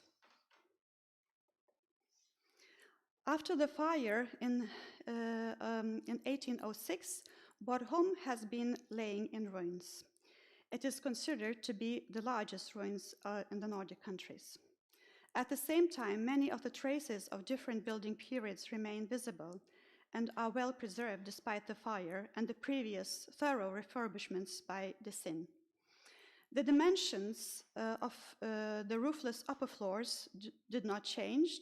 For example, it is visible that the palace chapel on the upper floor extended over 2 floors and had a church vault. The light entered through the 2 rows of high round arch windows with a rose-like window above them. The royal residence was on the north part of the castle and was 2 stories high, where the lower one was occupied by kitchen and office, while the upper floor was suited as private rooms for the king and the queen. Up in the tower chamber still hangs a fireplace which bears the name of Katerina Jagiellonika's heating stove. The bastion with Johann III's square tower and the entrance gate to the castle courtyard has been drawn by Domenico Sparri. The main portal was decorated with a diamond rustication in limestone. The walls of the bastion were plastered white with painted designs in the ceiling. The light wells in the roof served the dual purpose of allowing daylight in and providing ventilation. The refurbishment of the Kalmar castle was initiated in 1569 and continued until John III's death in 1592. The exterior of the castle was restored after the proposal in 1882 by the architect Helgo Zettervall in Renaissance style to lift the national dignity of the Vasa kings period. Today, Kalmar Castle is considered to be one of the best preserved buildings in Vasa Renaissance, but influences of the Eastern European Renaissance is still to be closer investigated. It is known that Johann III has in several letters written that to build is what we desire most. An interesting fact is that it was from Kalmar that His Royal Highness sent one of the many detailed descriptions to the master builders, in this case to William Boy, a Flemish architect, who was responsible for rebuilding the castle in Stockholm in 1588 by arguing that metal plates on the roof of a church in Krakow are laid in such a manner that it is water resistant, and therefore, by a good craftsmanship, such a solution could be durable in Stockholm as well. Very precise, mentioning Krakow, even though Johann III have never been to this city. The very main portal into the courtyard of Kalmar Castle is decorated with a frieze that is the same, just the same as in Wawel Castle in Krakow, with bovine skulls. Another decorative feature that could be associated with the Eastern European Renaissance brought to Sweden by Par architects was the rustication of the wall structures. As a rule, these were often an imitation of ashlars, diamond squaring and usually in sgraffito, which replaced the more elaborate and expensive rustification in hewn stone or brick and plaster. Such an example is also seen in the inner courtyard in the Kalmar Castle. The painted and gilded coffered ceiling of the Golden Hall was installed in 1576 by Michael von Berini. The ceiling has square and elongated hexagonal panels. In the center of the ceiling hangs a richly decorated pear-shaped knob. The similar ceiling in Grey Hall was lost, but the decorative wall paintings al fresco executed by Arent Lambrecht still tells a story of Samson. Below the frieze, the walls are decorated with diamond rustication and painting, which again is associated with Eastern European Renaissance. During the mid-1570s, Johann III set up a Catholic chapel for his wife, adjoining the summer house on the western part of the castle, which has disappeared today. Vadstena, another example of Italian architectural influence via Polish-Lithuanian Commonwealth. That was rebuilt from the military fortress to a palace. Responsible architect was Arend de Reuy, who worked together with stonemason Peter de la Roche. Vadstena today is considered one of the best preserved Renaissance castles in Nordic countries, with symmetrical floor plans and tall rectangular windows. The frieze with bovine skulls of the main portal into the courtyard of Vadstena again resembles the one in Wawel and the one seen at Kalmar Castle. The queen had her residential rooms on the third and fourth floors on the eastern side of the castle. A Catholic vaulted chapel has been built in the castle by introducing the arcades on two columns that were later simply hidden in the supporting wall. The chapel was lighted by two rose windows and two high windows below the north and in the north and the southern wall, a similar architectural composition as previously named in Bergholm Castle and the chapel at Wawel Castle. In Vadstena, the refurbishments of the old monastery and the monastery's church has also been initiated, and Santa Brigitta's prayer room has been restored. Vadstena was one of the important spiritual centers in Sweden, and the monastery had a direct connection with Rome. In parallel, the Queen held contacts with Jesuits and initiated the transfer of Nordic students to Jesuit schools abroad. At last, there was also a hidden Jesuit school established in Vadstena and Gromunkeholmen, led by Laurentius Norvegus, and Catherine had financed the school herself. Uppsala Castle is the last case I will present today, and I would like to give a notice that the Italian architect Francesco Spar, a brother of the previously named Dominicus, who was commissioned by Johann III to rebuild it and expand it after the fire in 1572. The architecture can be distinguished by heavy brick and plaster rustication again on the exterior, stucco in the inside, and also the column arcade. Parr envisioned a new south wing to replace the fire-damaged structure with royal apartments in the western hall and a hall of state, as well as a church in the eastern part. To the north would be a courtyard, according to him, bounded by colonnades and pillars. Parr died in 1580 with only the western half of the south wing completed. On the southern facade of the castle's south wing, King Johan's portal is still visible, although the floors above did not survive the fire in 1702. We could also still observe the rustic treatment of the wall surfaces in brick and plaster.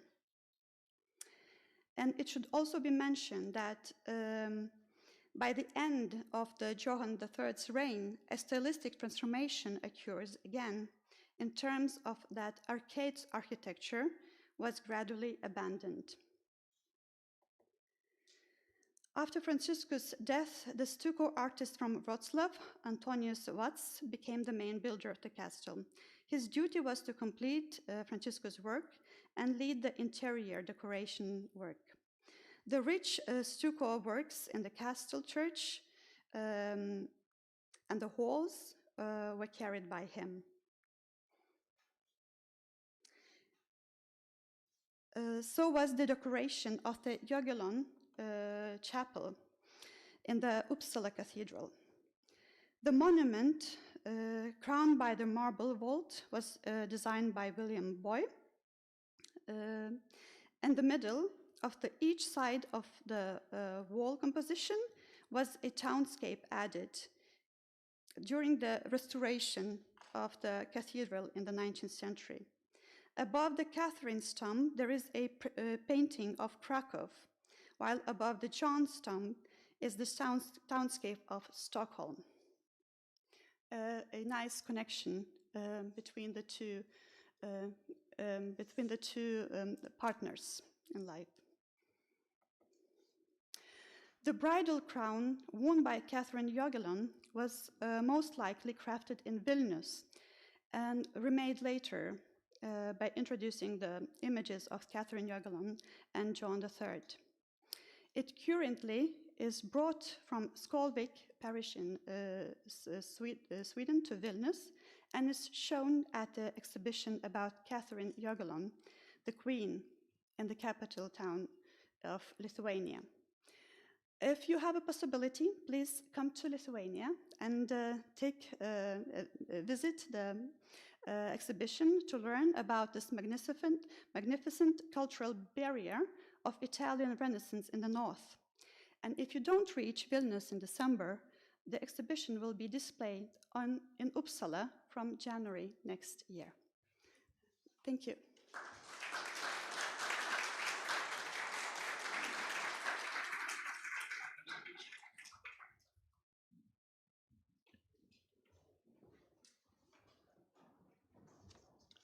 Thank you, Guidre. To reinforce the network in Europe, we go now to the following presentation by Christopher Turburg, who was already our guest in other conferences. He's an architect and PhD who was trained at the Royal Danish Academy of Fine Arts School of Architecture in Copenhagen, where he also received his PhD in architectural history and theory. He's currently tenured associate professor at the Aarhus School of Architecture, where he's head of the master's degree program in building conservation and architectural heritage.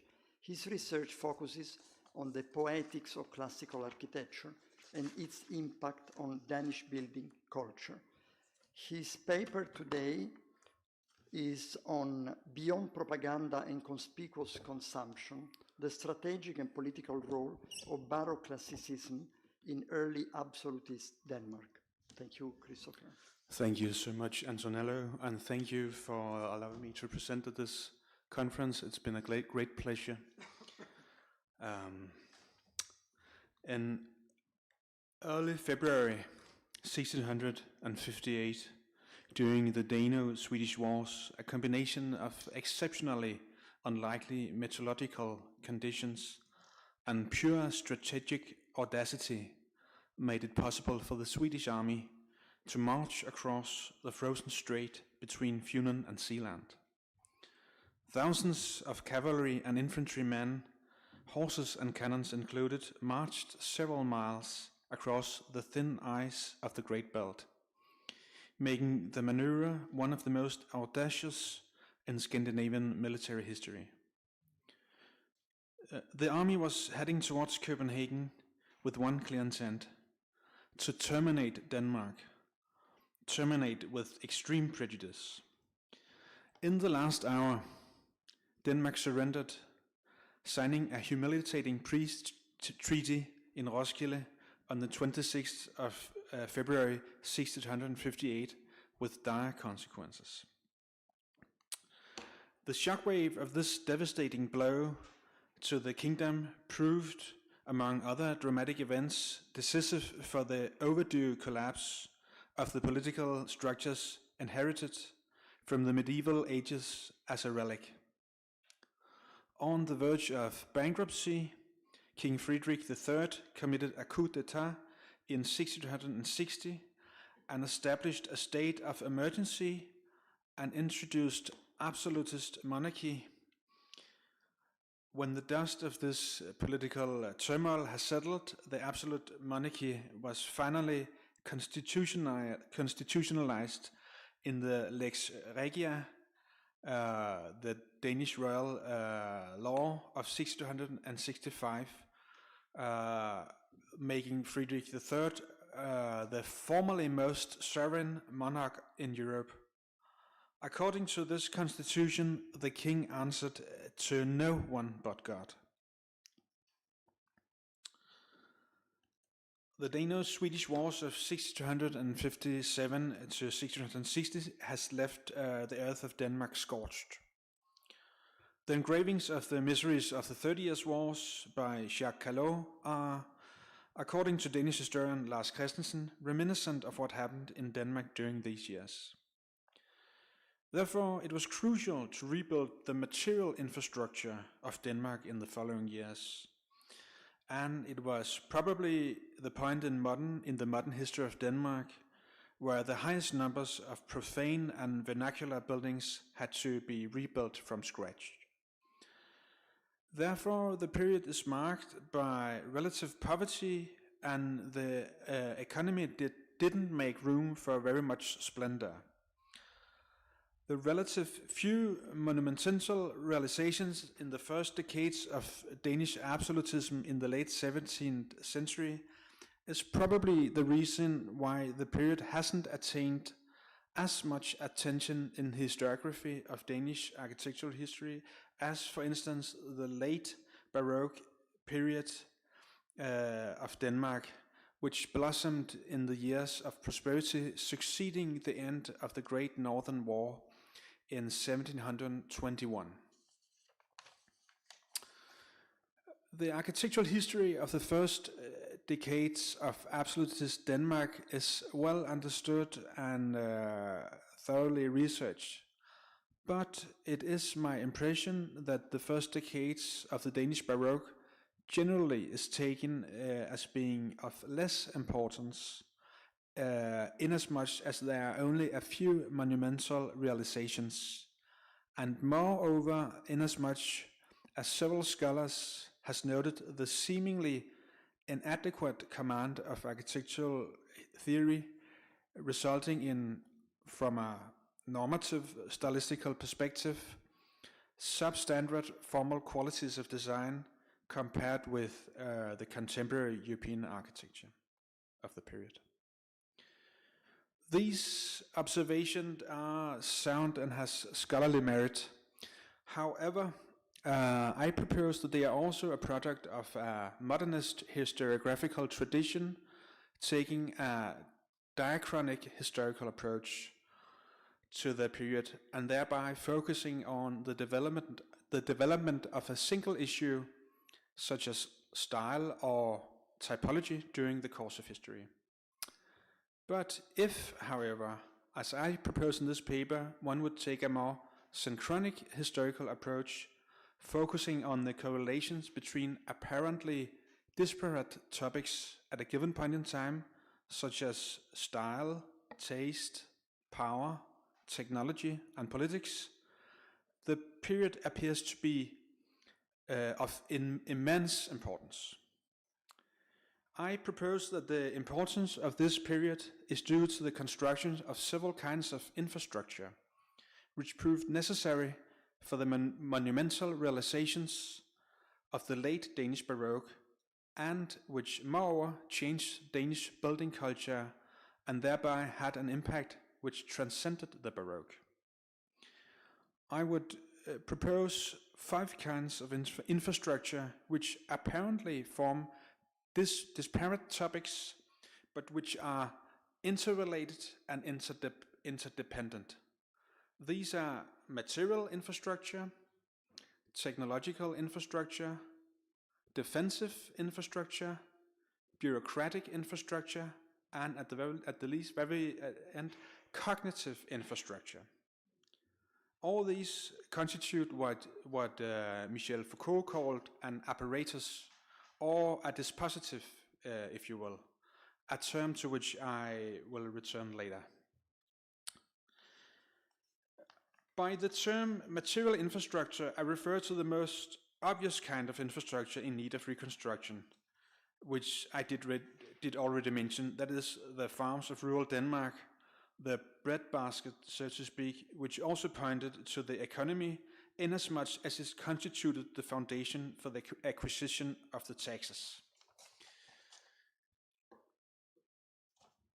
This reconstruction of the material infrastructure depended, however, on the construction of yet another new kind of technological infrastructure which did not exist before the absolutist state in Denmark.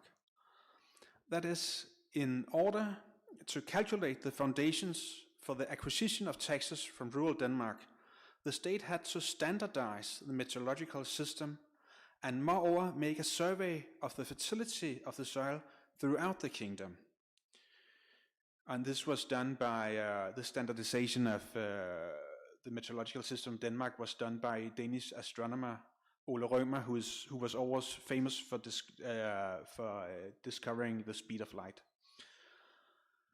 But during the reign of the aristocracy, prior to the absolutist constitution, the ability to keep the data of the fertility of the soil in a given region private by the individual aristocrat, and thereby to keep the money by themselves, was made possible by the lack of standardization of the meteorological system and by the lack of a general survey and cadastre of the whole kingdom.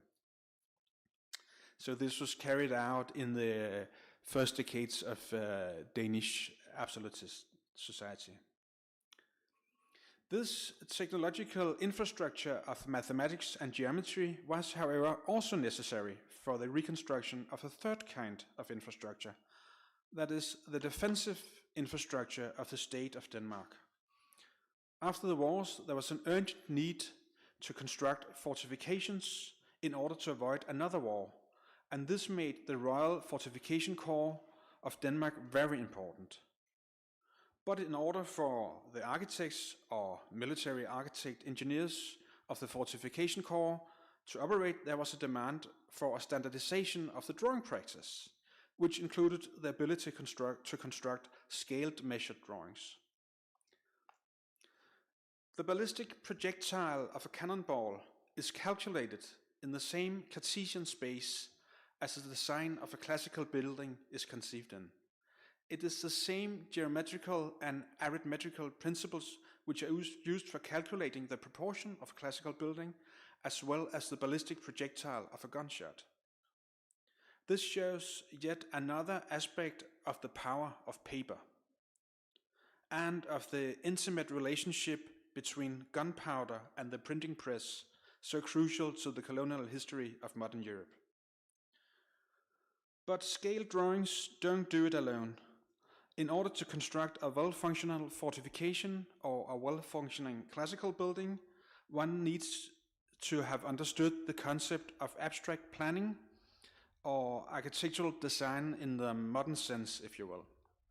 That is, the idea that you, by the use of paper, can conceive and mold a building to perfection as an abstract thought in your mind before one has even laid the foundational stone.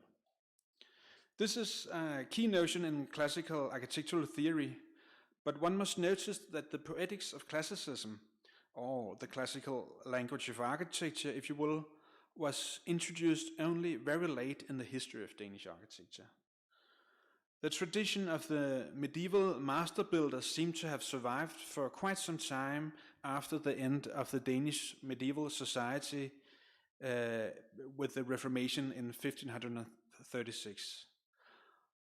According to the Danish historian Mina Heimburger, the significant new development in Danish Renaissance architecture seemed to have appeared at the very earliest in the years around 1570 to 1590.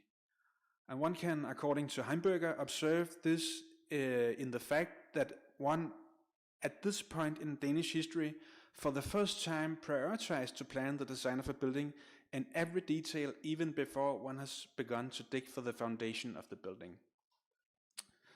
This notion that one can conceive and solve a building as an abstract thought before any physical work is done is, as a normative concept, crucial to classical architectural theory and might find its most poignant expression in the Albertian definition of beauty as that recent harmony between all the parts in a body to which nothing could be added, removed, or altered, but for the worse. This echoes the notion found in the Poetics of Aristotle, that is, the formal demand of tragedy to constitute a complete whole governed by an inner order with a beginning, a middle, and an end. And in this way, classical architectural theory operates with a predefined telos, that is, an abstract end goal, which is always already given as a demand. So the classical humanist literature of the Italian Renaissance and of the Greco-Roman antiquity constituted the theoretical basis for the construction of the classical language in architecture and Danish architectural history, and was known since the Danish Renaissance of the 16th century.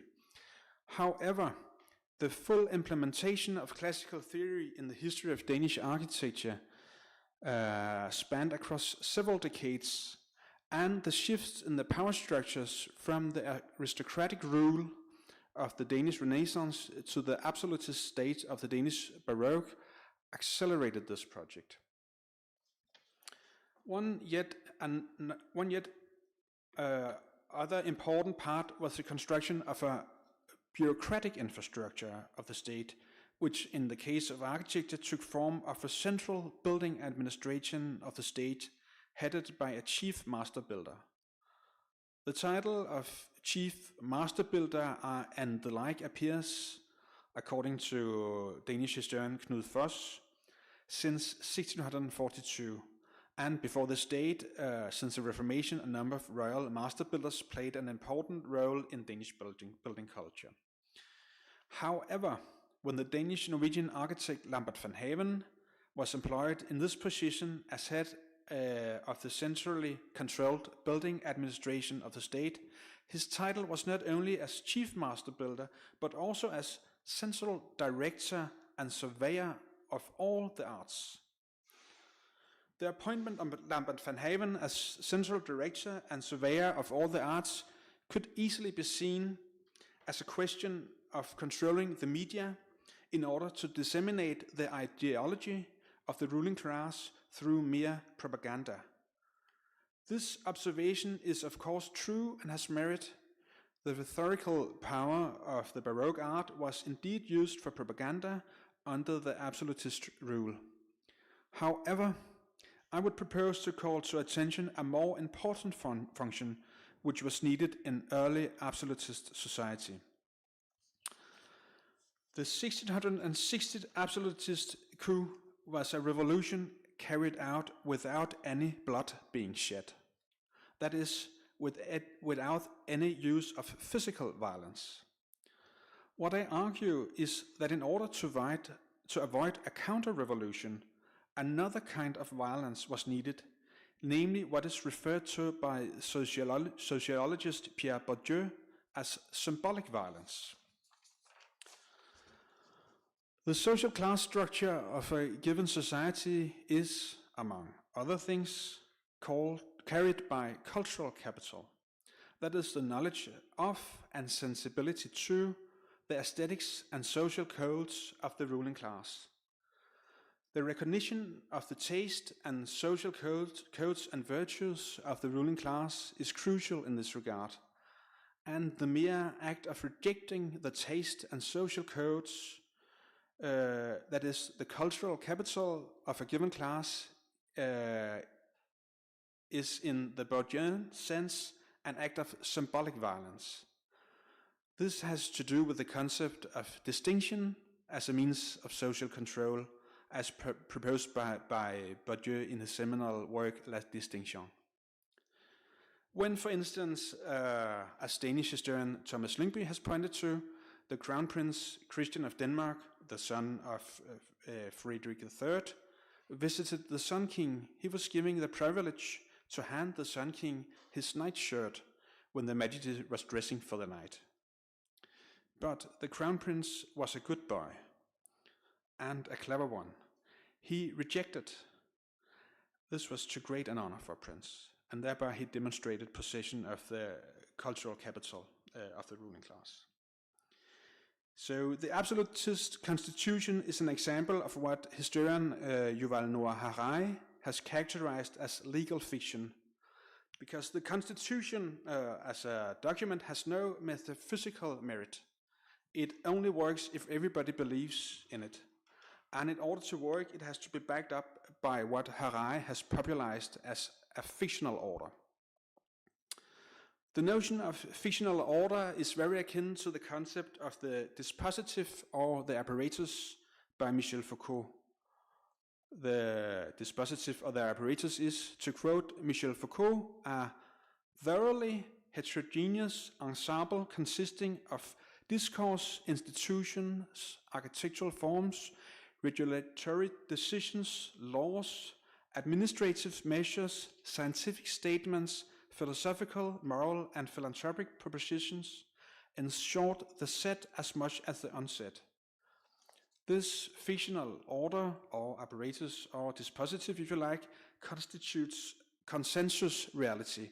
That is a sort of a regional ontology, or you could say a regional conception of what constitutes the real and the unreal. And as such, everybody silently assumes that the fictional order is an objective reality. It is, however, not an objective reality, this fictional order, but merely an intersubjective reality. Nevertheless, it constitutes a social and historical a priori which governs everything. As Danish philosopher Sverre Raffensø puts it, the dispositive affects what we do and what occurs, but without deciding or directly imposing. So what I would like to propose is that in order to make this sudden and radical shift in the power structures possible, the king needed a new apparatus.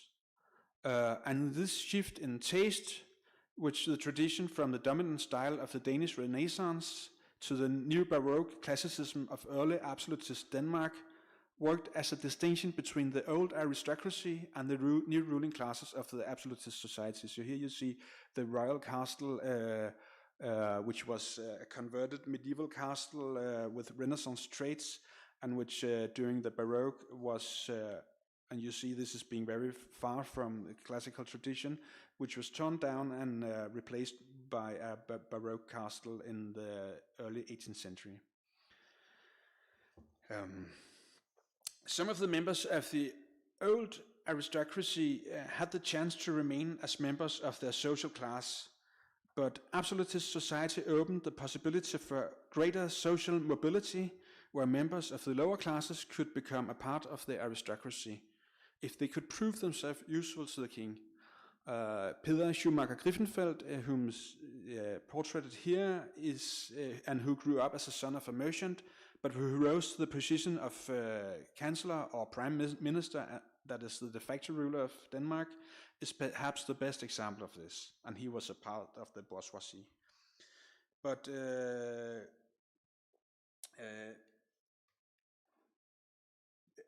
for everybody, there was an imperative to abide to the new social codes and taste of the absolutist regime.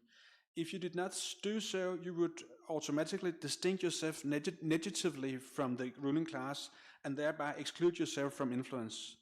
If you, however, abided to the new codes, it allowed you to convert certain modes of capital back and forth, that is, economical capital, cultural capital, and social capital, as in, for instance, this case of Laurits de Thur, who rose to fame during the Baroque age.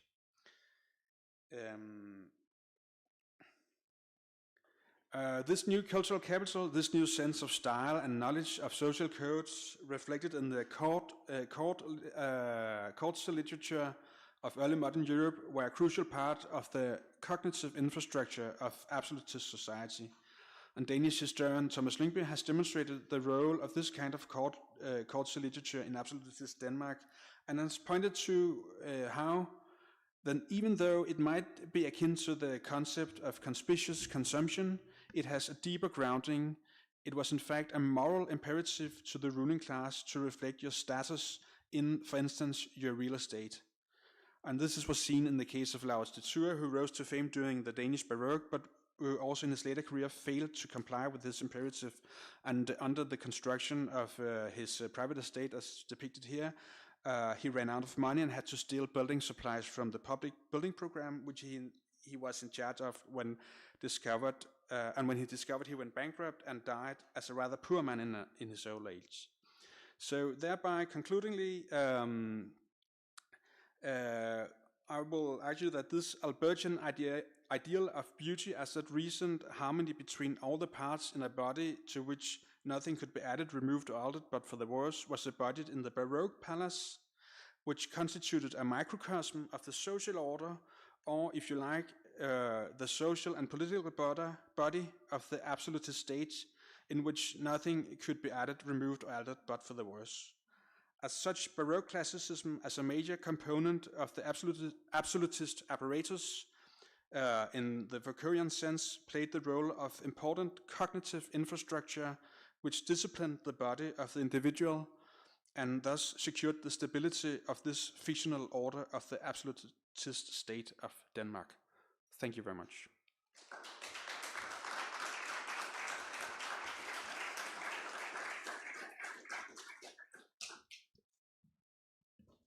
Thank you, Christopher.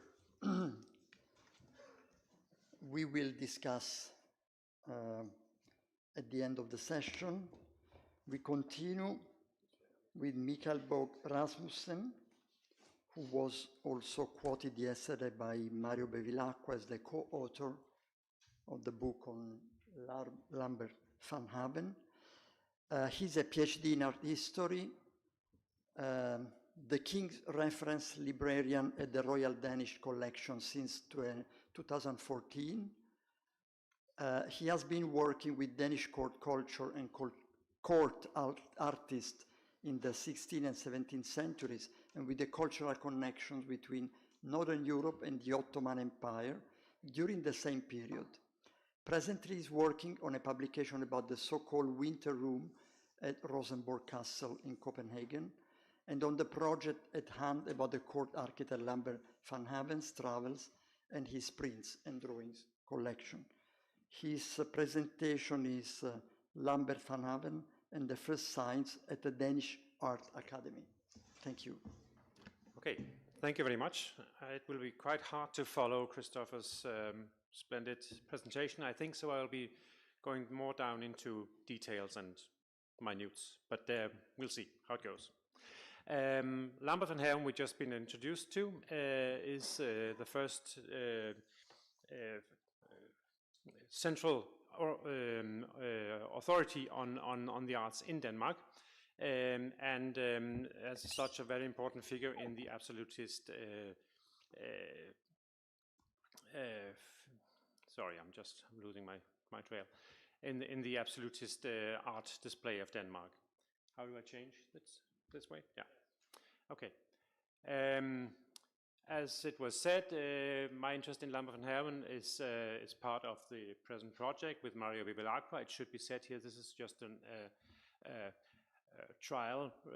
title page of our coming book, and it should be said that we are editors, not writers, even though we also contribute to the book. There are many authors in the book, and we're just collaborating on it, and Christopher is one of the authors as well. Well, Lambert van Haven, my interest in Lambert van Haven is particularly in three important points where he becomes particularly interesting to this project. I think one is his travels throughout Europe and especially to Italy. The other is his position as this leading architect or general master builder and surveyor of all the arts in Denmark that he assumes as soon as he gets home from his latest travels.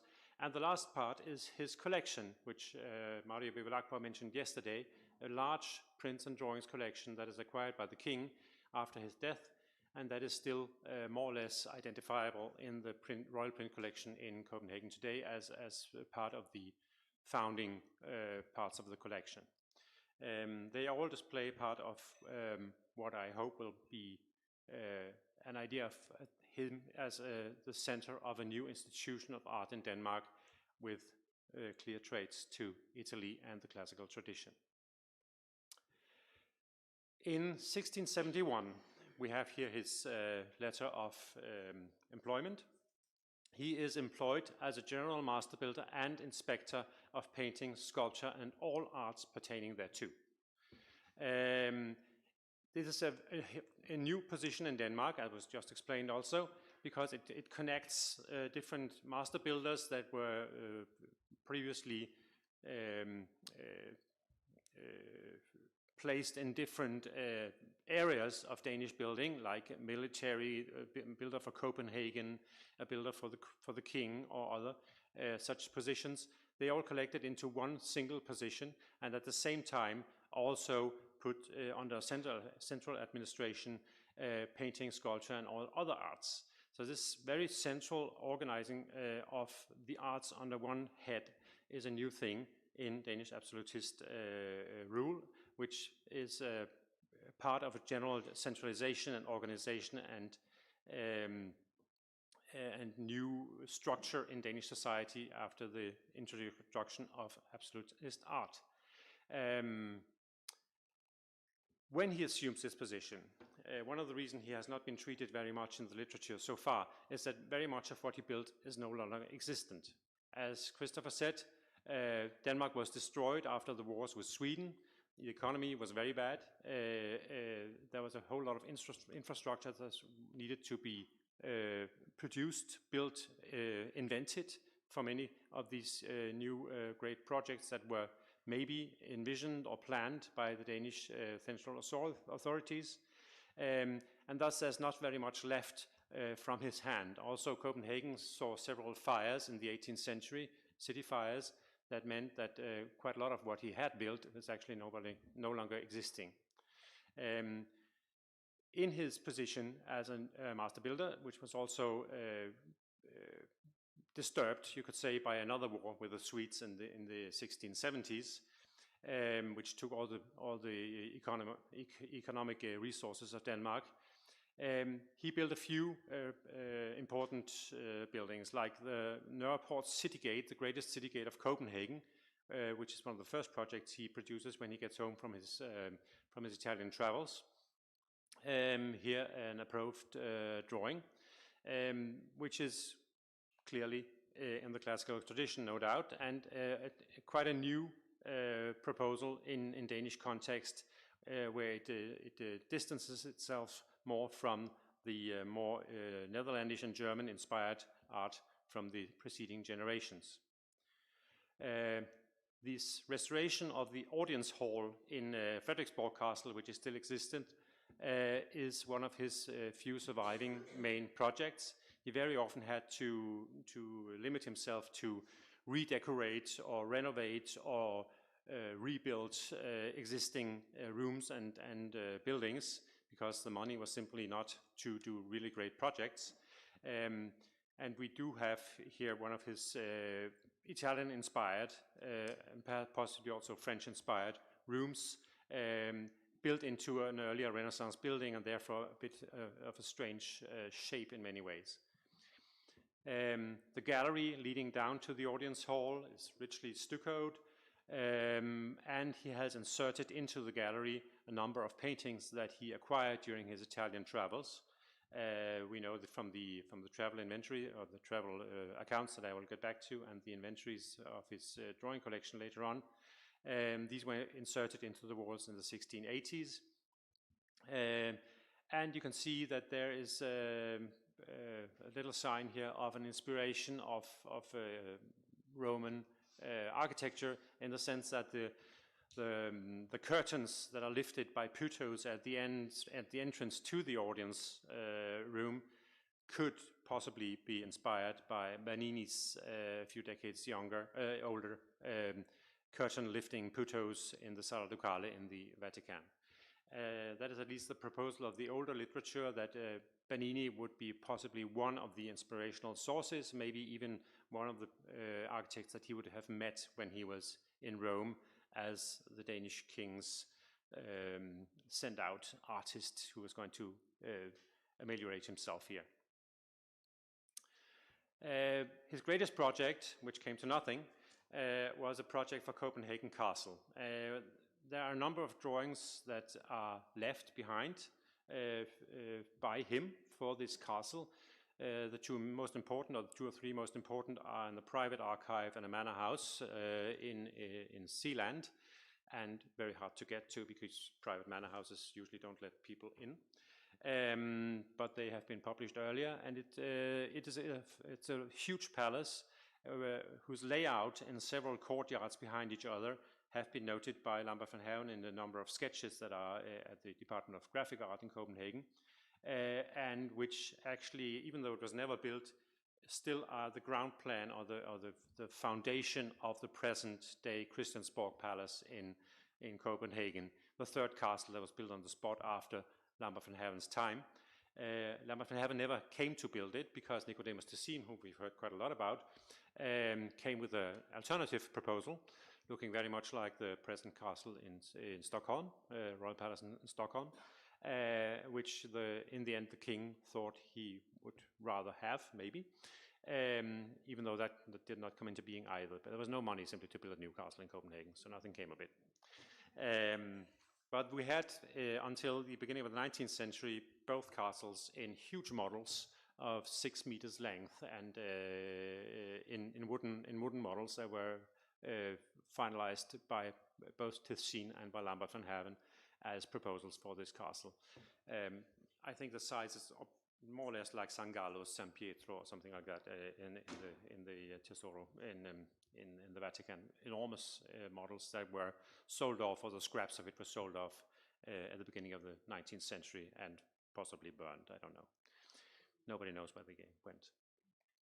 We have, in the sketches for Copenhagen Castle, even though the overall layout may not seem particularly Italianate, we have the drawings for the walls and for the windows and the portals and things like that, and they are much closer to Italian canon than the overall layout, which is maybe more influenced by Netherlandish architecture. But we see here clearly that he has learned while he was on his travels, maybe also from literature books, printed books, or drawing books like we saw earlier today from Vincenzo Della Greca and people like that, while he was in Rome, that he would have learned the classical canon. These are drawings for the tower that every Copenhagen castle needs to have. It is mentioned by Tessin as one of the really bad traits of of Lambert van Haven's Copenhagen Castle. He has a long comment on Lambert van Haven's project. He's a competitor, of course, so he doesn't want to praise him. But if we look closely into the details, they are full of Roman classical, or at least classical elements, and maybe even quite modern Roman Baroque elements that would point to Rinaldi or Borromini for certain of the details of the way the molding of the tower is produced. So he may not have been quite as bad as Tessin thought he was, and maybe not quite as unmodern. But that needs to be elaborated further in further research. He builds a few other things, possibly this little garden facade of the king's natural brother, Ulrik Frederik Gyldenløve's palace. He was also the viceroy of Norway, by the way, which in its structure may resemble more maybe Vaux-le-Vicomte than in a quite transformed version, I must admit, than any Italian pavilion. But nonetheless, in the details, there's quite capable use of classical orders. His main surviving building, before I go on to the real topic, is the Church of Our Savior in Copenhagen, where the most important or most famous part is the spire, which is by Lauestatura, not by Lambert van Haven. But the building in itself is a good example of his very systematic approach to architecture. If you look at the plan, it is a totally, it's a Greek cross with a square on top of it, and everything is totally organized to a system of squares and a grid almost. And that is the same thing that goes, if you look into his plans for the Copenhagen Castle, he's working very much with the systematic of grids. It's not really organic, it's more like it's systematic in a different way. It's in that sense, it's a very strict way of organizing the space that is not really that maybe doesn't display a full control of all the classical elements, which would be much more organic, I guess. But nonetheless, the details are clearly taken from the classical repertoire in a new way in Danish art history. The moldings, the pillars, the pilaster, the capitals, and so on. Well, the really important thing and really interesting thing about him is his travels abroad. He traveled 3 times to Italy and Rome. It has been quite a tough work to reconstruct the documentation for this, but it is coming in the coming book.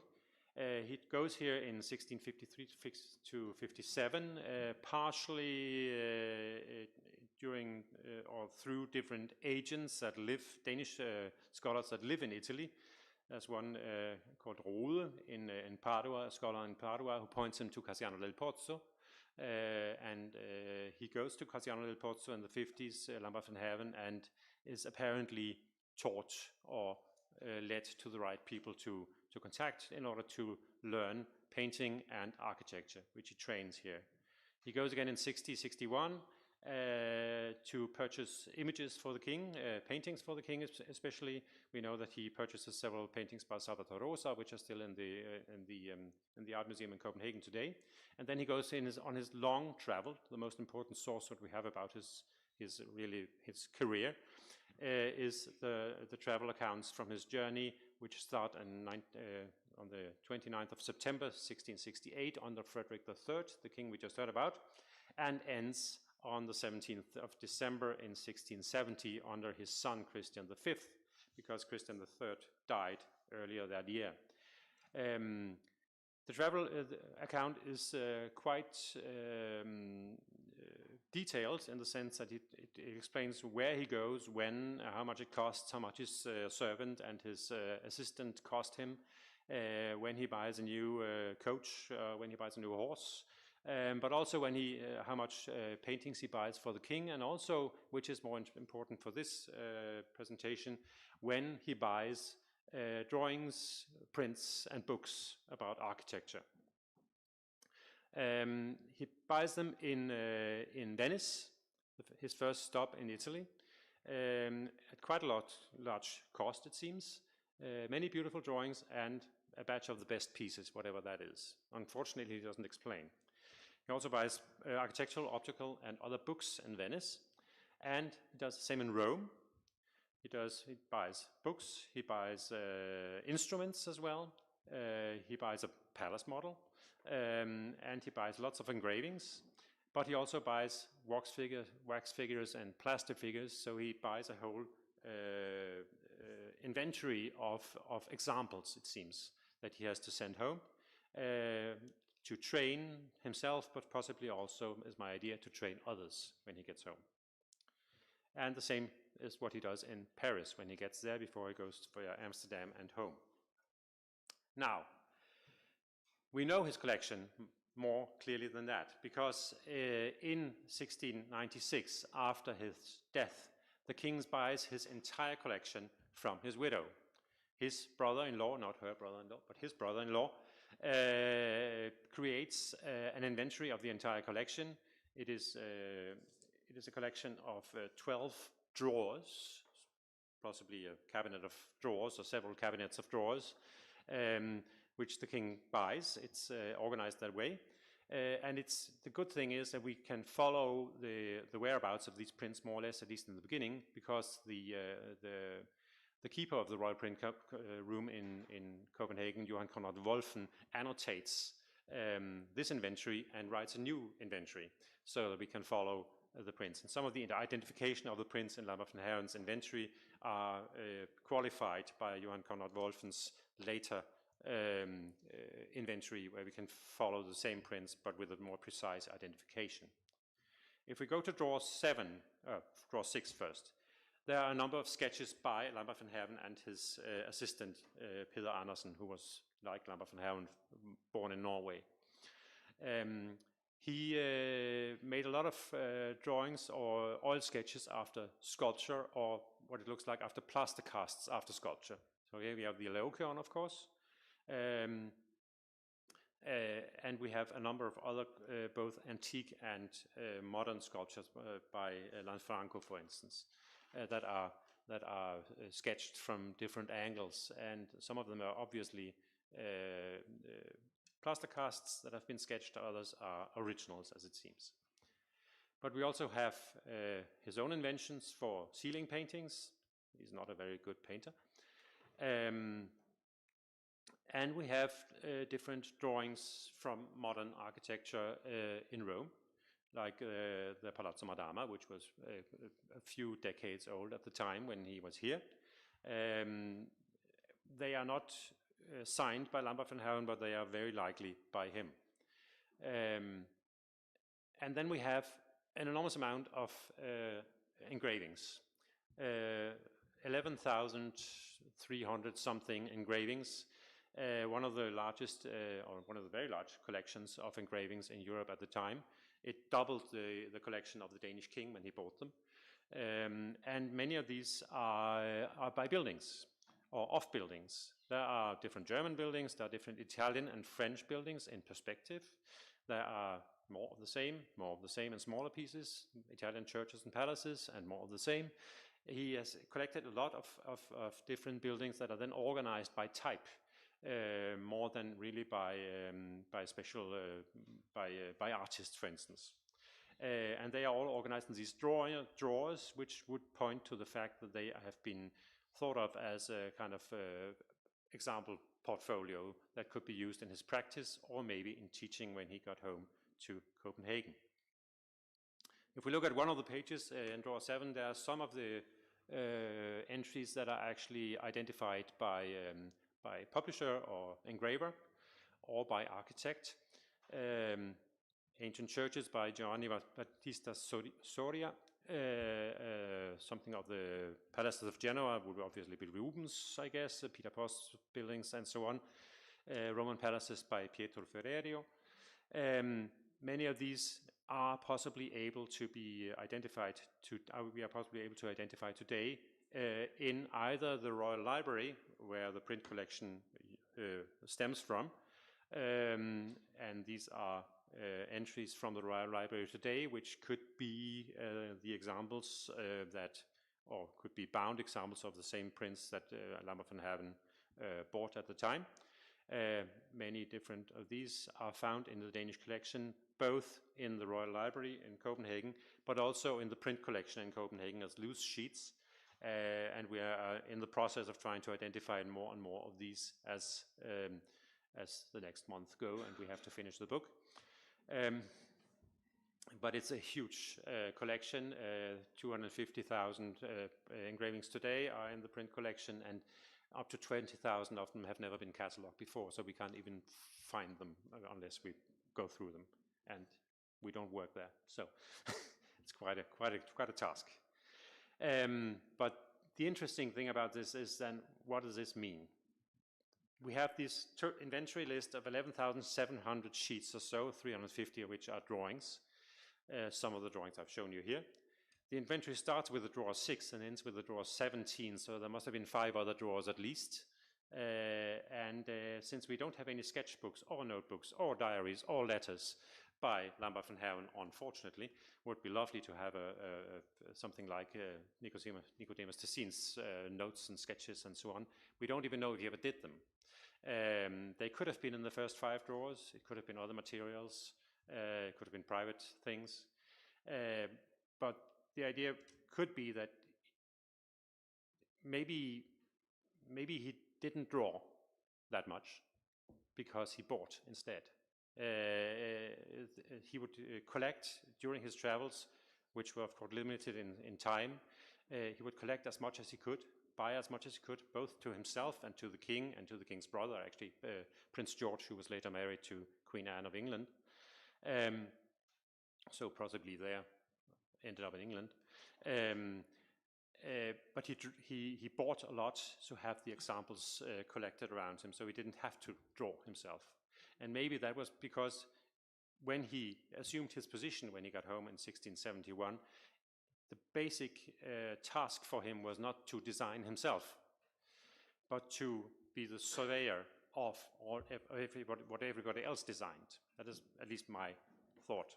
So he didn't really have to draw and design very much himself. He just had to control the design of others. And maybe, that's the idea, to dig into this new regulation and centralization of the Danish state and become the central institution that would teach others to raise the level of Danish architecture and art at the time. Of course, to celebrate and raise to celebrate the Danish monarchy and the Danish king, but also, as Christopher said, I guess, to create this new reality, this new image of power, really, that is international and in a different style than Denmark had known before. Now, the centralization of regulation, Christoph has also mentioned some of it. It begins under Frederick III, even before he assumes hereditary and then absolute rule during this coup d'etat. He creates a royal Kunstkammer. He is an art collector in himself. He then creates this hereditary rule. He begins a centralization of everything, local to national administration. He creates a Supreme Court. He creates a royal library. He creates a lot of institutions that are all centralized and are basically there to ameliorate the administration of the realms and the economy, but also to raise the reputation of the royal house and their rule. His son, who then employs Lambert van Haven in 71, creates a whole new knights' orders and a whole new organization of power in Denmark by the creation of a regulation of rank instead of estate. Creates unified measurements and weights, unified Danish law, unified liturgy, unified Norwegian law, and the total cadastre that we heard of just before. So it's a total regulation of the Danish state that becomes one of the most regulated and centralized states in Europe within a few decades. And the creation of an art academy would be a natural trait with this, especially because both kings, Frederick III and later on Christian V, look to France as the model, the France of Louis XIV, who just creates exactly in these same years, more or less a decade or two before, an academy for painting and sculpture, for the inscription and belles-lettres, for the Academy of France in Rome here, a musical academy, an architectural academy, all these academies that all point to a centralized organization and control of the artistic expressions.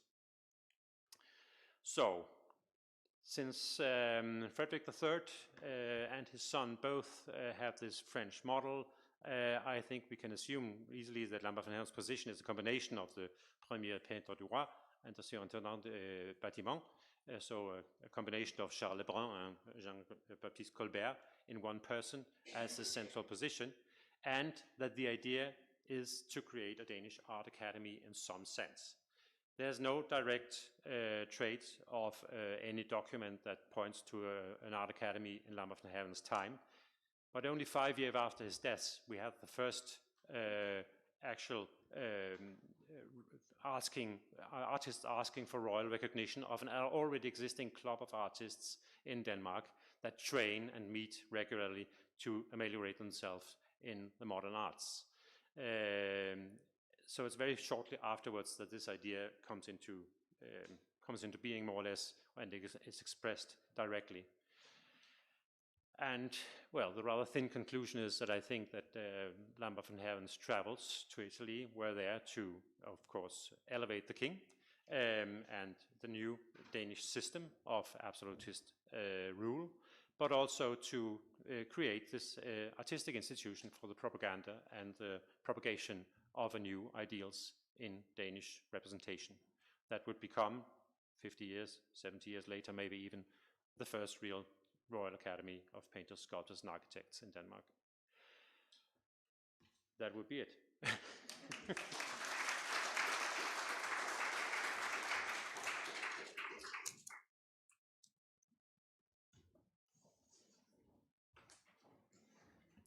Thank you so much for this rich Danish chapter. We continue with the last two speakers, Professor Giuseppe Dardanello, professore ordinario di Storia dell'Arte Moderna all'Università di Torino. La sua ricerca è principalmente incentrata sui rapporti e le reciproche interferenze tra pittura e scultura, architettura e ornamentazione, sulle forme di collaborazione professionale nei cantieri di 6 e 700 e nell'attività di architetti, pittori e stuccatori, con una spiccata sensibilità per i valori visivi dello spazio, quali Andrea Pozzo, Guarino Guarini, Filippo Juvarra. Gli studi pubblicati nei saggi e nei volumi curati per la collana Arte in Piemonte sono numerosi, hanno trovato riscontro nei progetti di restauro della facciata e dello scalone Juvariani di Palazzo Madama, dell'atrio e dello scalone di Palazzo Carignano, della Cappella della Sindone, dove hanno consentito di tornare ad applicare nell'intervento di restauro le tecniche costruttive messe in opera da Guarini. È stato curatore di numerose mostre, i trionfi del barocco, architettura in Europa 1600-1750, Guarini, Juvarra, Antonelli, segni e simboli per Torino, Andrea Pozzo, pittore prospettico in Italia settentrionale, e mi ha dato la possibilità di ridurre il suo lungo curriculum, e quindi mi fermo e invece gli do la parola. His paper will be La Roma antica e moderna di Filippo Juvarra nelle raccolte di vedute ideate donate a Lord Burlington e ad Augusto III di Sassonia. Grazie. Grazie e grazie per aver accolto il mio intervento. Un intervento che riguarda delle collezioni di disegni approntate appositamente per andare verso il nord Europa e che hanno avuto però poco riscontro per svariati casi e sfortune. Nei primi anni 30 del Settecento, Filippo Juvarra disegna e confeziona in volumi 2 raccolte di fantasie architettoniche per inviarle personalmente in dono a Lord Burlington a Londra e al re di Polonia Augusto II di Sassonia a Dresda. Nel 1730 le prospettive disegnate dal cavaliere Don Filippo Juvarra dedicate all'eccellenza di Riccardo, conte di Burlington. 32 disegni, Chatsworth Devonshire Collection. Nel 1732 i disegni di prospettiva ideale del cavaliere Don Filippo Juvarra architetto e dal medesimo dedicati alla Sacra Real Maestà del re Augusto di Polonia. 1732. Si tratta di 41 disegni conservati a Dresda al Kupferstichkabinett.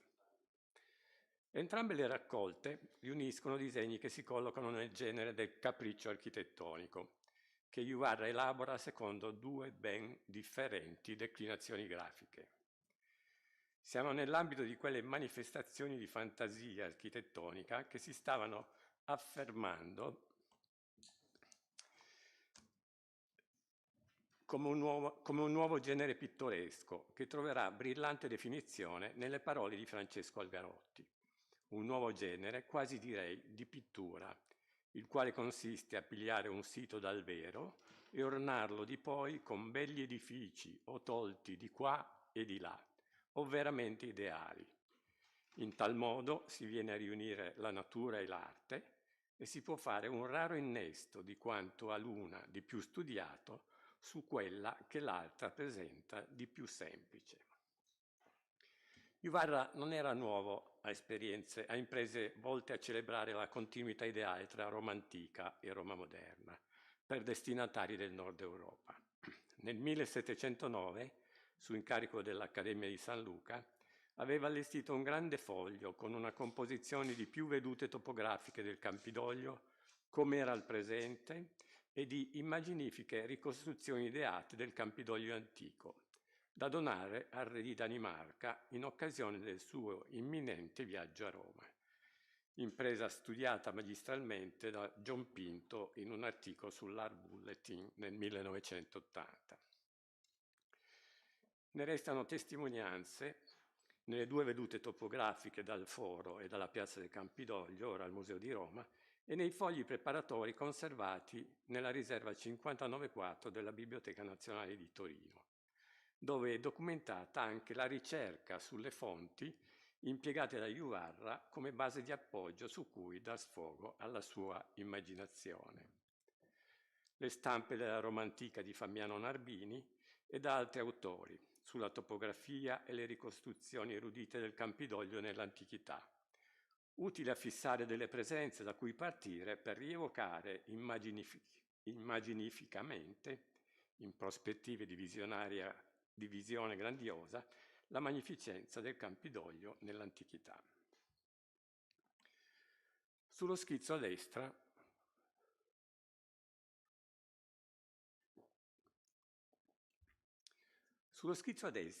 vedete il layout dell'intera composizione come concepita dall'architetto, con una grande veduta ideata al centro, due di minori dimensioni sottostanti e in mezzo la dedica con lo stemma del re danese, lateralmente dei pendagli che dovevano rievocare i 12 Cesari. Non mi soffermo oltre su quella ben nota vicenda, se non per rivelare un dispositivo creativo messo in opera in quell'occasione.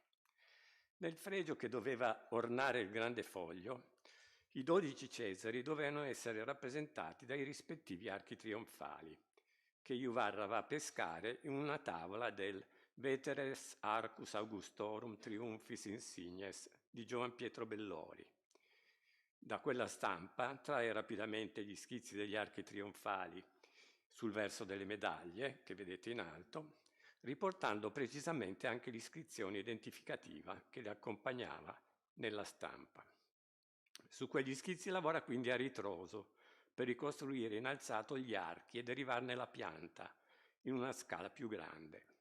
Saranno gli archi di trionfo così ricostruiti nella loro natura architettonica a ornare il fregio del grande foglio.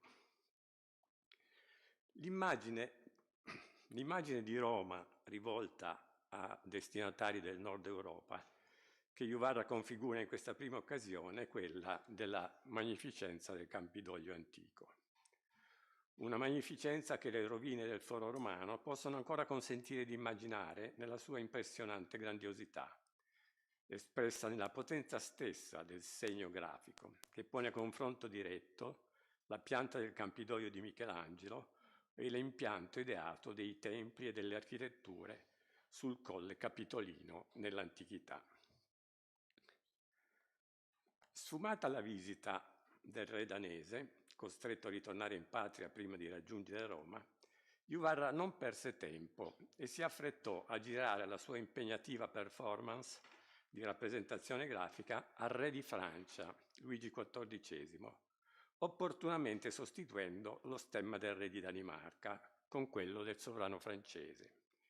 di cui conservò però il ritaglio in una sua raccolta di disegni. Ma della ricezione di quell'invio da Parigi non arrivò mai alcun riscontro. Nel repentino cambiamento del destinatario si configura un cambio di status dell'atto del dono. I disegni per il re di Danimarca erano stati commissionati per celebrare l'immagine di Roma su incarico pubblico dell'Accademia di San Luca. L'invio a Parigi del disegno rimasto nelle mani di Juvarra, accompagnato da una lunga lettera del direttore dell'Accademia di Francia a Roma, Charles Persson, del 4 maggio 1709, assume invece la connotazione del dono privato, suggerito da un esplicito intento di seduzione. Le due raccolte di Chatsworth e Dresda, allestite in autonomia da Juvarra, si collocano in questo secondo contesto, dove il talento nel disegno è consapevolmente impiegato come arma di seduzione, mirata a due personaggi nelle sfere più alte della società, ma con un differente background di formazione culturale e di sensibilità alle manifestazioni artistiche. Convinto assertore di un linguaggio che si riconosceva nella continuità della Roma antica e moderna, Juvarra si trovò a servire le monarchie cattoliche, il papato, i Savoia, i re di Portogallo e di Spagna, ma subì sempre l'attrazione della modernità alta delle capitali del nord Europa e in forza del suo talento nel disegno cercò di procurarsi incarichi a Parigi, a Londra e a Dresda.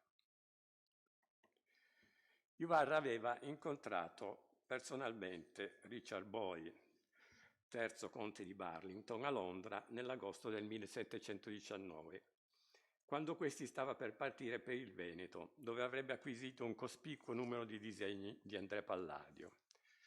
E lo incontrò forse di nuovo al rientro nel suo passaggio per Torino, il 6 novembre del 1719, come ha messo in chiaro Tommaso Manfredi. Nella raccolta inviata in dono a Lord Burlington e datata 1730, Juvarra è consapevole della cultura architettonica del suo interlocutore e nelle sue vedute ideate non manca di inserire riferimenti ad architetture riconoscibili che avrebbero potuto stimolarne gli interessi. I fogli della raccolta, ora a Chatsworth,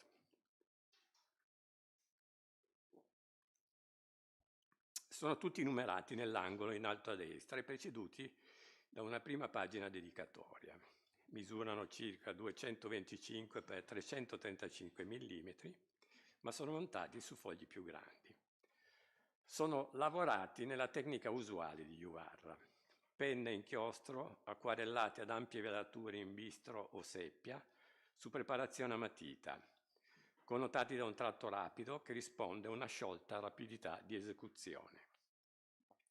Nel formato di queste vedute, Juvarra prende le distanze dalle sue prime fantasie architettoniche degli anni romani, condizionate dall'ampio campo di apertura visiva desunto dalle vedute topografiche di Gaspar van Wittel.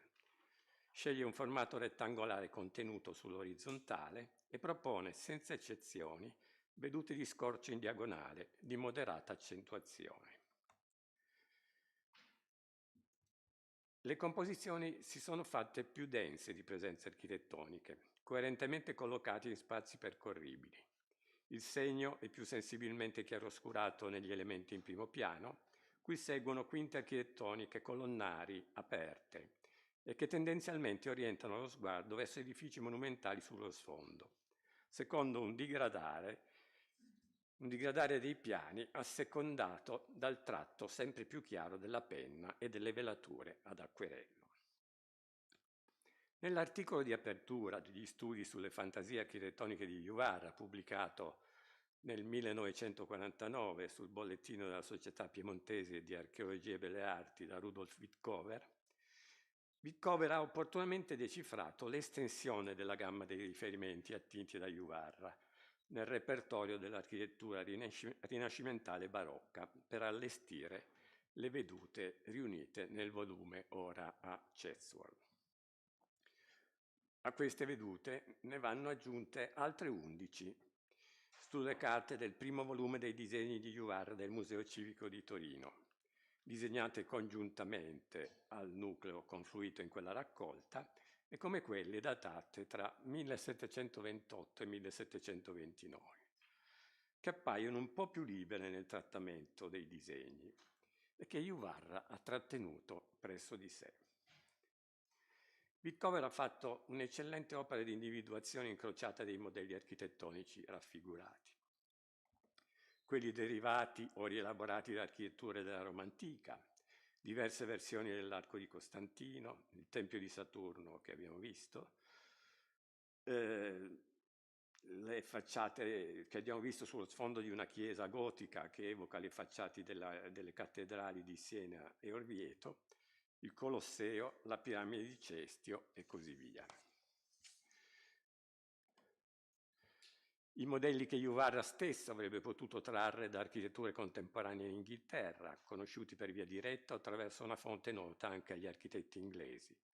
È il caso della piramide a gradoni, costruita da Nicholas Hawksmoor per il campanile della chiesa di San Giorgio a Londra, traduzione di un'idea di Vrain per la ricostruzione del mausoleo di Alicarnasso, ma di cui si conserva in realtà un disegno precedente di Juvarra, datato 1719, che appunto dimostrerebbe come i tre potrebbero aver fatto riferimento ad un'unica fonte. E poi l'edificio in forma di pagoda, che compare accanto a un'evidente rievocazione del tempietto di San Pietro in Montorio. Nella complessa articolazione della scala ai piedi del tempietto, Witkower intravede una possibile reazione di Lord Burlington e il suo entourage, che Lord Burlington e il suo entourage avrebbero potuto trarre dalla raccolta inviata da Juvarra una volta pervenuta in Inghilterra. Si spinge ad affermare che la scalinata della villa di Chiswick deriverebbe da quel modello, che Juvarra avrebbe desunto dalla scala verso il giardino del castello di Racconigi. In realtà opera più tarda dovuta all'architetto Giovanni Battista Borra, residente a Londra nei primi anni 50, quando curava l'edizione delle Ruins of Palmyra e delle Ruins of Baalbek, e dove avrebbe mediato il progetto della scala di Chiswick per adottarlo proprio a Racconigi, quando sarà chiamato a completare la residenza del principe di Carignano nella seconda metà degli anni 50. Al contrario, quindi, la scala si evidenzia come una prova della conoscenza di Chiswick da parte di Juvarra. Modelli ancora derivati da architetture moderne romane, intende Witkower, portando ad esempio una chiesa con l'arma di Alessandro VII nella concavità d'angolo, di cui l'unico riscontro a lui noto sarebbe la chiesa di San Biagio e Santa Rita, costruita da Fontana nel 1665. Chiesa qui dotata di portici colonnati e un alto tamburo come da Santa Maria della Pace di Pietro da Cortona. Si tratta invece di un'autonoma invenzione di Juvarra, il quale ha voluto dare credibilità anche in pianta e sezione alle architetture moderne che introduceva nelle sue vedute ideate. Lo dimostrano almeno due pensieri progettuali conservati nel volume del Museo Civico di Torino. Nel foglio 32 del volume secondo, Juvarra ha disegnato precisamente l'impianto per quella chiesa innestata nella retrostante palazzata con due campanili alle estremità. Nel foglio 28 del primo volume, la pianta a croce greca innestata su di un cilindro centrale trova corrispondenza in un'altra veduta ideata, anch'essa tra 1728 e 1729. Si tratta in questo caso di un'ambientazione lagunare, dove la grande chiesa con 8 campanili e una maestosa cupola evoca l'autorevole modello barocco della chiesa della Salute di Baldassare Longhena, riveduto e corretto però nel gusto romano. Witkower ha sostenuto che nel complesso l'importanza di questi disegni sta nella ricchezza e fertilità dei nuovi allestimenti architettonici, piuttosto che nelle loro reminiscenze archeologiche.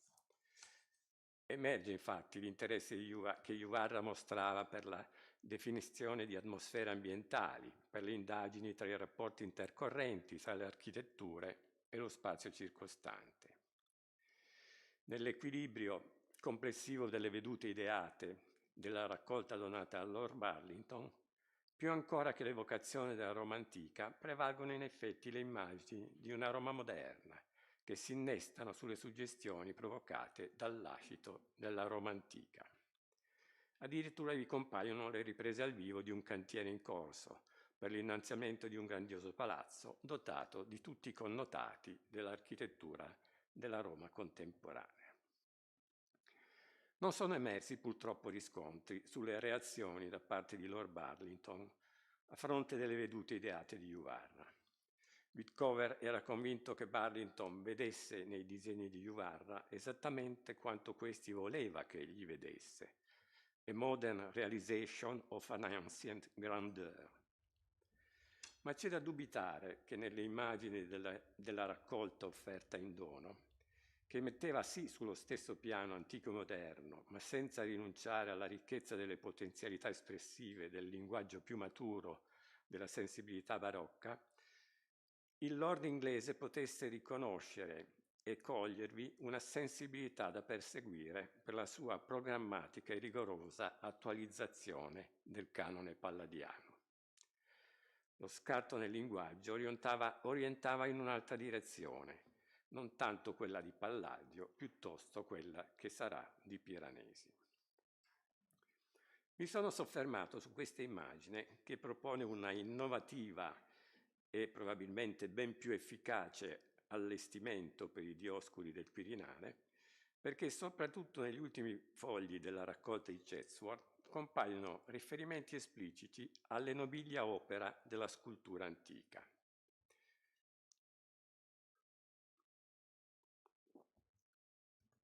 Il toro farnese e la Venere dei Medici, il leone che azzanna il cavallo dal Palazzo dei Conservatori, la lupa capitolina, nobiglia opera che diventeranno il cardine compositivo della raccolta di disegni offerta in dono ad Augusto il Forte di Sassonia. Ciò che più sorprende di questa raccolta è lo scarto impressionante nelle scelte del layout grafico e di un segno a tratteggio perfezionato a tal punto da far ritenere a Whitcover che si trattasse di disegni preparatori da dare in mano all'incisore.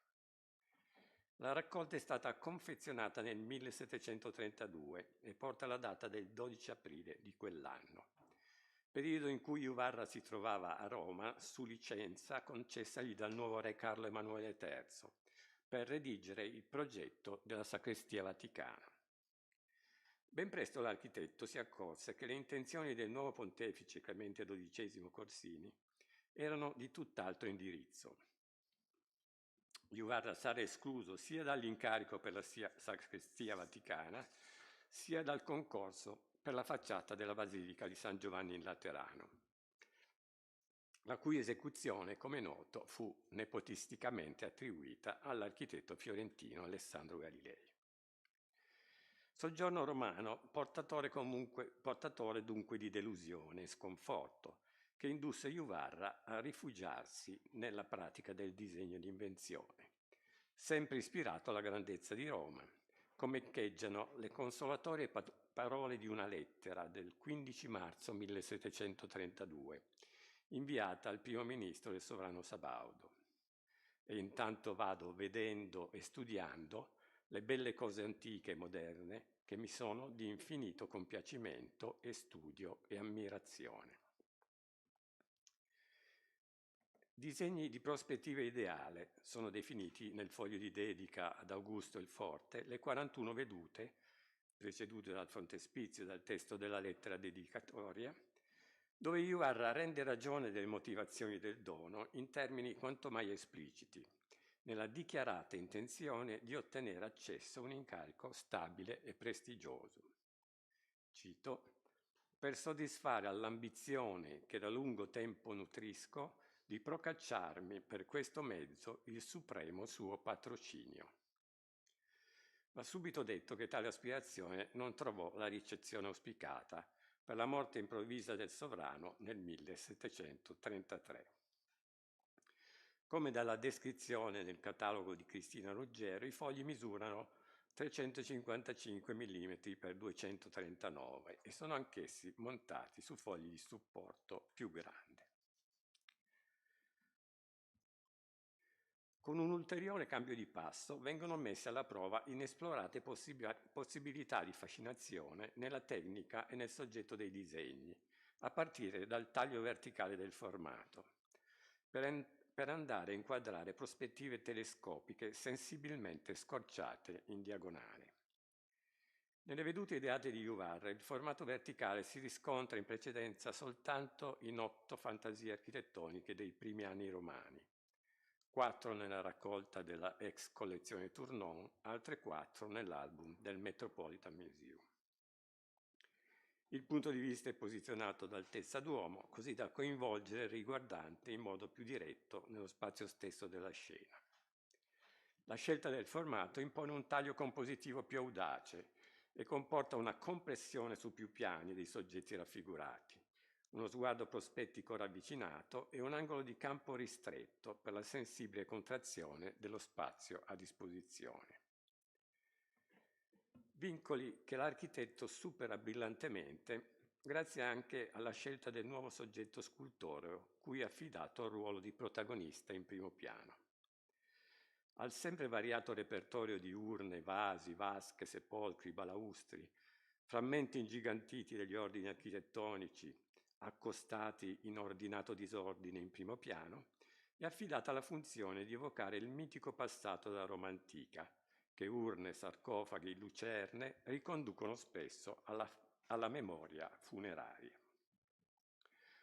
Si fa più netta la distinzione tra i primi piani, marcatamente chiaroscurati, e i fondali in tenue dissolvenza.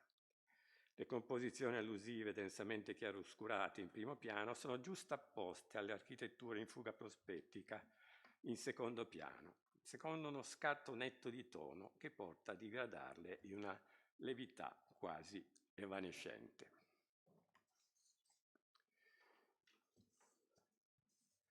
Si intensifica il dialogo compositivo tra architettura e scultura. La presenza scultorea delle nobilia opera interroga e apre una nuova dimensione di mistero su quell'eroico passato, in una ricontestualizzazione ambientata di pura invenzione e di grande fascino. Vengono presentate in rassegna le divinità fluviali e la Diana Efesia, il leone che azzanna il cavallo e il satiro della valle, che precede un arco trionfale che incornicia una colonna coclide istoriata sullo sfondo di un palazzo di chiara natura moderna, con un loggiato d'arcate a livello superiore. Tornano anche i dioscuri del Quirinale, già ambientati con intenzione progettuale nella prospettiva di Chatsworth, qui in un unico gruppo per una declinazione decorativa a introduzione dell'architettura del padiglione d'arcate sullo sfondo. L'ideale contiguità tra antico e moderno è riaffermata nell'inclusione di alcuni gruppi della scultura berniniana, dall'Apollo e Daphne all'elefante della Minerva. Nella serie di Dresda, le metafore figurate del capriccio antiquario rivestono una complessa simbologia allegorica. La scelta di un motivo non era dettata esclusivamente da considerazioni estetiche, ma piuttosto collegata a un preciso linguaggio significante. Altro tema caro a Juvarra e con conseguenze che andrebbero meglio considerate anche negli studi sulla sua architettura costruita. È lo studio assiduo dell'emblematica simbolica, rivisitata in collegamenti sottili e complessi e riscritta in un linguaggio stilistico settecentesco.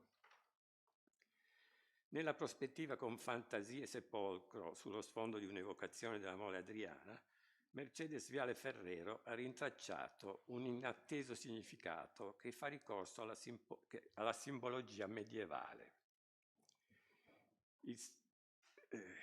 Il serpente arroccato sul sepolcro e la statua posta sulla fontana non sono introdotti a caso. La donna è Maria, fontana di vita, che è accompagnata dall'unicorno, immagine di castità. Il serpente è il demonio, immagine di dannazione e di morte eterna, e come tale posto sopra una tomba. A differenza delle vedute ideate donate a Lord Burlington, le architetture monumentali all'antica sono più raramente in stato di rovina. Archi di trionfo, pronai di templi, colonne storiate, mausolei, piramidi, anche quando parzialmente manomessi, sono disegnati con un'attenzione descrittiva nel dettaglio che non lascia nulla di intentato. La mutuazione tra l'architettura antica e moderna avviene senza scarti, per via naturale, negli scorci angolati che mano a mano si addentrano verso il fondo. Ritorno al Ponte Palladiano, ma anche strepitose composizioni di scenografie teatrali, come questa scalinata che si arrampica per angolo, in grado di condurre in ogni dove negli schermi percorribili dell'architettura aperta di Juvarra. Anche nelle immagini di templi in forma di chiese cupolate riaffiorano in realtà le componenti mediate dall'antico nella moderna interpretazione del Tempio di Superga. I disegni di prospettiva ideale mostrano una nuova e diversa possibilità di guardare e descrivere lo spazio. L'elemento fantastico si fa sempre più accentuato e il richiamo all'architettura antica sempre più lontano e mediato. Qual è Roma nel dono ad Augusto il Forte? Juvarra accentua i motivi più propriamente fantastici che l'antichità poteva suggerirgli. E a contestualizzare il senso di questa nuova esperienza di evocazione della Roma antica e moderna valgono ancora le parole di Mercedes Viale Ferrero. La valenza atmosferica del rapporto con l'antichità, rilevata nei disegni di Juvarra sul piano di una sensibilità per cui l'antico è attualizzato. Ah, grazie, ma ho quasi finito. Grazie. La valenza atmosferica del rapporto con l'antichità rilevata nei disegni di Juvarra sul piano di una sensibilità per cui l'antico è attualizzato soggettivamente, interpretato e rivissuto, non trattandosi mai di trasposizione antiquaria o archeologica o dotta esercitazione, ma una sorta di appropriazione di un mondo remoto che, esprimendo stati d'animo moderni, toglie anche ai più letterali appunti da monumenti classici ogni peso erudito e crea risonanze e vibrazioni di stati d'animo tra l'inquietudine e il rimpianto, tra l'ammirazione e l'angoscia, straordinariamente nuove e precorritrici in quegli anni. È naturale chiedersi quali possano essere state le ragioni di un investimento così impegnativo nella restituzione grafica, che non coincide con le abitudini disegnative di Juvarra. Il lavoro con la penna le abitudini sue sono il lavoro con la penna di getto, lo abbiamo visto nella raccolta inviata a Lord Burlington, e a stendere l'acquerello impressionisticamente per campiture ampie e velature a più riprese, spesso incuranti dei confini predefiniti del tratto a penna, che arrivano infatti addirittura a diluire o a sporcare, producendo quegli effetti atmosferici che rappresentano l'aspetto più seducente della sua sensibilità pittorica. Al contrario, i disegni di Dresda richiedono una pianificazione ossessiva nella stesura e nella sequenza dei vari passaggi. I disegni sono eseguiti a tratteggio a penna, non più diagonale o incrociato, come avveniva per i pensieri progettuali dell'architetto, ma delineato con meticolosa accuratezza in linee rigorosamente parallele e ortogonali. Non compaiono sbavature indotte dalle velature d'acquerello, il che fa pensare che Juvarra le abbia stese prima di intervenire con il tratteggio, per tratti paralleli tracciati a mano libera con una invidiabile regolarità, più marcati o più leggeri a seconda delle necessità. Sono segni grafici che danno prova della sua familiarità con il bulino, praticata nelle incisioni giovanili a Messina. Assieme alla disinvolta ostentazione delle risorse della fantasia e nella composizione creativa, e prima ancora dell'intenzione di ricavarvi delle incisioni, nei fogli di Dresda emerge la volontà di affermare l'autonomia delle qualità espressive del disegno, al punto da andare a cogliere anche le intonazioni pittoresche del colore, per dar sfogo a un immaginario che nello scorrere di quella fantastorica sequenza non rinunciava a sondare ulteriori potenzialità del mezzo grafico. Un'attitudine, anche questa, che lo avvicina a Piranesi. Grazie.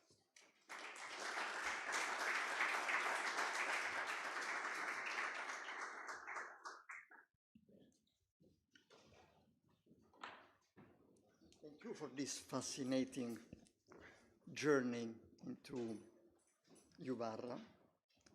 Fantastic drawings. We go to the last speaker, Carlotta Torricelli, who is also part of our research group since many years. Carlotta Torricelli is an architect and PhD, associate professor in architecture and urban composition at Roma 3 University Department of Architecture. She's a member of the Scientific Committee of Architecture Composition Curriculum Board at the UAV, University of Venice School of Doctoral Studies. She graduated from the Milan Polytechnic in 2006 with a thesis about the city of Porto, where she studied at the School of Porto in 2002, 2003, and 2005. Since 2011, she has held a PhD in architecture composition at the University of Venice.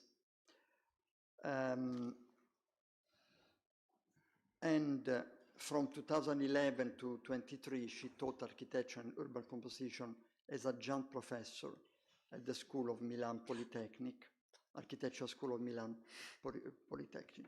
She was a fellow in 2012 at the Lerici Italian Institute of Culture in Stockholm, and this is part of her long work on Swedish architecture. Sorry? No, penso che it's enough. And so she's an expert on this architecture. I want to just mention the monograph publication Frontier Classicism, Sigurd Leverens and the Chapel of the Resurrection in 2014. Her paper is In the Mirror, the image of Rome through the eyes of two Swedish sovereigns. Thank you, Carlotta. Thank you, Antonello. Thank you for the introduction. Sorry, I forgot to send the CV. It was too long. And thank you, the organizers, for inviting me again to discuss with you. So last year, during the meeting at the Academy of Denmark, I presented a paper about the migration of the theme of the classical temple, or particularly the element of the pronoun of the classical temple from the Mediterranean to the Baltic and from the Gustavian era until the modern Swedish classicism.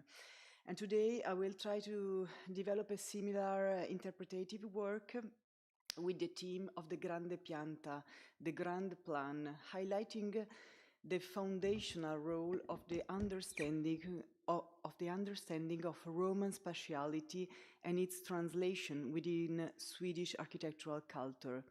So I apologize if this presentation has a lot of images, but the idea was to share with you a sort of additive visual process built through the accumulation of figures and images. In fact, in architecture, as in any artistic field, the question of how theme, principles, and figures migrate from one culture to distant times and places always reveal the strength of analogical relationship.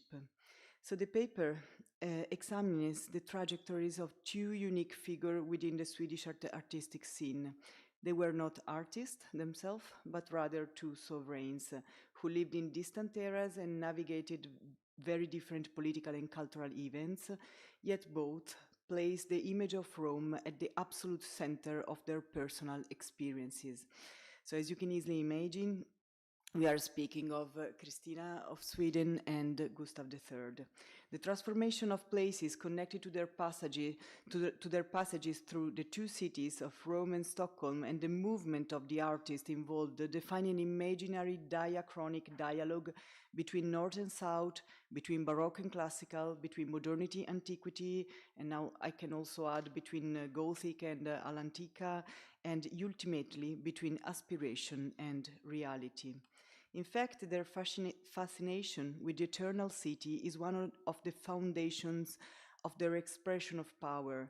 In 1650, for Queen Christina's majestic coronation, we see the literal transposition of elements of ancient Rome into the Swedish capital itself. The creator of this replica of Constantine's triumphal arch was the French-born architect Jean de la Vallée, who had been in Rome to study and returned to Stockholm for the coronation of the Queen, thanks to the help of her agent Matthias Pablibski. One of the key themes is here the transformation of the royal residences to house the collection of art arriving from the ancient world. Therefore, the migration of this artwork actively re-engaged the thinking about urban figures and urban forms. On this slide, we see the effort of the architect Jean de la Vallée to begin transforming the very image of the three-kroner castle. But Queen Christina has also an active participation in the modernization of Stockholm. In fact, her vision was fundamental in the transformation of the basically medieval Gothic old city into a representative capital. Under her architectural patronage, Christina initiated the construction of most of the magnificent palaces surrounding the city center, and crucially, the urban morphology of Gamla Stan itself was changing. This transformation was directly related to the urban spaces being pioneered by Italian architectural culture, most notably the Strada Nuova in Genova, whose images was made in these years very famous by the Flemish painter Peter Paul Rubens. Here we clearly see the Italian palazzo form entering the Swedish urban scene. In this specific instance, it enters in a kind of face-off, or perhaps a close encounter with the great mass of the ancient three-kroner castle. And it is on this very theme, so the transformation of the Gamla Stan, the old town, that the hands and minds of three great protagonists met: Nicodemus Tessin the Elder, Jean de la Vallée, and Nicodemus Tessin the Younger. Here we see Jean de la Vallée again working on the modernization of the three-kroner castle. He was imagining new spaces to house the art collection that the Queen planned to create, and he was pairing the architecture with the idea of the Giardino all'Italiana, thanks to the collaboration of the French landscape architect André Mollet. From the image of a fortress toward the image of a urban palace. Jean de la Vallée also works with fragments or works in a more open dialogue with the ancient mass of the fortress. However, as we know, these grand plans will ultimately remain on paper. On one of the only fragments of Romanesque that Jean de la Vallée managed to bring to fruition was, in fact, the constructed portion of the large palace designed for the mighty Chancellor Axel Oxenstierna. These figures were the first protagonist. I'm sorry, and north is on the right because I oriented all the planning the same way. I forgot to tell you, I'm sorry. These figures were the first protagonists of that transformation would lead Gamla Stan to become a piece of city conceived on large grand plans, coexisting alongside the morphological fragments of the medieval city. But as we know, Queen Christina would never actually live in the city she helped to transform.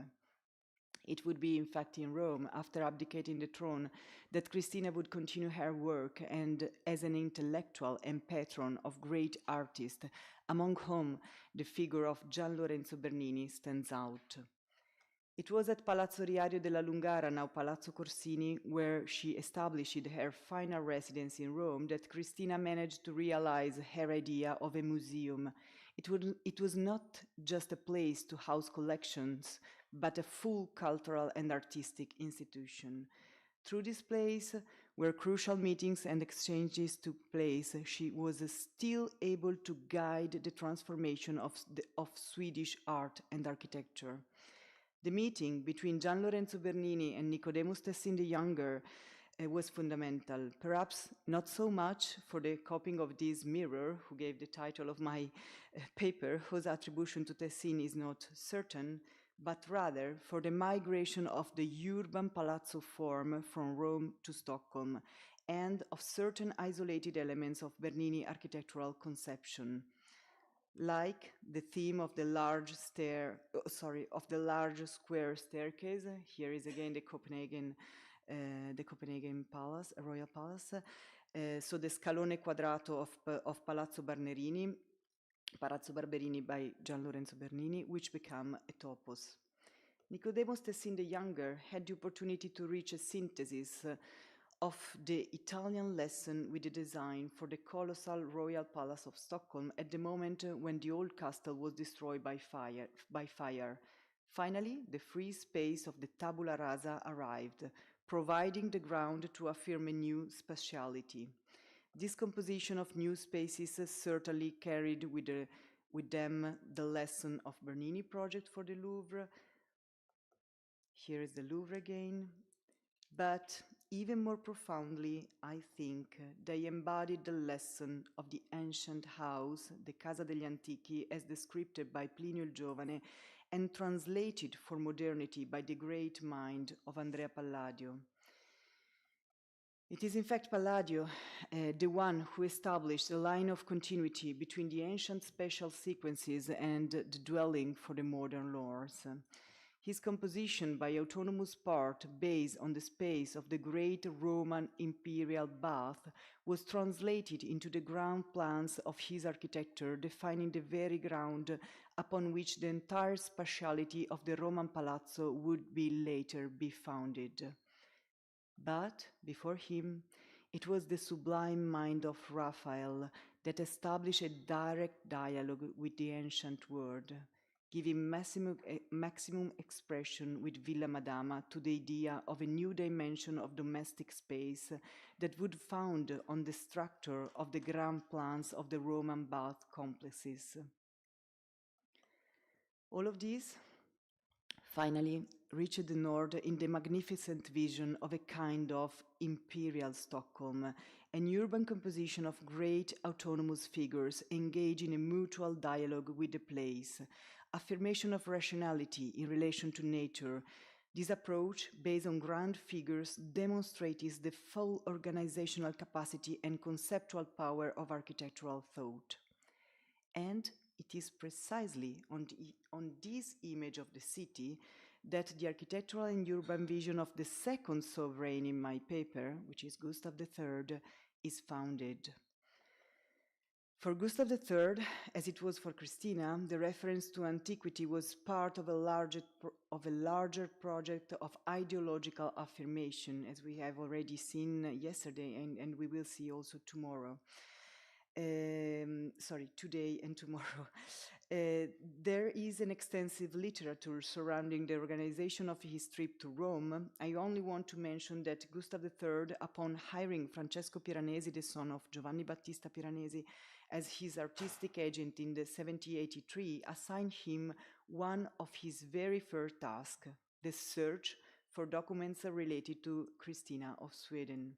I also want to recall the words of Ragnar Ösberg, who in 1924, in presenting his design for the great Stockholm Stadshuset, specifically referenced the formal fullness in architectural terms that was achieved during the reign of Gustav III.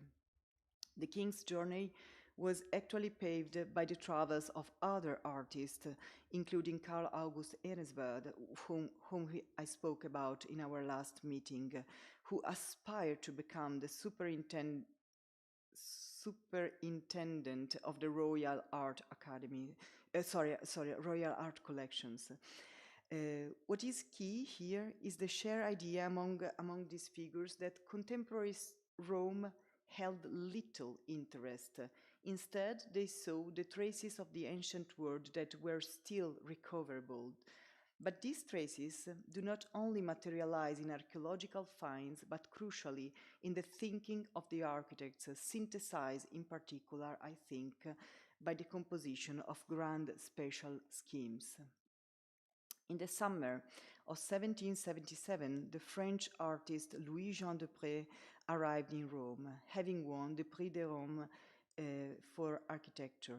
His figure is complex and multi-layered, and he will be actually the subject of a dedicated paper tomorrow. And here we see one of his studies of the illumination of the cross in St. Peter Basilica. In 1782, torn between his training as painter and as an architect, he sent one of these studies to the Académie de France in Paris, requesting an extension of his scholarship so he could dedicate himself to painting. During those years, de Pré was working with Francesco Piranesi on a publishing project of engravings of monument and antiquities. His name was well known, and it is therefore not surprising that King Gustav III asked him specifically to portray his presence in St. Peter upon his arrival in Rome. It is interesting that, again, in 1782, de Pré challenged himself with architecture, sending this drawing for a thermal bath complex to Paris, to the Académie de France. Please note the presence of the central circular dome space and the two lateral exedra wings. Analyzing this project, together with the drawing preserved here in Rome at the Accademia di San Luca for the Concorso Clementino of the 1783, and specifically the design that won the third prize, and the topic of this competition was for the Palazzo della Giudicatura, which is a law court, I feel confident in asserting that they have been erroneously not yet attributed to Louis-Jean de Pré, who appears to be actively reflecting on these exact architectural themes and figures. Here you see the other drawings of the same concorso, of the same competition, for which the Accademia di San Luca asked me to evaluate the proper attribution. And I argue these drawings are by Louis-Jean de Pré. Of course, this is an hypothesis and which needs further investigation, but I hope this will help clarify some of the aspects of the Roman years of Louis-Jean de Pré. And here is one of the projects Louis-Jean de Pré tackled upon his arrival in Stockholm after being hired by King Gustav III initially as the architect of the Royal Theatre. And again, we see the formal schemes of the great Roman bath reappear for projects related to the transformation of the Swedish architectural canons. And here we have the reconstruction of the bath of Constantine by Palladio, published in those very years thanks to the effort of Lord Burlington. And here is another drawing by Louis-Jean de Pré for Gustav III. But it would be with the great unbuilt Haga Palace project that Gustav III would attempt to synthesize his artistic and visual culture, seeking to organize the royal residence and the museum into a single architectural organism. The project passed through several hands, but was formally grounded in Palladio's structural idea of the rotonda. But it was thanks to Louis-Jean de Pré that the central plan is then grafted onto a longitudinal system, just as we saw happen in the ancient spatial arrangement that the Renaissance Italian architects projected into modernity. And again, topoi reappear, such as the central square staircase in a kind of assembly of theme and figures. On the right in this slide you see the extempore from the same Concorso Clementino of 1783, from the same author who drew the Palazzo della Giudicatura, who won the Law Court Palace, who won the third prize. Oops. Okay. Here, in the vision of grandeur of the great final project for Haga Palace, finally palace and temple merged into a single architectural figure. In some undeveloped draft of the project, we even find a memory of Giulio Romano Palazzo Te in Mantua, and we know that Gustav III passed through Mantua during his 1783 journey before heading to Rome. However, Gustav III's dream, to which Louis-Jean de Pré had given form, would not be realized. As we know, what remains of it are the foundation walls where that central domed space would have been set, along with the large wooden model, which, through a skillful play of mirrors, gives us a vision of that very central space conceived as an open-air vault that projects the Roman spatiality toward the Nordic sky. Therefore, I like to think that Louis-Jean de Pré was continuing his reflection on this structure of central domed space, which he was tackled many years before in 1776 in Paris, when, after other failed attempts, he finally managed to win the Grand Prix with the project for the Palace of a Lord. Here is the Grande Pianta, the ground plan of the palace, imagined by Depré for his Grand Prix, where many of these themes were already defined. As we well know, the last image was missing, I'm sorry. Okay, but everybody know the image of Antique Museum. As is well known, Gustav III Museum also never took the form Gustav III had imagined, and however, his collection of antiquities would form the Antique Museum just 2 years after his death, located precisely in a wing of Nicodemus Tessin Royal Palace of Stockholm. So thank you very much for your attention, and please, accept my apologies for this visual overload, but I haven't yet managed to condense this material into the usual comparative drawings that I usually do, but hopefully it will be the focus of my next work. Thank you very much. Thank you, Carlotta, for you were in time, totally in time, so thank you so much, but and also for your fascinating collection of images and your proposal. Thank you. You have a very good knowledge of Stockholm, as we can see. Well, so after this long day, I hope there are some energies to comment also the previous session, because we didn't have time. So yes, please. You want to take the microphone, or we have this? First of all, I would like to congratulate all the contributors. I certainly have learned a great deal today, and I wish there was time to ask every single person a question, because I've got so many. But as our time is almost, or even a long time ago, up, I have a short comment to Christopher. I have to say that some time ago I have conducted a very similar analysis within the same theoretical framework of restructuring of the Office of the King's Works in England after 1715. I can give you a reference. It's just really very much what you presented today, and I think that there is certainly future for this kind of research, and I'm very happy to see it presented here today. But my question, a fairly short one, is for Deirdre.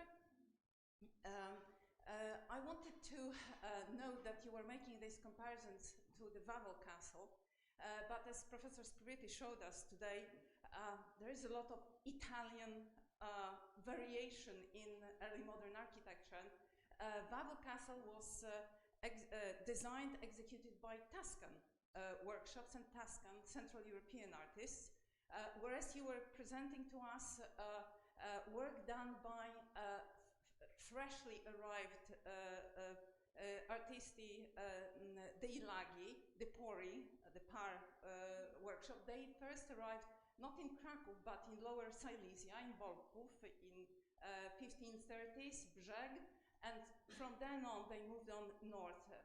My question is, do you think that this was a conscious decision to rather procure artists from the north with their new techniques? Because they introduced stucco into this part of the world, whereas Tuscans were still using different techniques.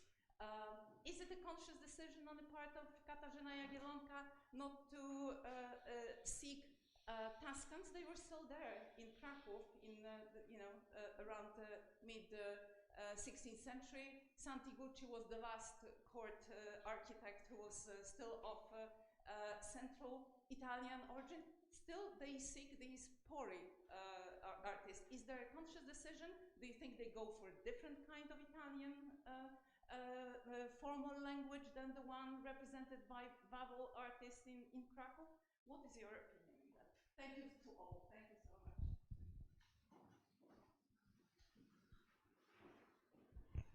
Well, it is as you see, it's very difficult to trace and especially when it comes to the decisions made by the royals, which are not directly influencing, but influencing the. So it's if it's rational or not, it's difficult to say. But for sure, it was political, and I suppose. Yes. That's the answer. Maybe it's the cultural influence, and well, in the way then it would be rational. I was certainly hoping that maybe you had come across some new evidence about those decisions that were behind. Why exactly? This type of the workshop, rather than insisting on Kraków artists to come along to serve her in Sweden. Not yet, but as I said, this is my first presentation of this topic, so it might be a question, a research question. Okay, thank you very much. I'm quite sure that there is another difference. I said half a century ago, I think, the idea of a Platonic view of the Florentine school. That is to say, the idea of a project, of a great idea.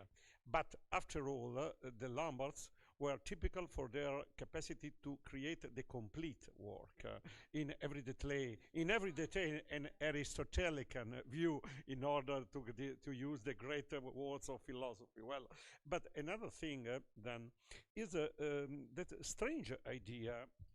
When Malmborg write qui hereditarie parti ducatus mediolanensis regina Jagiellonia Prerat, the queen of Poland, the Queen Jagellona, Christina Jagellona, was a partial heritage. I had a partial heritage in the state of Milan. It's not true. It's completely untrue. So it's an ideological construction. They are trying to create a line of interpretation of the rights over Milan of Bona and then of Catherine, but without every sense. And I think that the pattern is the heritage of another Nordic queen, Christian of Denmark, the wife of Francis II, the last of the Sforza family, who was really Countess of Tortona. And so it's true, but of course of the half of the 16th century. But then it's very interesting that in the same document of Malmborg, he said in gypso and marmorea, so he wrote about the stucco. And we are quite sure, of course, that the new type, even in a chemical, in a chemistry way, in a way of creation of the stucco, is typical of North. The Lombard artist had a specialization, and it's quite typical. For instance, I said to my friend for Frederiksborg that the pattern of the veils, the Bernini type of angels and decoration of the Sala Ducale is the same of the Portugali di Mugena, and the Portugali di Mugena use this pattern in Florence. That is for Palazzo Medici Riccardi, for Santi Apostoli, and so on. So we can realize a typical union between the capacity of the Lombard artist to create a complete work and their merely specialization in stucco, so in gypso aureato et non laureato. Christopher, you want to come here? I can't work with Mrs. Schalt, which is better. Sorry? I could work with Mrs. Schalt. Also, thanks to all the papers, they were very rich and rewarding. They learned a lot today as well. I wish I could ask questions to all, but I have a more specific question for Mikael Berg Rasmussen, which has to do with the role of travel and, or rather of academies in some ways, and learning, with the thought that perhaps it was really a shopping trip that sent him to Rome. That could have been done by anyone in theory. You could send a shopping list or have agents in Rome buy these things, and other kings, including Christian IV, had done similar sorts of things. Which raises also the question of whether these are really just documentations of buildings, or whether the trip itself is an education, and the drawing process itself is an education. Normally we think of artists going to Rome to train, and drawing is of course the foundation of training in the early modern period. It's slightly a second question, but it also raises the bit about the academy, which we think of in slightly split ways as well, at least in France in particular. But one is as a training body where you learn the techniques of drawing and painting or sculpting or whatever art you're learning, and in an absolutist context, more specifically, perhaps also one of control. And you've emphasized the control, but both of these seem to leave in question to some degree how the actual study and training fits into that versus simply collecting approved models. We know from his travel accounts that he claims to have been trained by the most eminent masters. We have no idea who they were because he never mentions their name.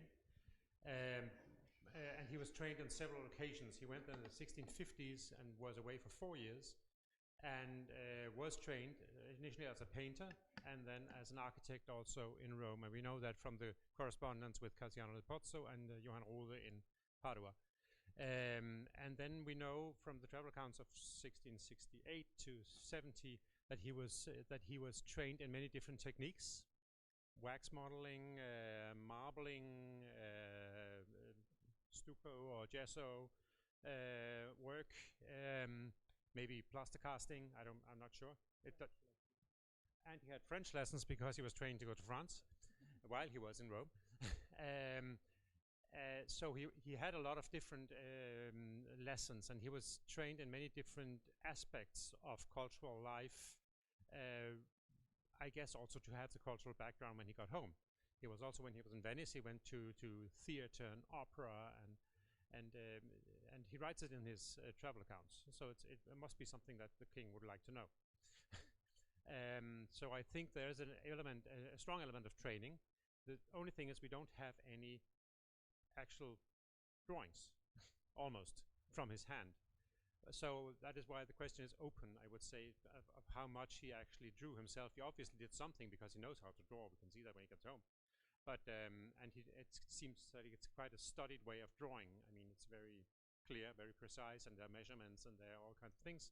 And he also complains. He usually complains. That's the only real personal remarks we have from his hand about people who question his accounts, and he says, if this and that person would know anything about the 5 orders and the different ways of dividing and how much stone you use for this and that and so on, then he could maybe have some comments on my accounts, but he doesn't. He obviously thinks of himself as a learned and trained artist. So there is an element of training, obviously. The only thing is we don't have any traces of it. The 5 missing drawers would possibly have kept something, and the king was obviously not interested in them, or maybe they were passed on to the next generation of architects. Johan Conrad Ernst, who is the next generation in Denmark, who builds a lot more, is very much in the tradition of Lambert van Haven, and he could have inherited the studio drawings that were important. We don't know, but it's obviously he was trained.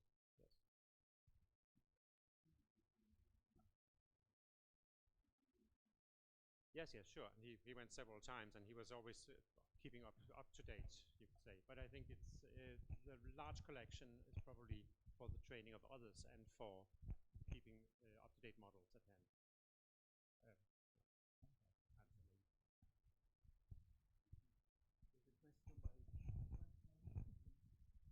Thank you very much. And thank you also. Can I join Barbara in thanking everybody today for their marvelous papers? I'm here to learn, and I've learned a lot already, but I'm also here, I think, representing England. I think I'm the only English person in the room, and Catherine here tells me that Wikipedia describes England as a Nordic country, but we've been discussing that, and we think that's not a tenable thing of Wikipedia, which is a useful thing for us to remind our students about as well. England, in my mind, it's come along quite a lot today. I mean, when we talk about stuccatori, for example, Gibbs in London and in Cambridge, where I work, we have Artari, we have wonderful Italian stucco work, but it is different for reasons that have been touched on already in the conference. I'm going to come to a question, or at least an observation, in a minute, but I think those differences have been made clear in terms of political difference, a religious difference. Barbara, your excellent work on the Office of Works, really talks about a Germanic model rather than an Italian model that comes with the Hanoverian dynasty, of course. But my sort of observation really was to do with Professor Dardanel's paper, which was great to see those Juvara drawings that Burlington had being re-examined. Of course, we don't really talk about those in our architectural history of the period, first half of the 18th century, because in a sense, Juvara presented them 20 years too soon. To an architect and a patron who wasn't really open to that sort of vision. If it'd been 1750, it would have been fantastic, but it's actually Robert Adam working with Piranesi who brings that fantastical vision. And the point I wanted to make really about thinking about the difference of England as well does relate to Burlington, because it seems to me, coming back to the discussion we were just having about travel, a big surprise that whilst Burlington himself had travelled, and his kind of right-hand person, William Kent, had also travelled, but as a painter first and foremost, not as an architect. None of the employees of Burlington, as far as we know, are encouraged to or allowed to go to Italy afterwards. They all must stay in London, and they must work on the drawings at Chiswick.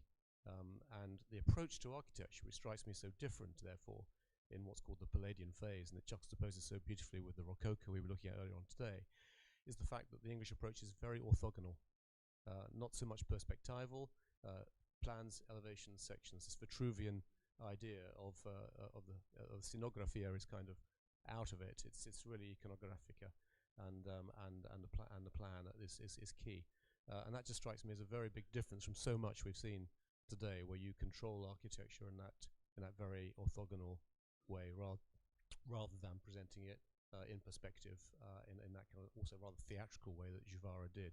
So it was great to see those drawings. We should talk about them more, perhaps, in the history of English architecture, but we don't at the moment. And I think that's probably the reason. Thank you, Antonello.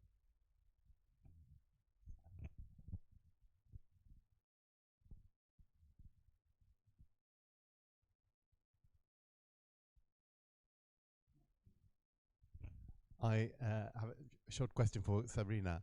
The fourth figure that has appeared in the X-rays of are they the Muses or what are they with the bust of Christina? Did you say is it an abandoned position, one of the three, or was it a fourth one somehow? and the one with her back towards us, is that the one that replaced her? I didn't quite follow.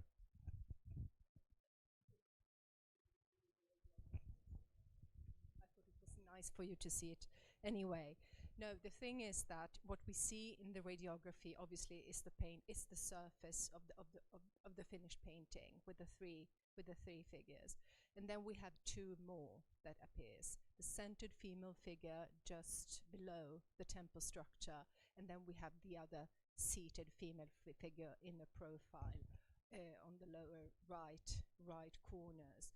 And these two figures, they were quite finished. So he almost finished them when he abandoned that particular kind of scheme, and that is why we can read them fairly well. But the profile of the abandoned seated figure is identical to the profile in the finished pictura, for instance. So I don't claim here that he changed the iconography, but we cannot be sure because the centered figure we cannot see properly, and that is due to technical reasons, due to the pigments and due to the radiography that has not been we cannot see exactly what she holds in her hand. So maybe he simply wanted to adjust the composition and not change the narrative, but we cannot be fully sure.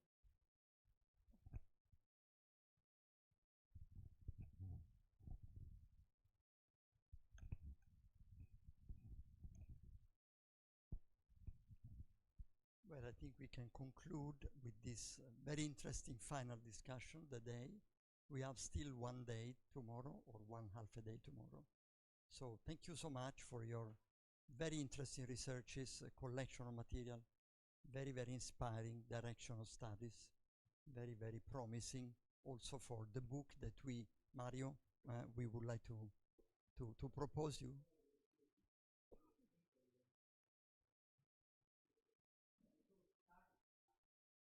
Yeah.